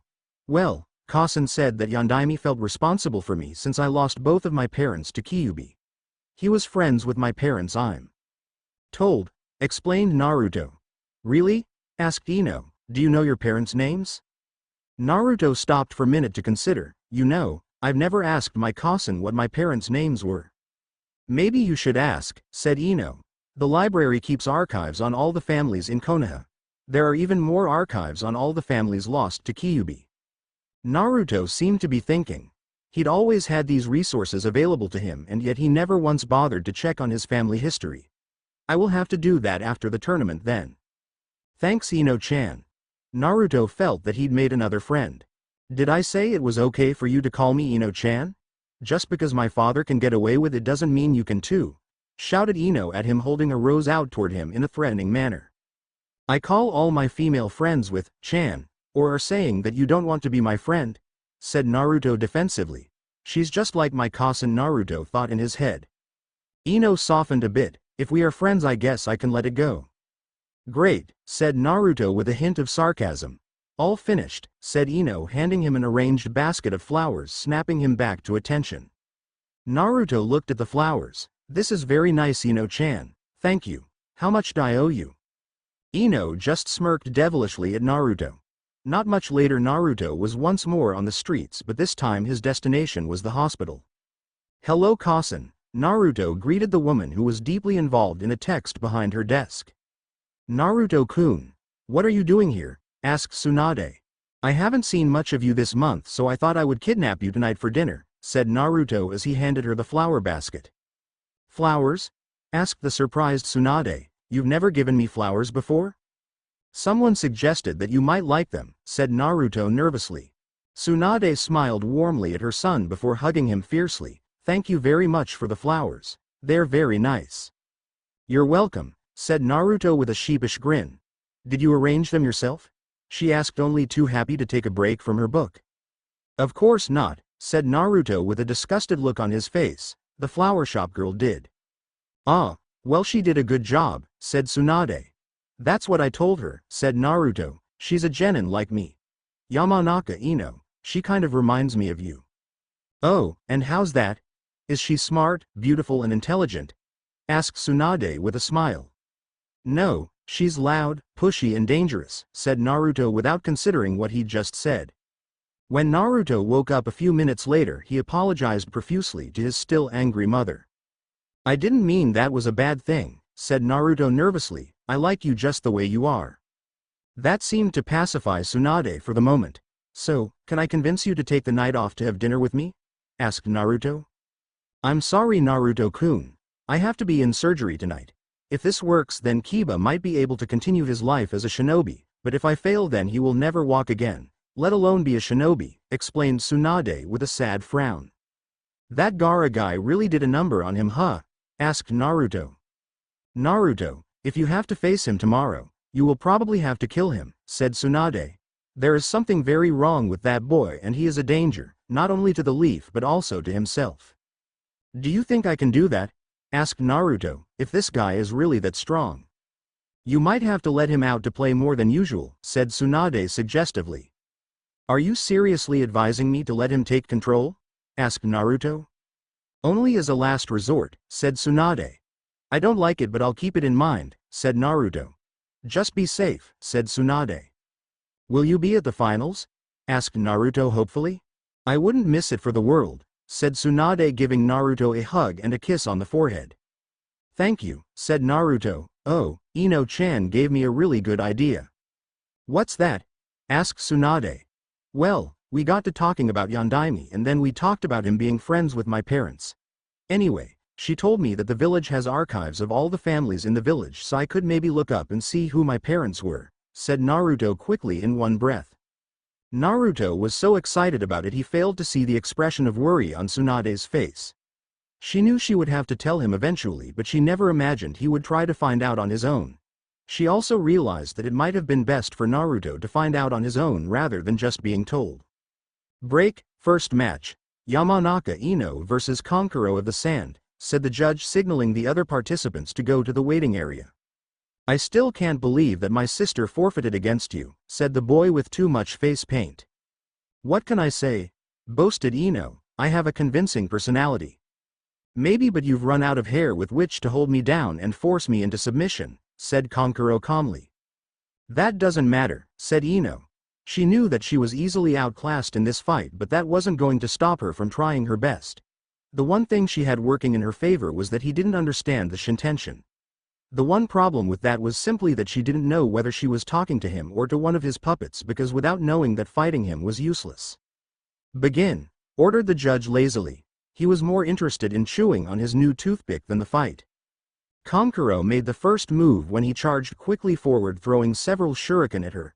Ino was quick to deflect the shuriken with a kunai, but while she was busy with that, someone grabbed her from behind and wrapped her in a vice-like grip. "Ha ha, you've fallen so easily into my trap," said a third person. There were now two puppets for her to face and him. "Hey, I was wondering if you were ever going to show yourself," said Ino as she went completely limp in the puppet's arms.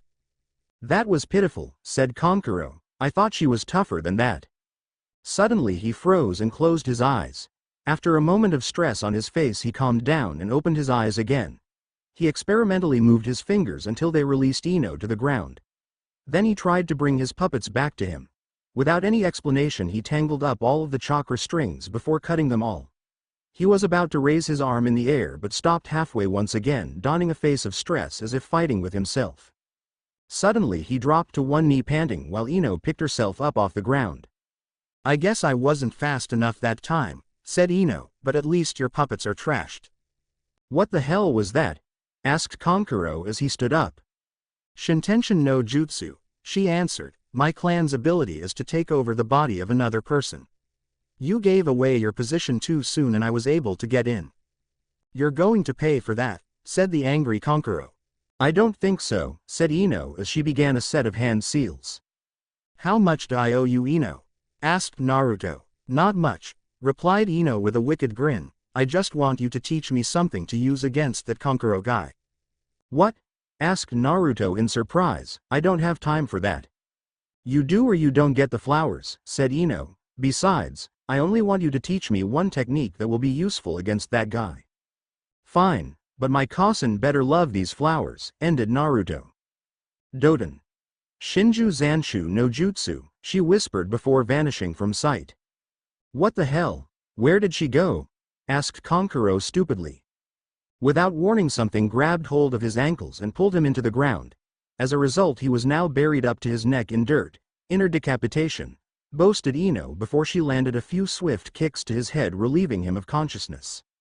Winner, Yamanaka Ino, said the judge as he walked over to pull Konkuro out of the ground. Ino was jumping up and down excitedly, giving the peace sign to the stands where Sakura was sitting as if to brag. Break up in the stands. A few people were shocked. When did Ino learn that? Asked Inoshin to Asuma. I don't know, I didn't teach it to her, said Asuma as he chewed a bit more on his cigar. It's almost time for us to take our positions, said Inoshin as he checked his watch. I know, said Asuma, let's go. With that the pair vanished in a puff of smoke, as did a few other shinobi, not that anyone paid much attention to it. Break, nice Ino, said Naruto as she joined the other in the waiting area. Maybe you should fight Gaara too, you seem to be on a roll with the Suna shinobi. No thanks, said Ino looking fearfully towards Gaara. Ino, where did you learn that technique? Asked an annoyed Shikamaru. Oh, I just picked it up, said Ino proudly, earning a slight glare from Naruto, but he dropped it soon enough. Nara Shikamaru versus Aburame Shino, called the judge. This is just too troublesome, said Shikamaru as he made his way down the stair to the arena.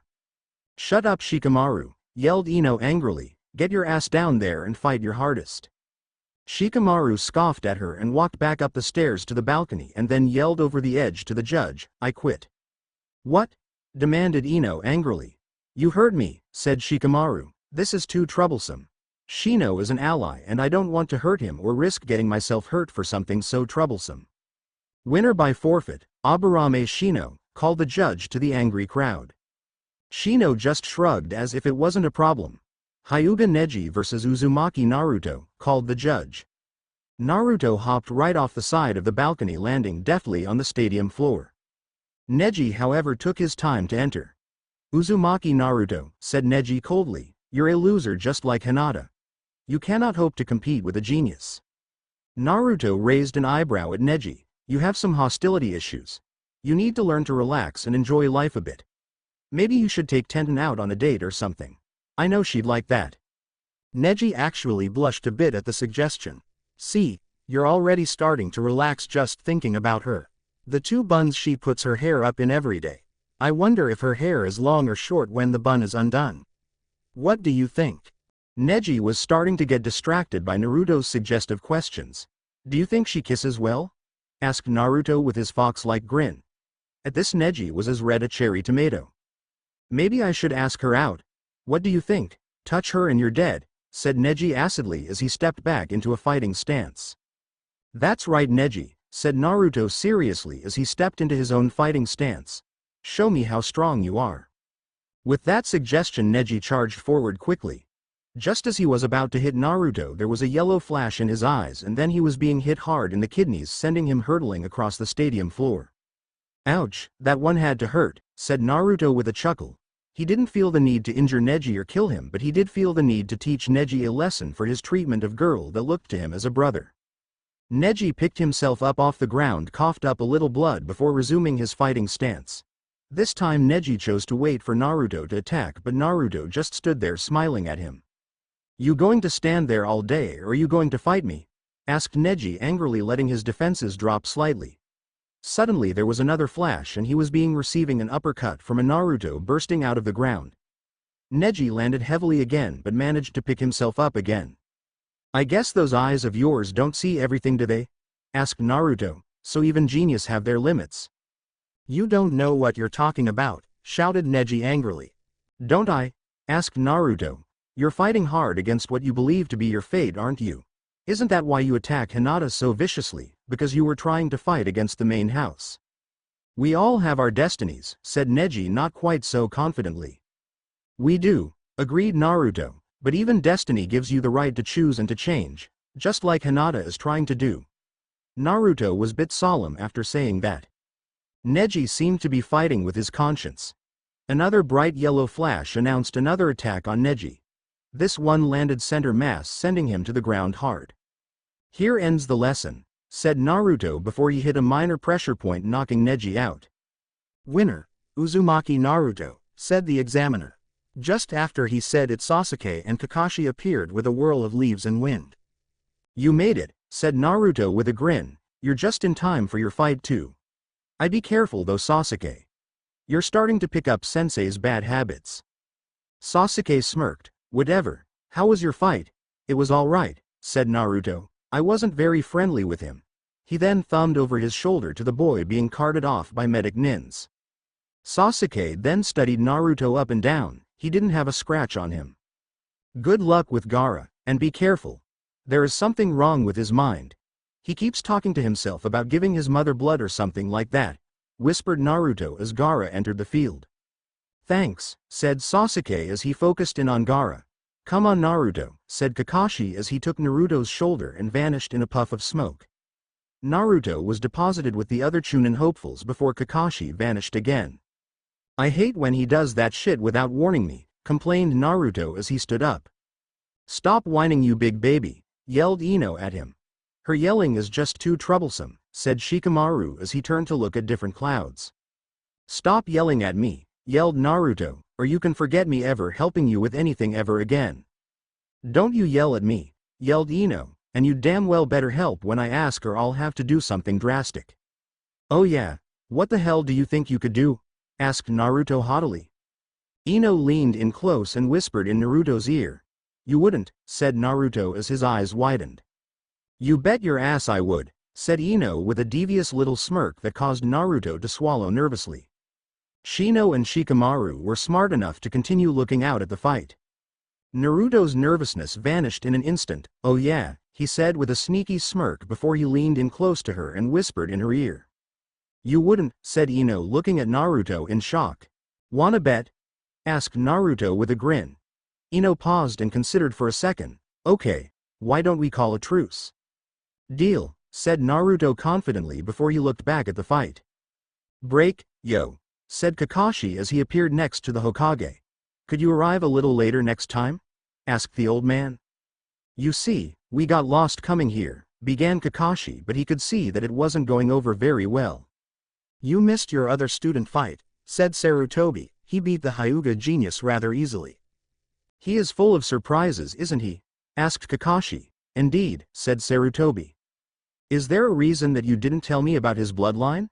asked Kakashi in hushed tones. "I knew you'd figure it out eventually," said Sarutobi. "On the other hand, I did think you'd figure it out much sooner." "I didn't even know to look for it," said Kakashi. Never forget, Kakashi, that a shinobi must always look underneath to see what is truly there, said Sarutobi. "Anyway, you're not supposed to be up here.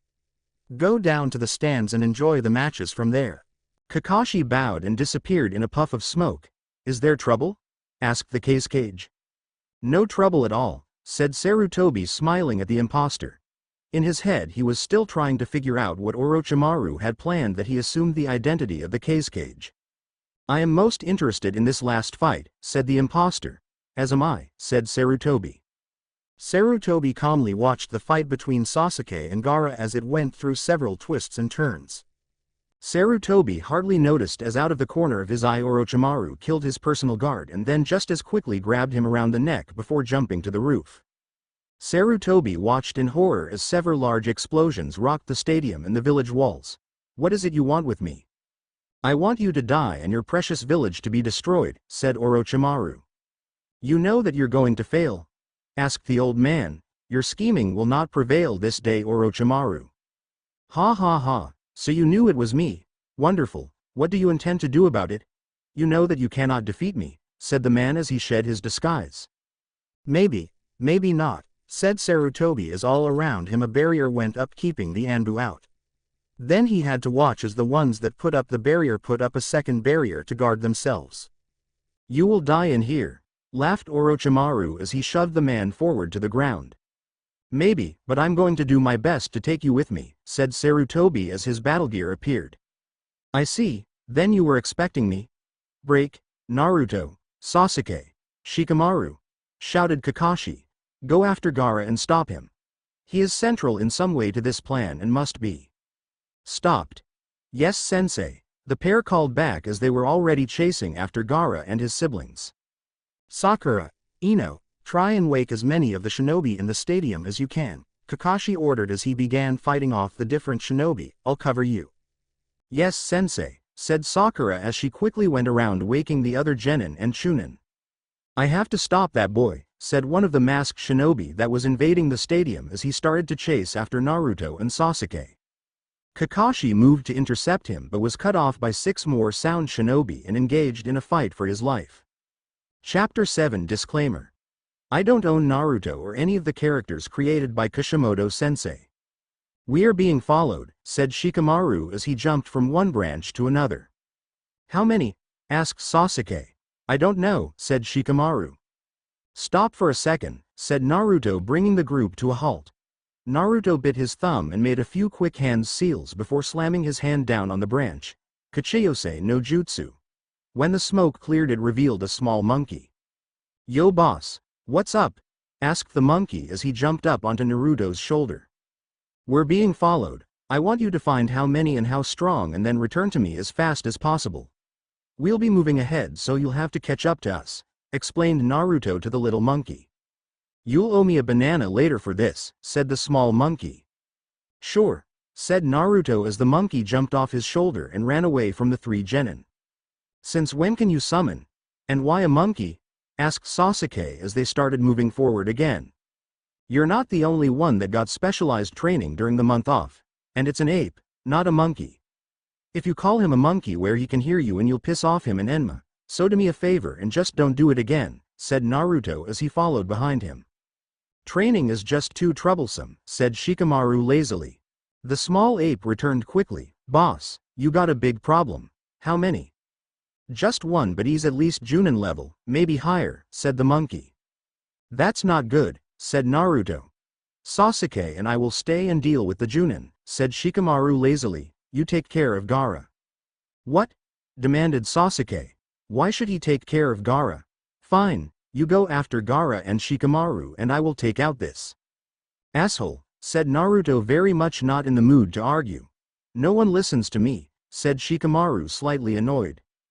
"Good luck, Sasuke, we'll catch up if we can," said Naruto as he and Shikamaru dropped off to lay an ambush.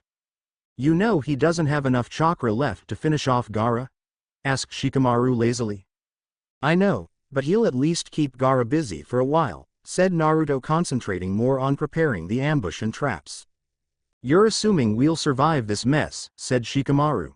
"There's a leaf shinobi not too far behind this guy," said the small ape. "See," said Naruto, "help is already on the way." "This is too troublesome," said Shikamaru. "You go after Sasuke. I can hold this guy until help arrives." "You sure?" asked Naruto. "Yeah, I'll be fine," said Shikamaru. Naruto paused for a minute before turning to the small ape. "You can go, thanks for your help. I'll call you out later to give you that banana." "Thanks boss," said the small ape before he disappeared in a puff of smoke.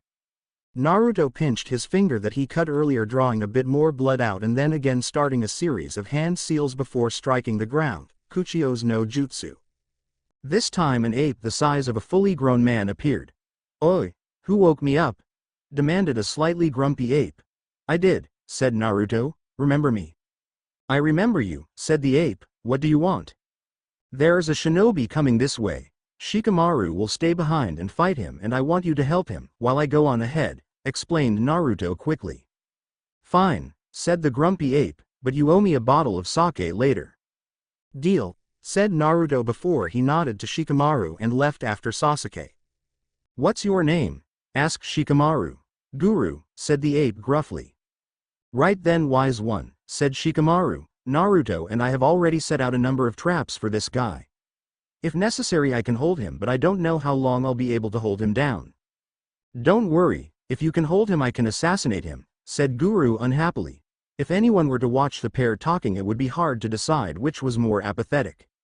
Whatever, said Shikamaru. Hide somewhere and when the time comes you can do whatever it is you're going to do. Guru snorted before vanishing in a blur of speed. Meanwhile Shikamaru sat down and put his hands together in his favored thinking position.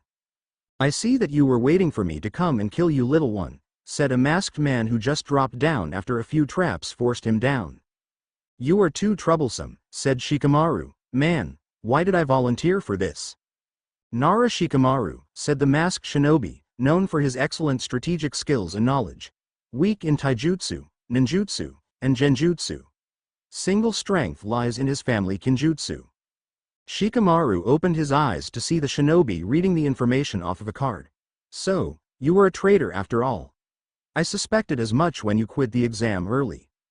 Ah, so you have already figured out who I am, said the masked man as he removed his mask, but you don't know what I am. You're a spy for the Sound Village, said Shikamaru. It's too bad really. We can always use more medic nins, but with Tsunade-sama having returned I suppose that's not as much of an issue as it used to be. Tsunade? Asked Kabuto. She is here? Yeah, and you call yourself a spy, said Shikamaru. She's been here for the last 8 months. This is not good, said the shinobi. Orochimaru doesn't know, I have to warn him. Kabuto looked away for a moment.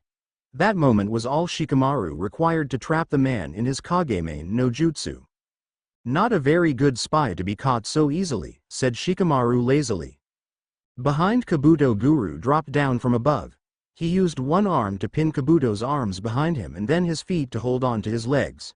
You can release the jutsu now, said Guru lazily.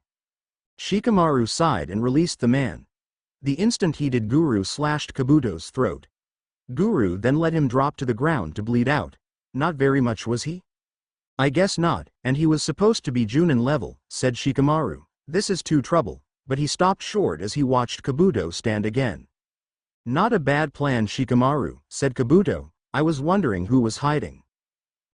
So you saw through it, said Shikamaru more annoyed than anything. Still, you should be dead.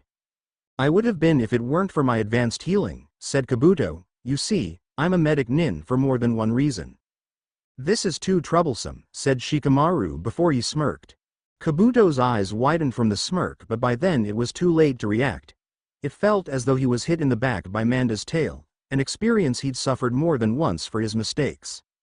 I was expecting more, said the woman that just hit him. Then he stood up and looked at his attacker. Ah, Tsunade Heim, said Kabuto with a smirk, so I finally get to meet the legendary medic nin. Tsunade raised an eyebrow curiously as the man stood after a direct hit like that. This guy has some strange healing powers, said Shikamaru with a yawn. Tell me, Tsunade Heim, said Kabuto as he approached the woman while drawing a kunai. Do you still have that problem? Kabuto then charged forward quickly before stabbing his own hand and spraying the woman with blood. Much as Kabuto expected, Tsunade started shaking and her lip trembled. Kabuto smirked. Just as I thought. Hemophobia still plagues you. Kabuto then foolishly turned his back on her. Once again he was hit solidly, sending him bodily through several trees, breaking numerous bones along the way. Break, I'm going out to play now, Kasen, shouted the 7-year-old Naruto as he ran out of the apartment with his new shuriken pouch strapped to his leg. Tsunade and Shizune both gave him their approval a few days prior to practice using his shuriken without their supervision, as he'd learned how to control and aim them without injuring himself or others. Tsunade was happy he was going out to play because it meant that she could also go out to play, since Shizune was at an onsen for the afternoon enjoying the hot springs. Tsunade had a wonderful afternoon, except for the fact that she lost all of her money in the first hour and had to seek out a loan shark. Still, Tsunade returned home about 30 minutes before Naruto was supposed to be home so that she could prepare dinner. Prepare, meaning place an order with a takeout shop. After an hour passed, Tsunade was getting angry with her wayward son, but after 2 hours she was getting really worried. As such, she went out to find her little boy. She went to the park where he was supposed to be, but he wasn't there. After searching the area, she found a small spot of blood and one of Naruto's new shuriken. Not much further away she found another shuriken and another spot of blood. Tsunade's mothering instincts kicked at overdrive and was quickly tracking after his son. She was able to follow a trail of blood and shuriken for quite a ways, but then the shuriken stopped abruptly. The area she was in now was that of a forest. The ground around her showed signs of a struggle and someone being beaten with a stick. The stick in question was covered in blood and laying on the ground. The trail of blood that was previously very small and hardly noticeable became thicker, as if a bleeding person was dragged through the forest. Tsunade was able to follow along much more easily now and therefore much more quickly. Once darkness fell, she could see a small fire burning in the distance. Tsunade wanted to rush in and get her son, but she knew she'd be better off going in cautiously. "Are you sure this is her brat?" asked a man's voice. "I'm certain," another replied. "Do you really think she'll pay the ransom?" asked the first voice. "If she knows what's good for her," said the second voice. "But Kinji, if she sees him like this, she's likely to try and kill us," said the first voice. "Shut up, Toru. You worry too much. This is why I'm the leader. She hates the sight of blood. She'll be so paralyzed by the sight of seeing her precious son so bloody that she'll pay us and then we can kill them both," said the voice belonging to Kinji. "Where the hell is Kotoru?" asked the voice belonging to Toru. "He should have delivered that ransom note a long time ago." "She probably killed him since he doesn't know what I know," said Kinji. "That's a good thing anyway, it means more money for us." "But I thought he was your friend?" asked Toru. "I don't have friends," said Kinji. "Only associates that help me get what I want." Tsunade looked around for Naruto but didn't see him until she looked up to the branches above Kinji. Naruto was dangling by his feet, dripping blood from a few open wounds.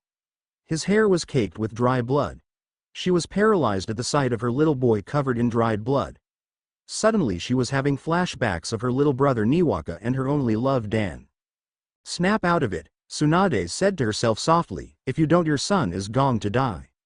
Suddenly the shaking stopped and Tsunade attacked. She killed both men with a single punch to each of their chests.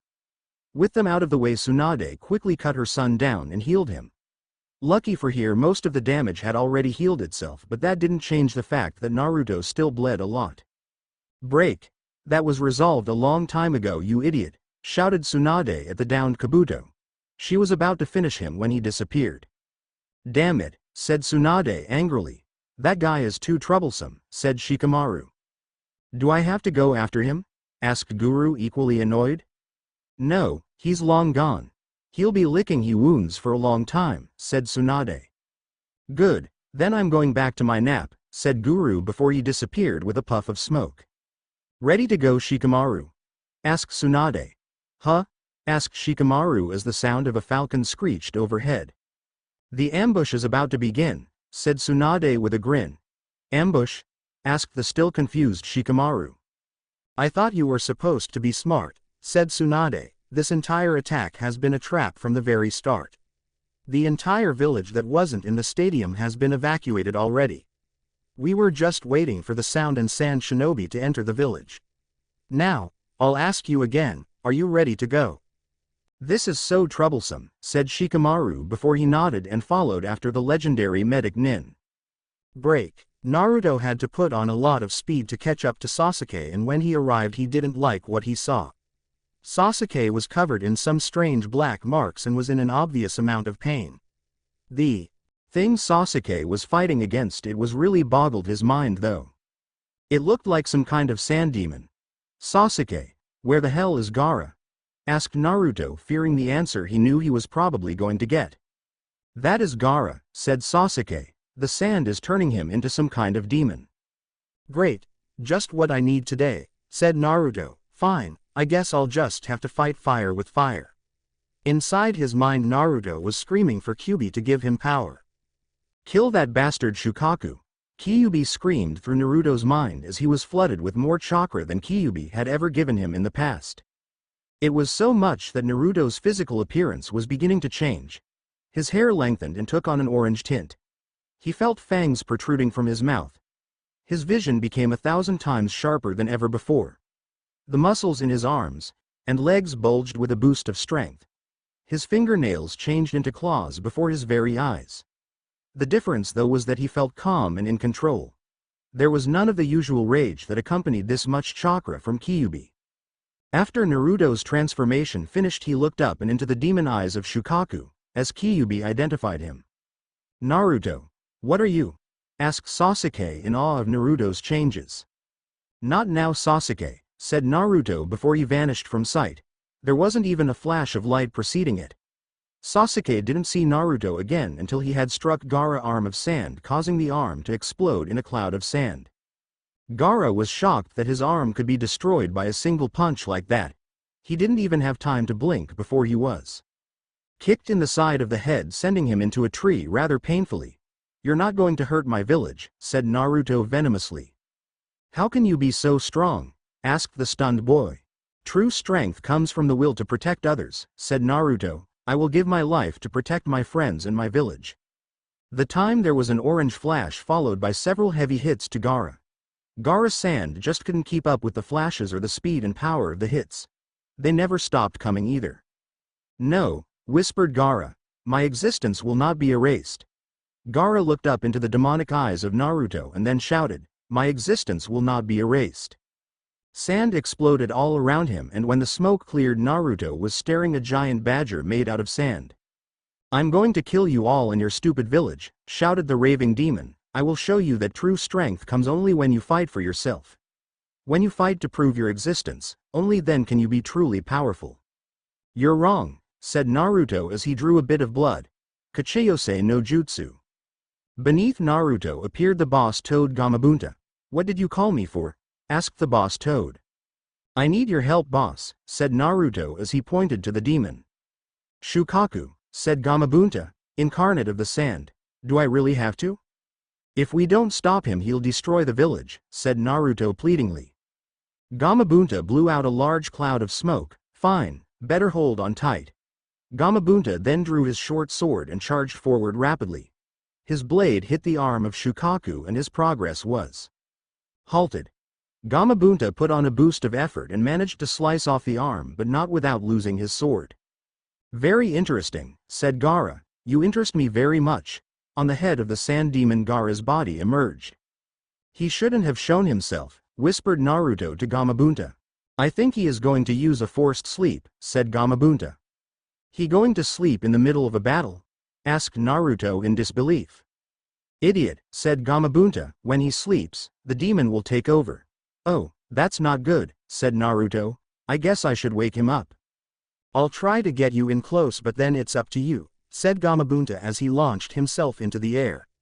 "Oi, do you know any Kaiden jutsu?" "A few." "Why?" asked Naruto. "When I say to give me a light," said Gamabunta as he puffed his chest out. Naruto formed the seals as ordered but held it for Gamabunta's word. "Now!" shouted the toad as he spewed out a jet of oil. "Kaiden. Gukaku no Jutsu," shouted Naruto, adding his fire to the attack. Shukaku put up a wall of sand to block the fire. As a result, there ended up being a wall of glass instead. Gamabunta was about to destroy it and attack Shukaku when a giant ball of air smashed through the glass and sent several shards of glass at the pair. Gamabunta shot straight up over the glass and debris. "Futen. Renkuden," shouted Shukaku, sending another huge blast of air at them, which Gamabunta met with a blast of water. "Renkuden, Renkuden, Renkuden," shouted Shukaku, sending 3 more air blasts. Gamabunta responded with 2 blasts of air, but the third got through and hit him. "Yes, I killed him," shouted the gleeful Shukaku as the smoking mass hit the ground. "Oi, that hurt," shouted Gamabunta. "What? You're still alive? Goody, more for me to play with," shouted the happy Shukaku.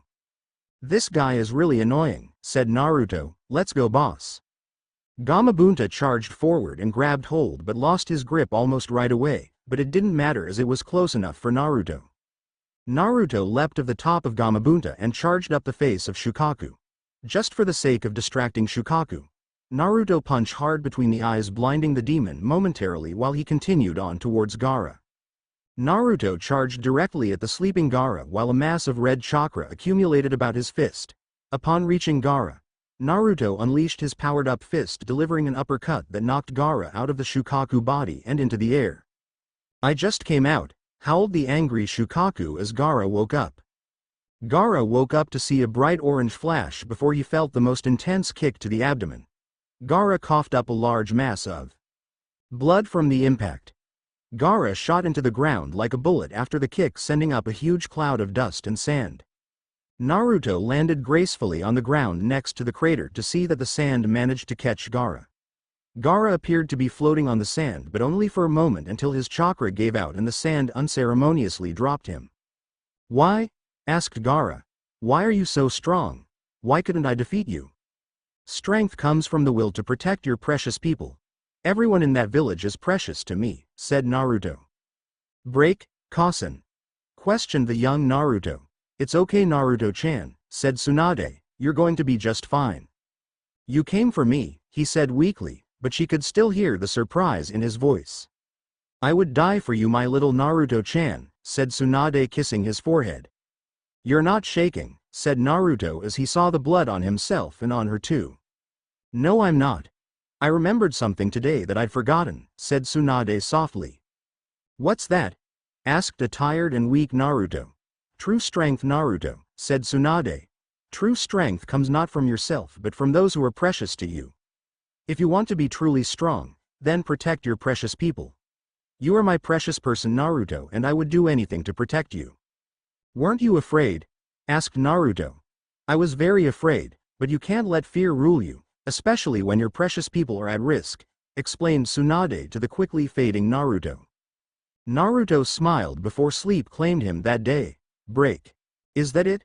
Is that what true strength is?" asked a quickly fading Gaara. "Yes," said Naruto with a nod as the Kyuubi feature receded, leaving behind a thoroughly exhausted Naruto. At that moment Temari jumped down. "Gaara." "Temari," said Gaara, "don't fight him, it's not worth it. Let's just leave here." "Okay, Gaara," said Temari, "I'm taking you out of here. Kankuro has already fled." "Thank you, Temari, and I'm sorry for everything," said Gaara before he passed out due to chakra depletion.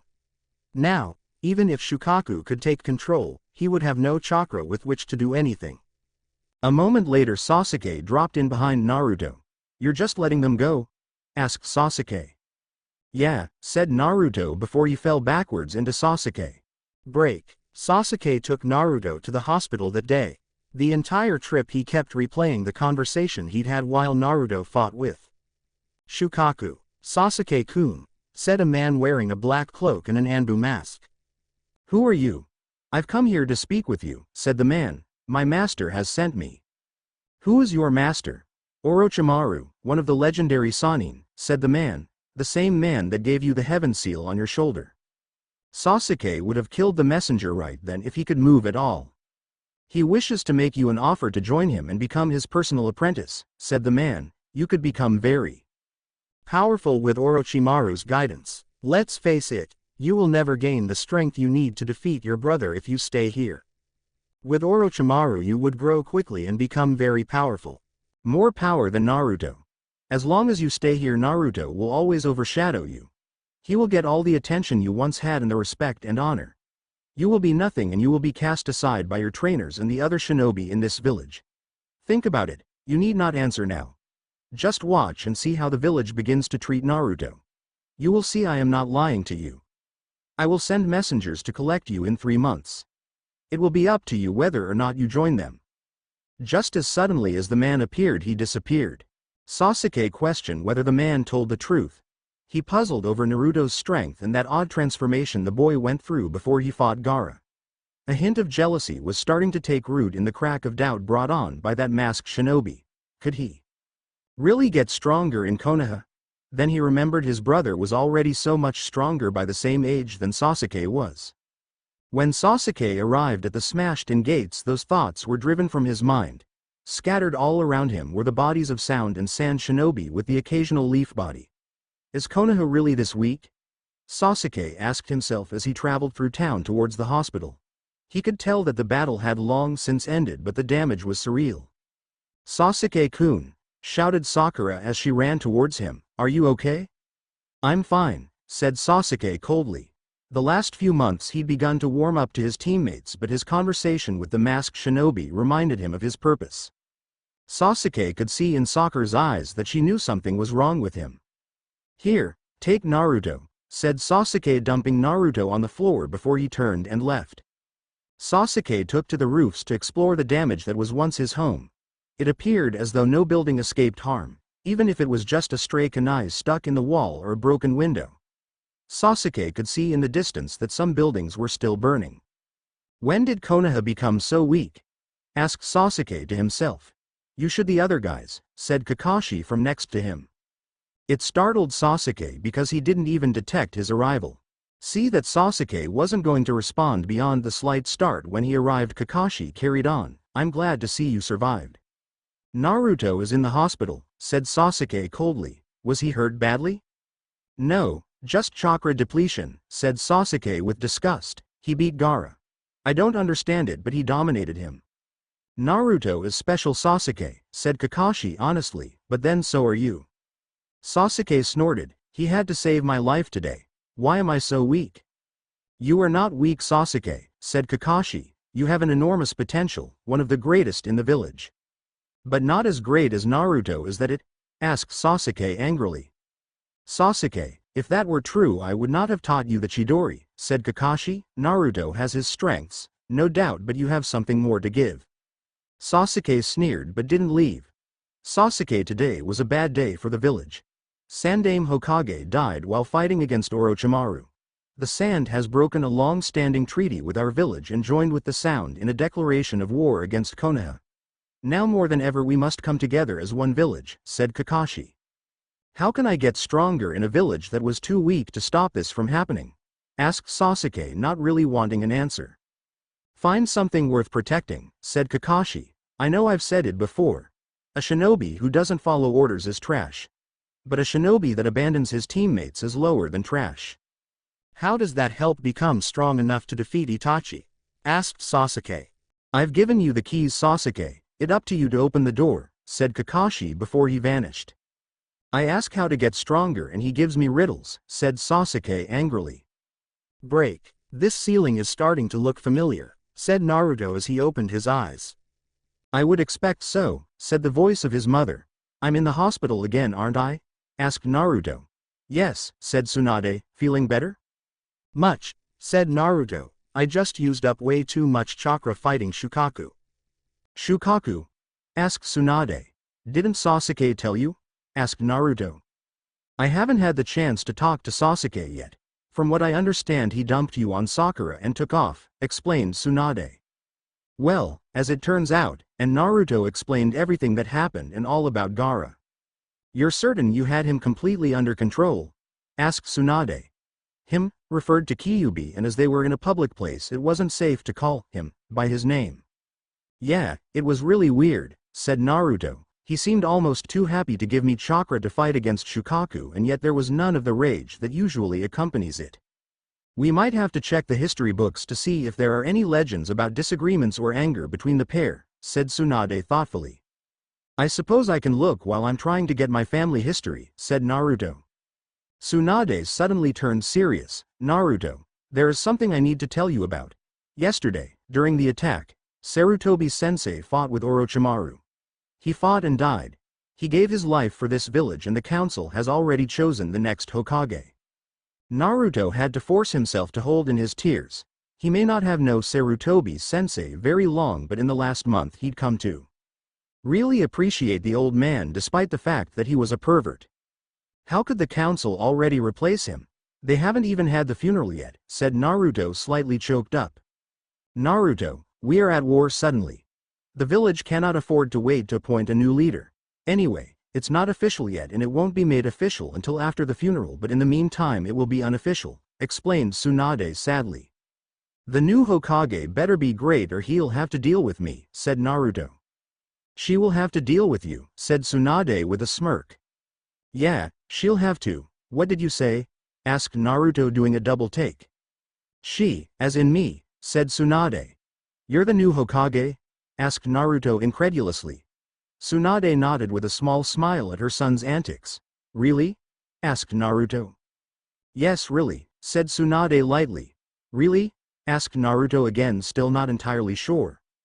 Yes, Naruto, really, said Tsunade. This time she was much more forceful. Congratulations, I think, said Naruto, catching the tone in her voice. Thank you, Naruto-kun, said Tsunade. So, do I still call you Kasen, or is it Hokage-sama or Tsunade-sama or Kasen-sama? Asked Naruto. At home or here in the hospital you can call me Kasen, but whenever you are meeting me in an official capacity you will call me Hokage-sama just like everyone else, explained Tsunade. So, do I need to make an official report for you about the whole Gaara incident? No, I'll take your informal report you just gave me, said Tsunade. We don't want an official paper trail about your little friend. Yeah, said Naruto with a slight grimace at the yelling coming from Kyuubi after the little comment. Anyway, you can go home. You're off duty until the day after the funeral. I'm calling for an official meeting of the 4 top genin teams, said Tsunade. Okay, when will you be home? Tonight. We'll have dinner, but I'll have to come back to the hospital, said Tsunade. There were a lot of injuries in the battle yesterday. Okay then, see you at home, said Naruto as she left his room. Chapter 8 Disclaimer. I don't own Naruto or any of the characters created by Kishimoto-sensei. The funeral was sad as many had expected it to be. Sarutobi was a great man who garnered great respect within the shinobi communities. While many villages offered to send a delegation to pay their respects, the elders decided to make it a private affair, villagers only. There were deeper reasons for that decision. I was not wise to show foreign nations that you had been weakened in any way, or else they may choose to attack you themselves. It also opened the doors for possible spies to infiltrate the village and cause even greater disruption. Unfortunately, that is exactly what happened. 2 shinobi disguised as monks infiltrated the village with only one goal in mind. Break. Thank you all for coming today, said Tsunade to the 12 assembled genin and 4 junin instructors. After today all of you will be placed on a different team and probably with a different junin instructor. Some of the genin and junin, guy, muttered their disapproval, but a stern look from Tsunade silenced them all. We are changing the structure of genin teams to 4-man teams from now on. Every team is to include 1 medic nin, explained Tsunade. That means that of the 4 teams after today there will be only 3 teams. I proposed this to the village a long time ago and the idea was declined by the Hokage due to a lack of skilled medic shinobi. That is no longer the case with the new training programs that were implemented 8 months ago by our beloved Sandaime Hokage. Never again will there be a needless death because teams did not have the skilled personnel needed. Tsunade paused to make sure the information was sinking in with the assembled members. So, today I want you to enjoy your last day with your current team. You will all report here tomorrow morning at 9 a.m. to receive your new team assignment. The genin may leave, finished Tsunade. The 12 genin all left the room, some with their heads hung, others with a hopeful glint in their eyes. Once the genin left, Tsunade prepared to address the junin. Any of you want to volunteer to remove yourself from a team? None moved. Do any of you have a good reason for choosing to remain a junin instructor? Kakashi spoke first. Hokage-sama, I believe I am best suited to instruct Sasuke in his use of the Sharingan. I also believe that he has begun to lose faith in this village after the attack. I have been only one yet to get through to him, and so to remove him from my care would be foolish and probably dangerous. Guy the whole time was chomping at the bit to say his piece. Hokage-sama, I could not leave young Lee to the wilds of his passionate youth without my extraordinary and careful tutelage at his side. Tsunade and the others' sweat dropped.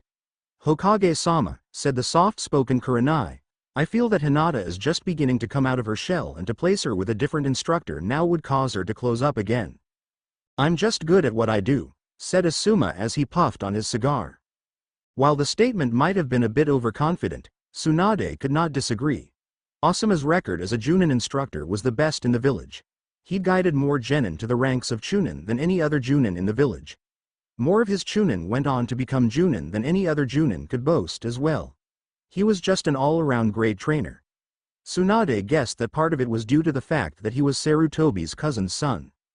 "One of you is going to be relieved," said Tsunade. "We just need to decide who. You all have valid reasons for wanting to remain instructors, but we need to look to what the village needs and what these genin need to become Chunin.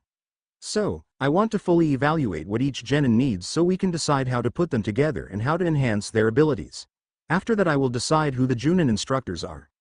"Guy, why don't you go first?" suggested Tsunade. Neji is a taijutsu master of his family's style, however is lacking in ninjutsu and genjutsu. Tenten is a weapons specialist preferring to fight long distance. She lacks physical strength and her chakra capacity is lacking. She rarely uses either ninjutsu or genjutsu, though she is capable. Lee is a taijutsu master. He completely lacks the ability to use either ninjutsu or genjutsu, Guy shouted out proudly.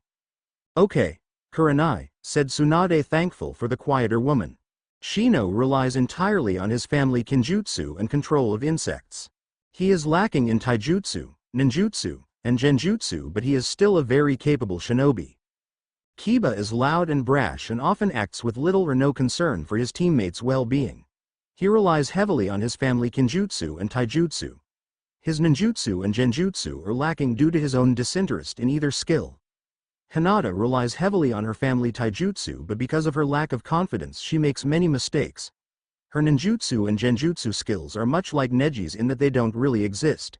She has shown a strong interest in medical jutsu. "Thank you Kurenai," said Tsunade with a smile at her friend, Kakashi. Sakura excels in genjutsu and her medical skills are improving steadily. She has absolute perfect chakra control but lacks a large chakra capacity.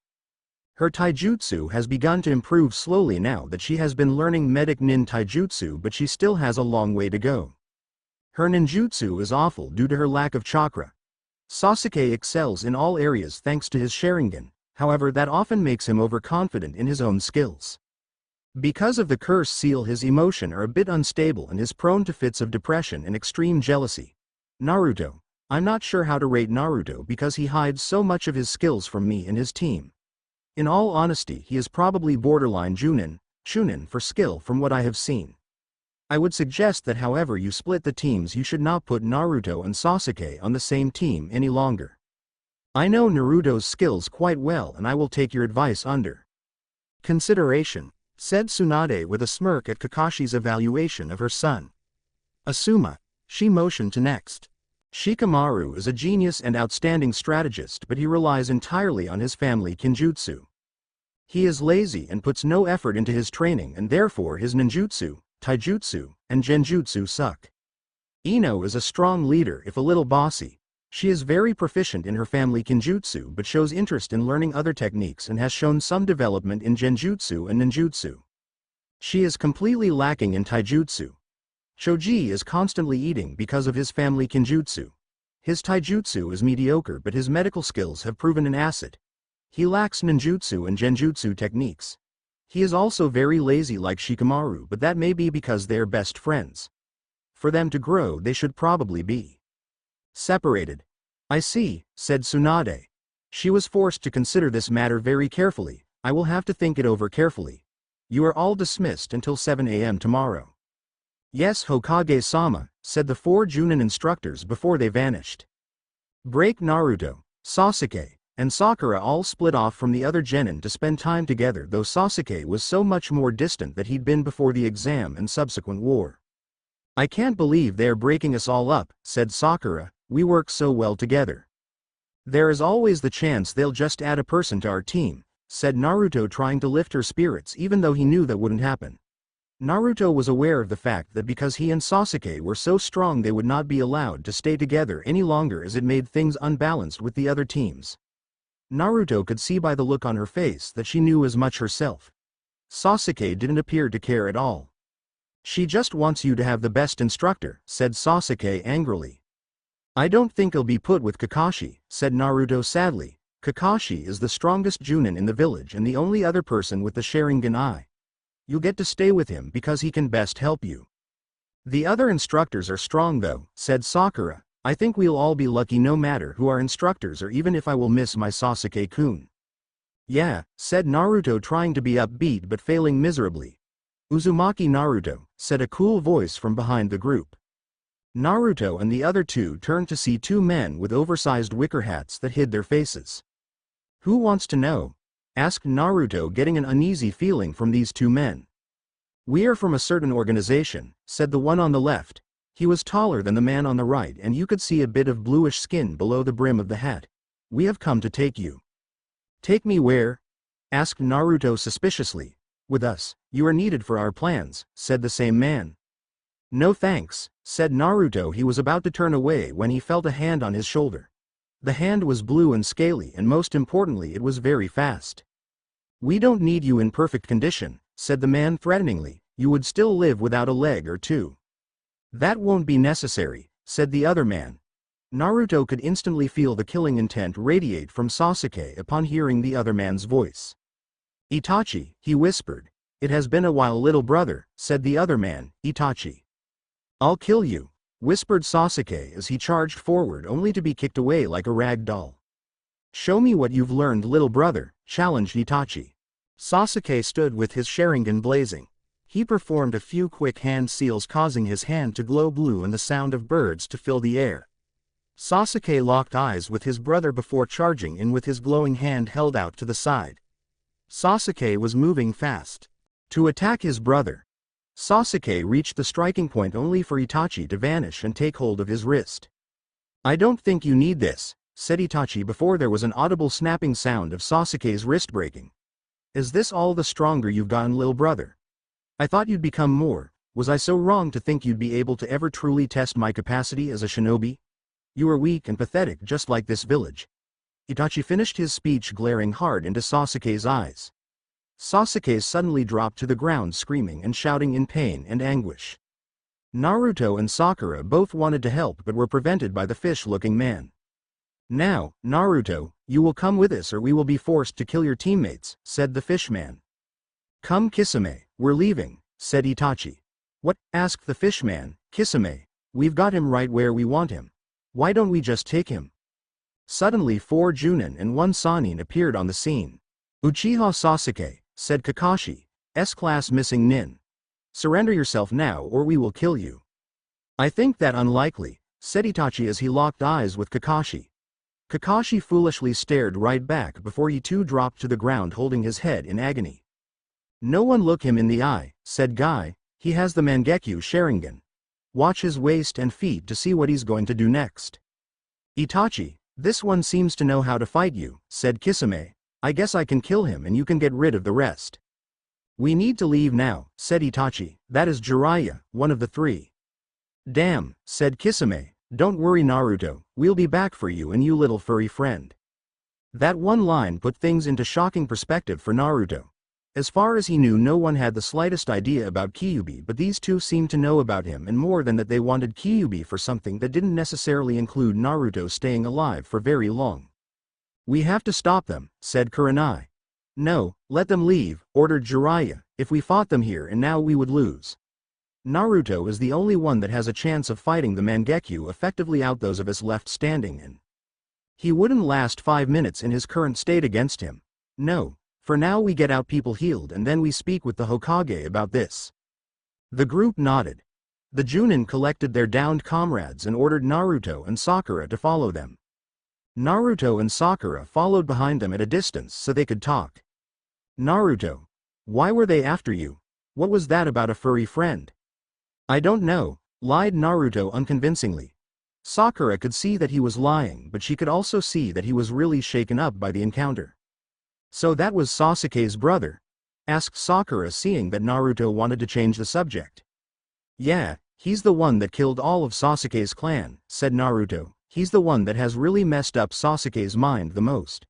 Not even that Snake Freak could compete with the trauma Itachi has caused him. Do you think Sasuke will be okay? He'll be fine, said Naruto confidently. Kasen will fix the damage to his mind in no time. I still don't understand what that was, said Sakura. It's an illusionary technique, said Kurenai. I have only ever read about it because no one has possessed the Mangekyo Sharingan in more than 100 years. The technique only lasts 1 second, but in that time you live through 72 hours of whatever torture the user can think of. That's awful, said Sakura as tears came to her eyes. It is truly an evil thing to do, said Kurenai. The only known defenses is the Kirameki or another Sharingan wielder. So that is what Jiraiya-sama meant, said Sakura thoughtfully, trying to wipe away her tears. Naruto got really quiet after that explanation. He didn't like what it implied for him and his future. He liked even less what it suggested about his ability as a shinobi. Break, damn it Jiraiya, yelled Tsunade the moment she was alone with him in her office. How the hell do they know? I don't know, said Jiraiya. I know that they are part of the Akatsuki organization we've started hearing about. I know that they are seeking very powerful shinobi to join their cause. I know that Orochimaru was a part of them at one time. I don't know how they found out about Naruto. The secret has been limited to you, me, Shizune, and the old man. You're forgetting Orochimaru knew, said Tsunade. He found out during the exam. I suppose he could have tipped them off after he found out. He would probably see Naruto as a danger to his plans. Maybe he hoped they would come for him before he attacked a few weeks ago, said Jiraiya. Damn you Orochimaru, said Tsunade angrily. Then she looked to Jiraiya with tears in her eyes. They're after my little boy Jiraiya. I can't protect him unless I take him and leave, but I can't leave. Konoha. Jiraiya softened for a moment, seeing his longtime friend start to cry. It was not something he'd seen from her since Dan and Niwaka. In that moment he steeled himself to do something he swore he would never do again. I'll take him. That seemed to shake Tsunade out of her thoughts. What was that? I'll take him as my apprentice, said Jiraiya. I owe it to him. I should have known this was coming sooner. I'll take him for a few years. I'll train him and prepare him to fight Itachi should that bastard come calling again. But you swore after. I'm allowed to change my mind, or would you rather I left the brat here? Asked Jiraiya, knowing her answer. Thank you Jiraiya, said Tsunade, actually bowing gratefully to her extremely perverted friend. Despite the perfect view Jiraiya had down Tsunade's blouse, he steeled his resolve to follow through. Yeah. Don't waste your words of thanks. There is nothing to thank me for. Jiraiya, I'm warning you though. If my son becomes a pervert, I will ensure that you will never have the ability to make children or attempt to make children again. Keyword here is eunuch, said Tsunade coldly, causing Jiraiya to swallow nervously. I wouldn't dream of it, said Jiraiya. Well, this has resolved the problem I was having with deciding teams, said Tsunade. Now that Naruto is going with you, I can apprentice Sasuke to Kakashi for specialized training. I can take Hinata on as my apprentice and apprentice Aburame Shino to his father per his request. Isn't that the bug boy? Asked Jiraiya. His father wants to take over his training permanently, said Tsunade. The Hyuga heiress has the most potential to become a medic nin because of her Byakugan, or at least that's my theory. That should be interesting, said Jiraiya. Just don't turn that sweet little girl into an alcoholic, gambling addict. It was after that comment that Jiraiya made a rather abrupt exit from the building, through a wall or two.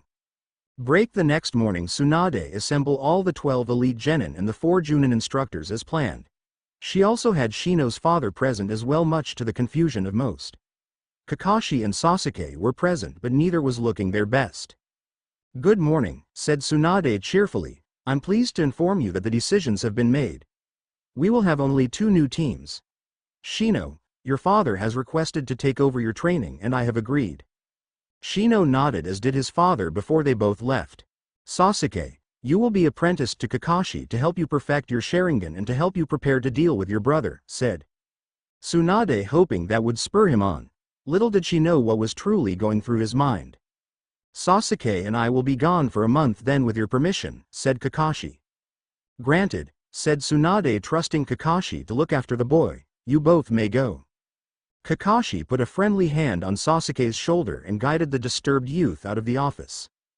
Kurenai, you are a genjutsu master, and because of that I feel that both teams could benefit from your instruction, so you will be training with both teams once a week when you do not have missions, said Tsunade. I request permission to take Hinata as my apprentice then, said Kurenai. Request denied, said Tsunade with finality. Kurenai bowed respectfully, though everyone could see she wasn't happy about it.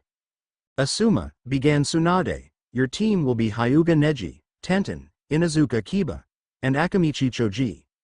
You are to teach them ninjutsu and hopefully a bit of taijutsu. Yes, Hokage-sama, said Asuma, let's go team. He led the 4 students out of the building all the while chewing on his cigar. Guy, began Tsunade, you will keep Lee as I doubt he'd do well anywhere else. You will also get Haruna Sakura, Yamanaka Ino, and Nara Shikamaru. This group is in need of very strict training and discipline. You will teach them taijutsu and do what you can to increase their ninjutsu skills. The fire of youth burns strong through their veins and they are bursting with pride at their great fortune to be taught by Konoha's green beast, Maida Guy, shouted the man far too loudly. Right, said Tsunade as she cleaned her now hurting ear, I expect the Nara boy's laziness to vanish quickly. Never let that boy be lazy for a second while he's training with you. His free time is his but training time is for training. If I ever find out he's been lazy I will punish not only him but his entire team. Clear? The 3 other genin and Guy nodded while Shikamaru just sighed, this is going to be too troublesome. Guy was about to shout something before Tsunade cut him off, take your team away Guy. Guy bowed and led his team out shouting all the way. Right, I suppose that only leaves you 2, said Tsunade looking to her son and Hinata. Yes Hokage-sama, stuttered Hinata. How come I don't have a team? Questioned Naruto rudely. Be quiet for a few minutes Naruto and I'll explain, said Tsunade as calmly as she could. Hinata, I am going to take you as my apprentice. I think you have an amazing talent for the healing arts and with your Byakugan you can see things that most cannot. Hinata looked stunned at being given such an opportunity. Congratulations Hinata-chan, said Naruto loudly, I knew you could be a great healer if you wanted to be. Thank you Naruto-kun, said Hinata blushing slightly before she turned to Tsunade, thank you Hokage-sama. From now on you can call me Tsunade-sensei, she said sharply. Yes Tsunade-sensei, said Hinata politely. Shizune, called Tsunade towards the door. A moment later Shizune stuck her head in the door, yes? Would you take Hinata to the supply shop and get her everything she needs to become my apprentice properly? Certainly, said Shizune, let's go Hinata-chan. Hinata bowed to Tsunade once more before hurrying to follow Shizune. And then there was one, said Tsunade looking to her son. Kasen, said Naruto, I don't get a team because of what happened yesterday huh? You are correct Naruto, said Tsunade, but it's not why you think. You would do really well on any team you were placed on. However, you would not develop fast enough on a team and therefore any team you were placed on would be endangered by the Akatsuki. What's the Akatsuki? Asked Naruto. Those 2 men yesterday, began Tsunade, they were part an organization that calls itself the Akatsuki. They're very dangerous and now they're after your furry little friend. How did they know? Asked Naruto. We think that Orochimaru may have told them, said Tsunade sadly. That snake freak sold me out, shouted Naruto angrily, when I get my hand on him, I'm going to, but Naruto never finished his sentence, not that he needed to. I understand how you feel Naruto, said Tsunade, and believe me when I say that I feel the same way. Naruto calmed knowing that his cousin was on his side in all this, so what happens to me now? Jiraiya has agreed to take you on as his apprentice, explained Tsunade, you are very lucky he is offering this. He has not taken a student since since the Yondaime himself. Really? Asked Naruto excitedly, but I thought you hated him? I don't hate him but so help me if you become a pervert I'll hate you both, said Tsunade sharply. I would never, said Naruto, angry that his mother would even suggest it. Anyway, Jiraiya will collect you in a week's time, said Tsunade. What do you mean collect? Asked Naruto not like the sound of it. He will take you from the village for a few years to train and travel, said Tsunade. You're not safe if you stay in the village for now. I understand, said Naruto sadly. In the short time he'd lived in the village he felt as though he really had a home and not some hotel room that they'd be moving out of in a month's times. At least I have a week to say goodbye to my friends, right? You do, said Tsunade not knowing exactly how to comfort her son this time. Can I go now? Asked Naruto as he started to leave. I just want to be alone for a little while. Tsunade could see how heartbroken her son was but she knew that she couldn't really do anything to comfort him this time around. Naruto found himself wandering through town trying to figure things out. He felt as though his mother wanted him to leave because he was dangerous to the Leaf. In his heart he knew it hurt her just as much but that didn't stop the feelings from coming. Why do you look so down? Asked a female voice. Naruto turned. Oh, hi Ino-chan. I thought I told you before, only my father can get away with that, said Ino confidently. Naruto knew she was trying to make him laugh, but he just didn't feel like. Sorry Ino, said Naruto as he continued to walk away moping sadly. Boy, you really are down, said Ino. Want to talk about it? Nah, said Naruto as he continued walking. Somehow though that didn't stop Ino from walking alongside of him. I can't believe Guy is my new sensei. That green spandex and those weird eyebrows. Ino stopped and shuddered, but he's supposed to be the best taijutsu master in the village. Naruto continued walking, not saying anything.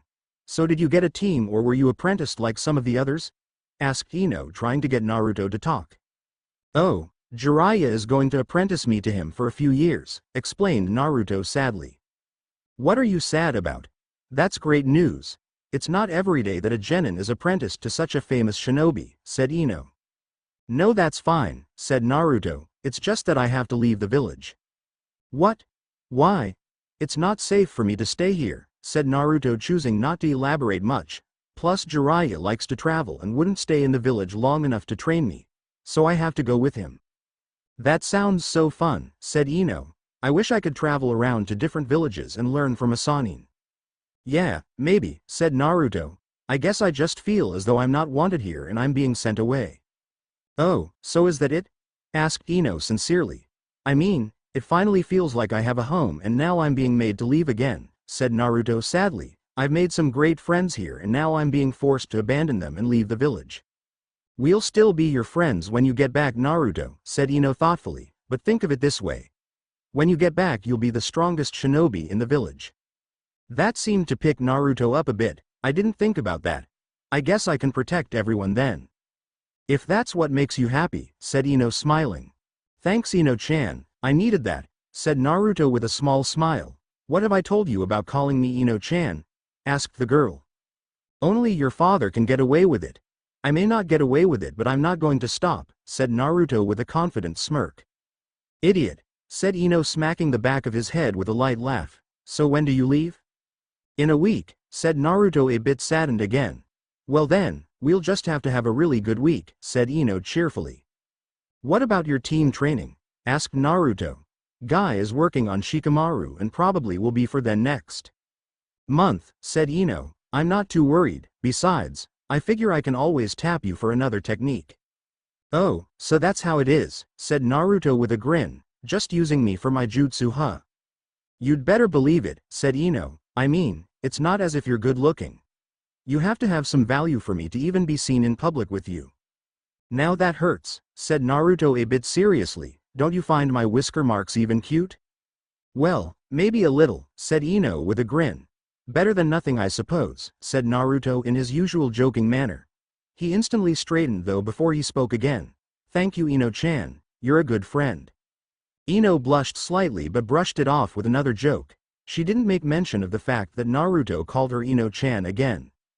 Truthfully, she was starting to like when Naruto called her that, not that she would ever admit to it. Naruto's face changed back to his normal cheerful self again. Want to get some ramen with me? Sure, why not, said Ino with a small smile. In her head she was asking herself if this could be considered a date, but then decided not to label it and just go with it. Break.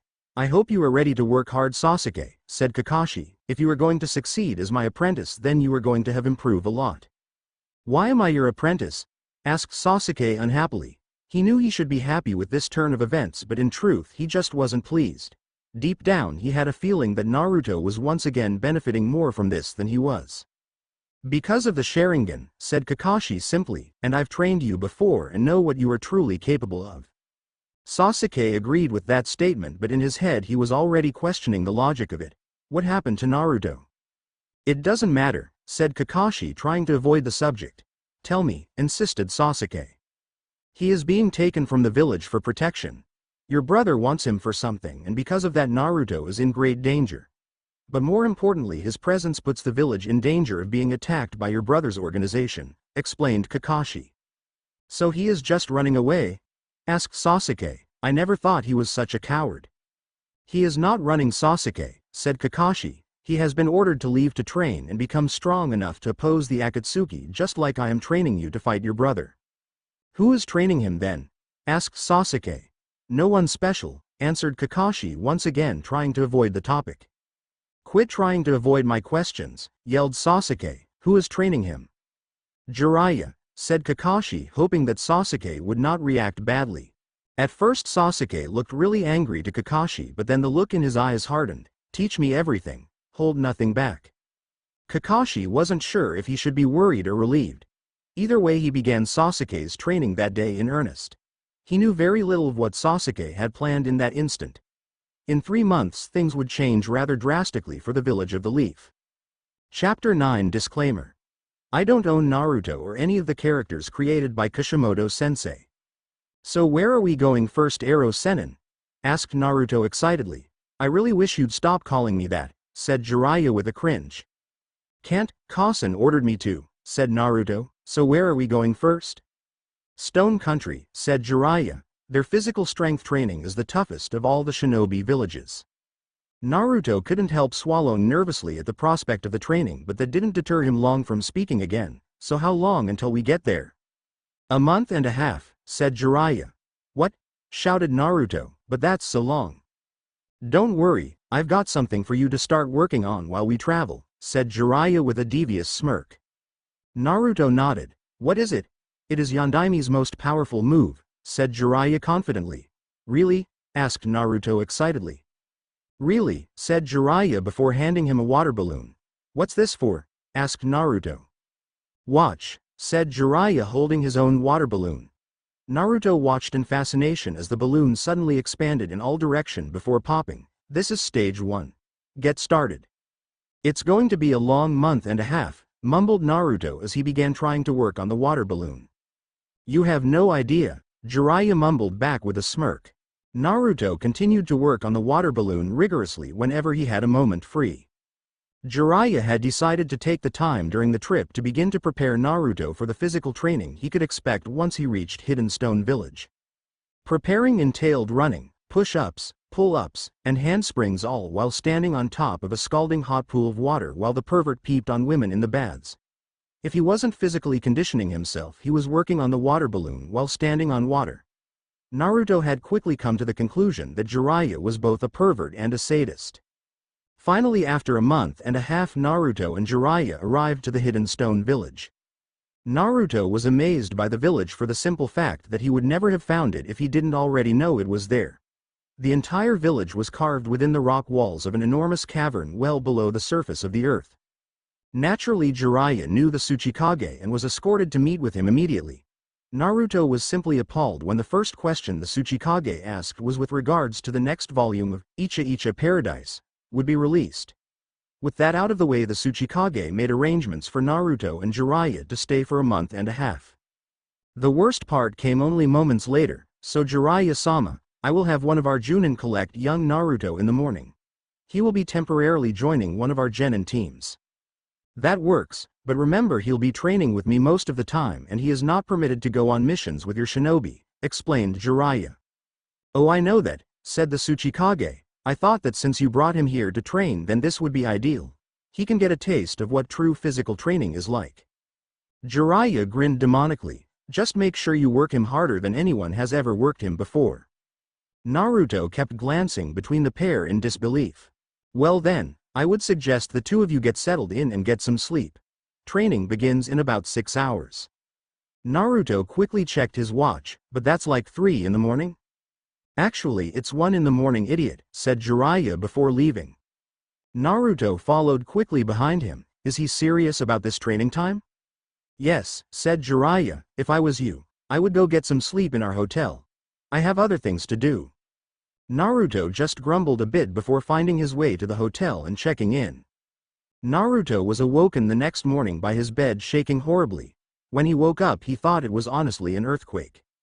Technically it was, but it was an unnatural earthquake started by a masked shinobi with the symbol for Earth on his forehead protector. You Naruto?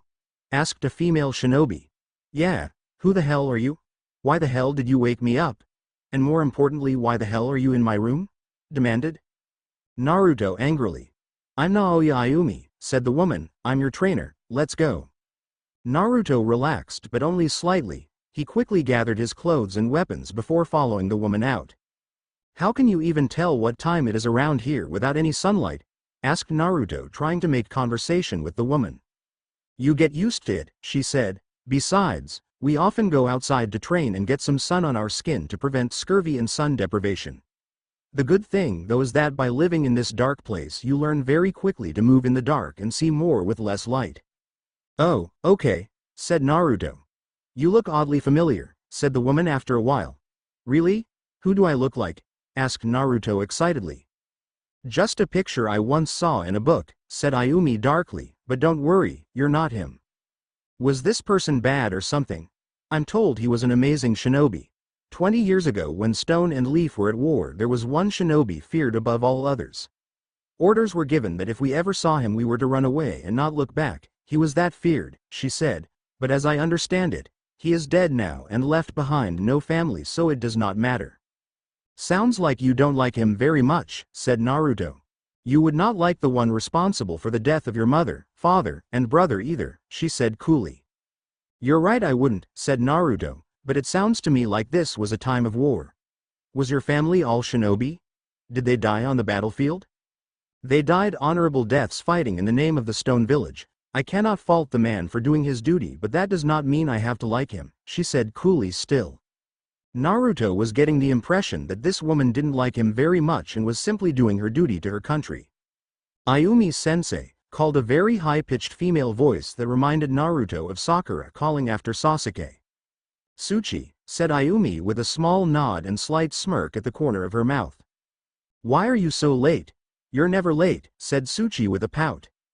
Naruto finally got a good look at the girl in question. She seemed really young compared to Naruto, which explained the childish behavior. She had lime green hair, whether it was natural or fake Naruto could not tell. On her left stood another girl with black hair and yellow eyes. Resting on her shoulder was a black cat with the same yellow eyes. To Tsuchi's right was a boy. He wasn't exactly to her right but was kind of hiding behind her like he'd seen Hinata do on occasion. He had dark brown hair and his eyes weren't really visible because he was looking at the ground.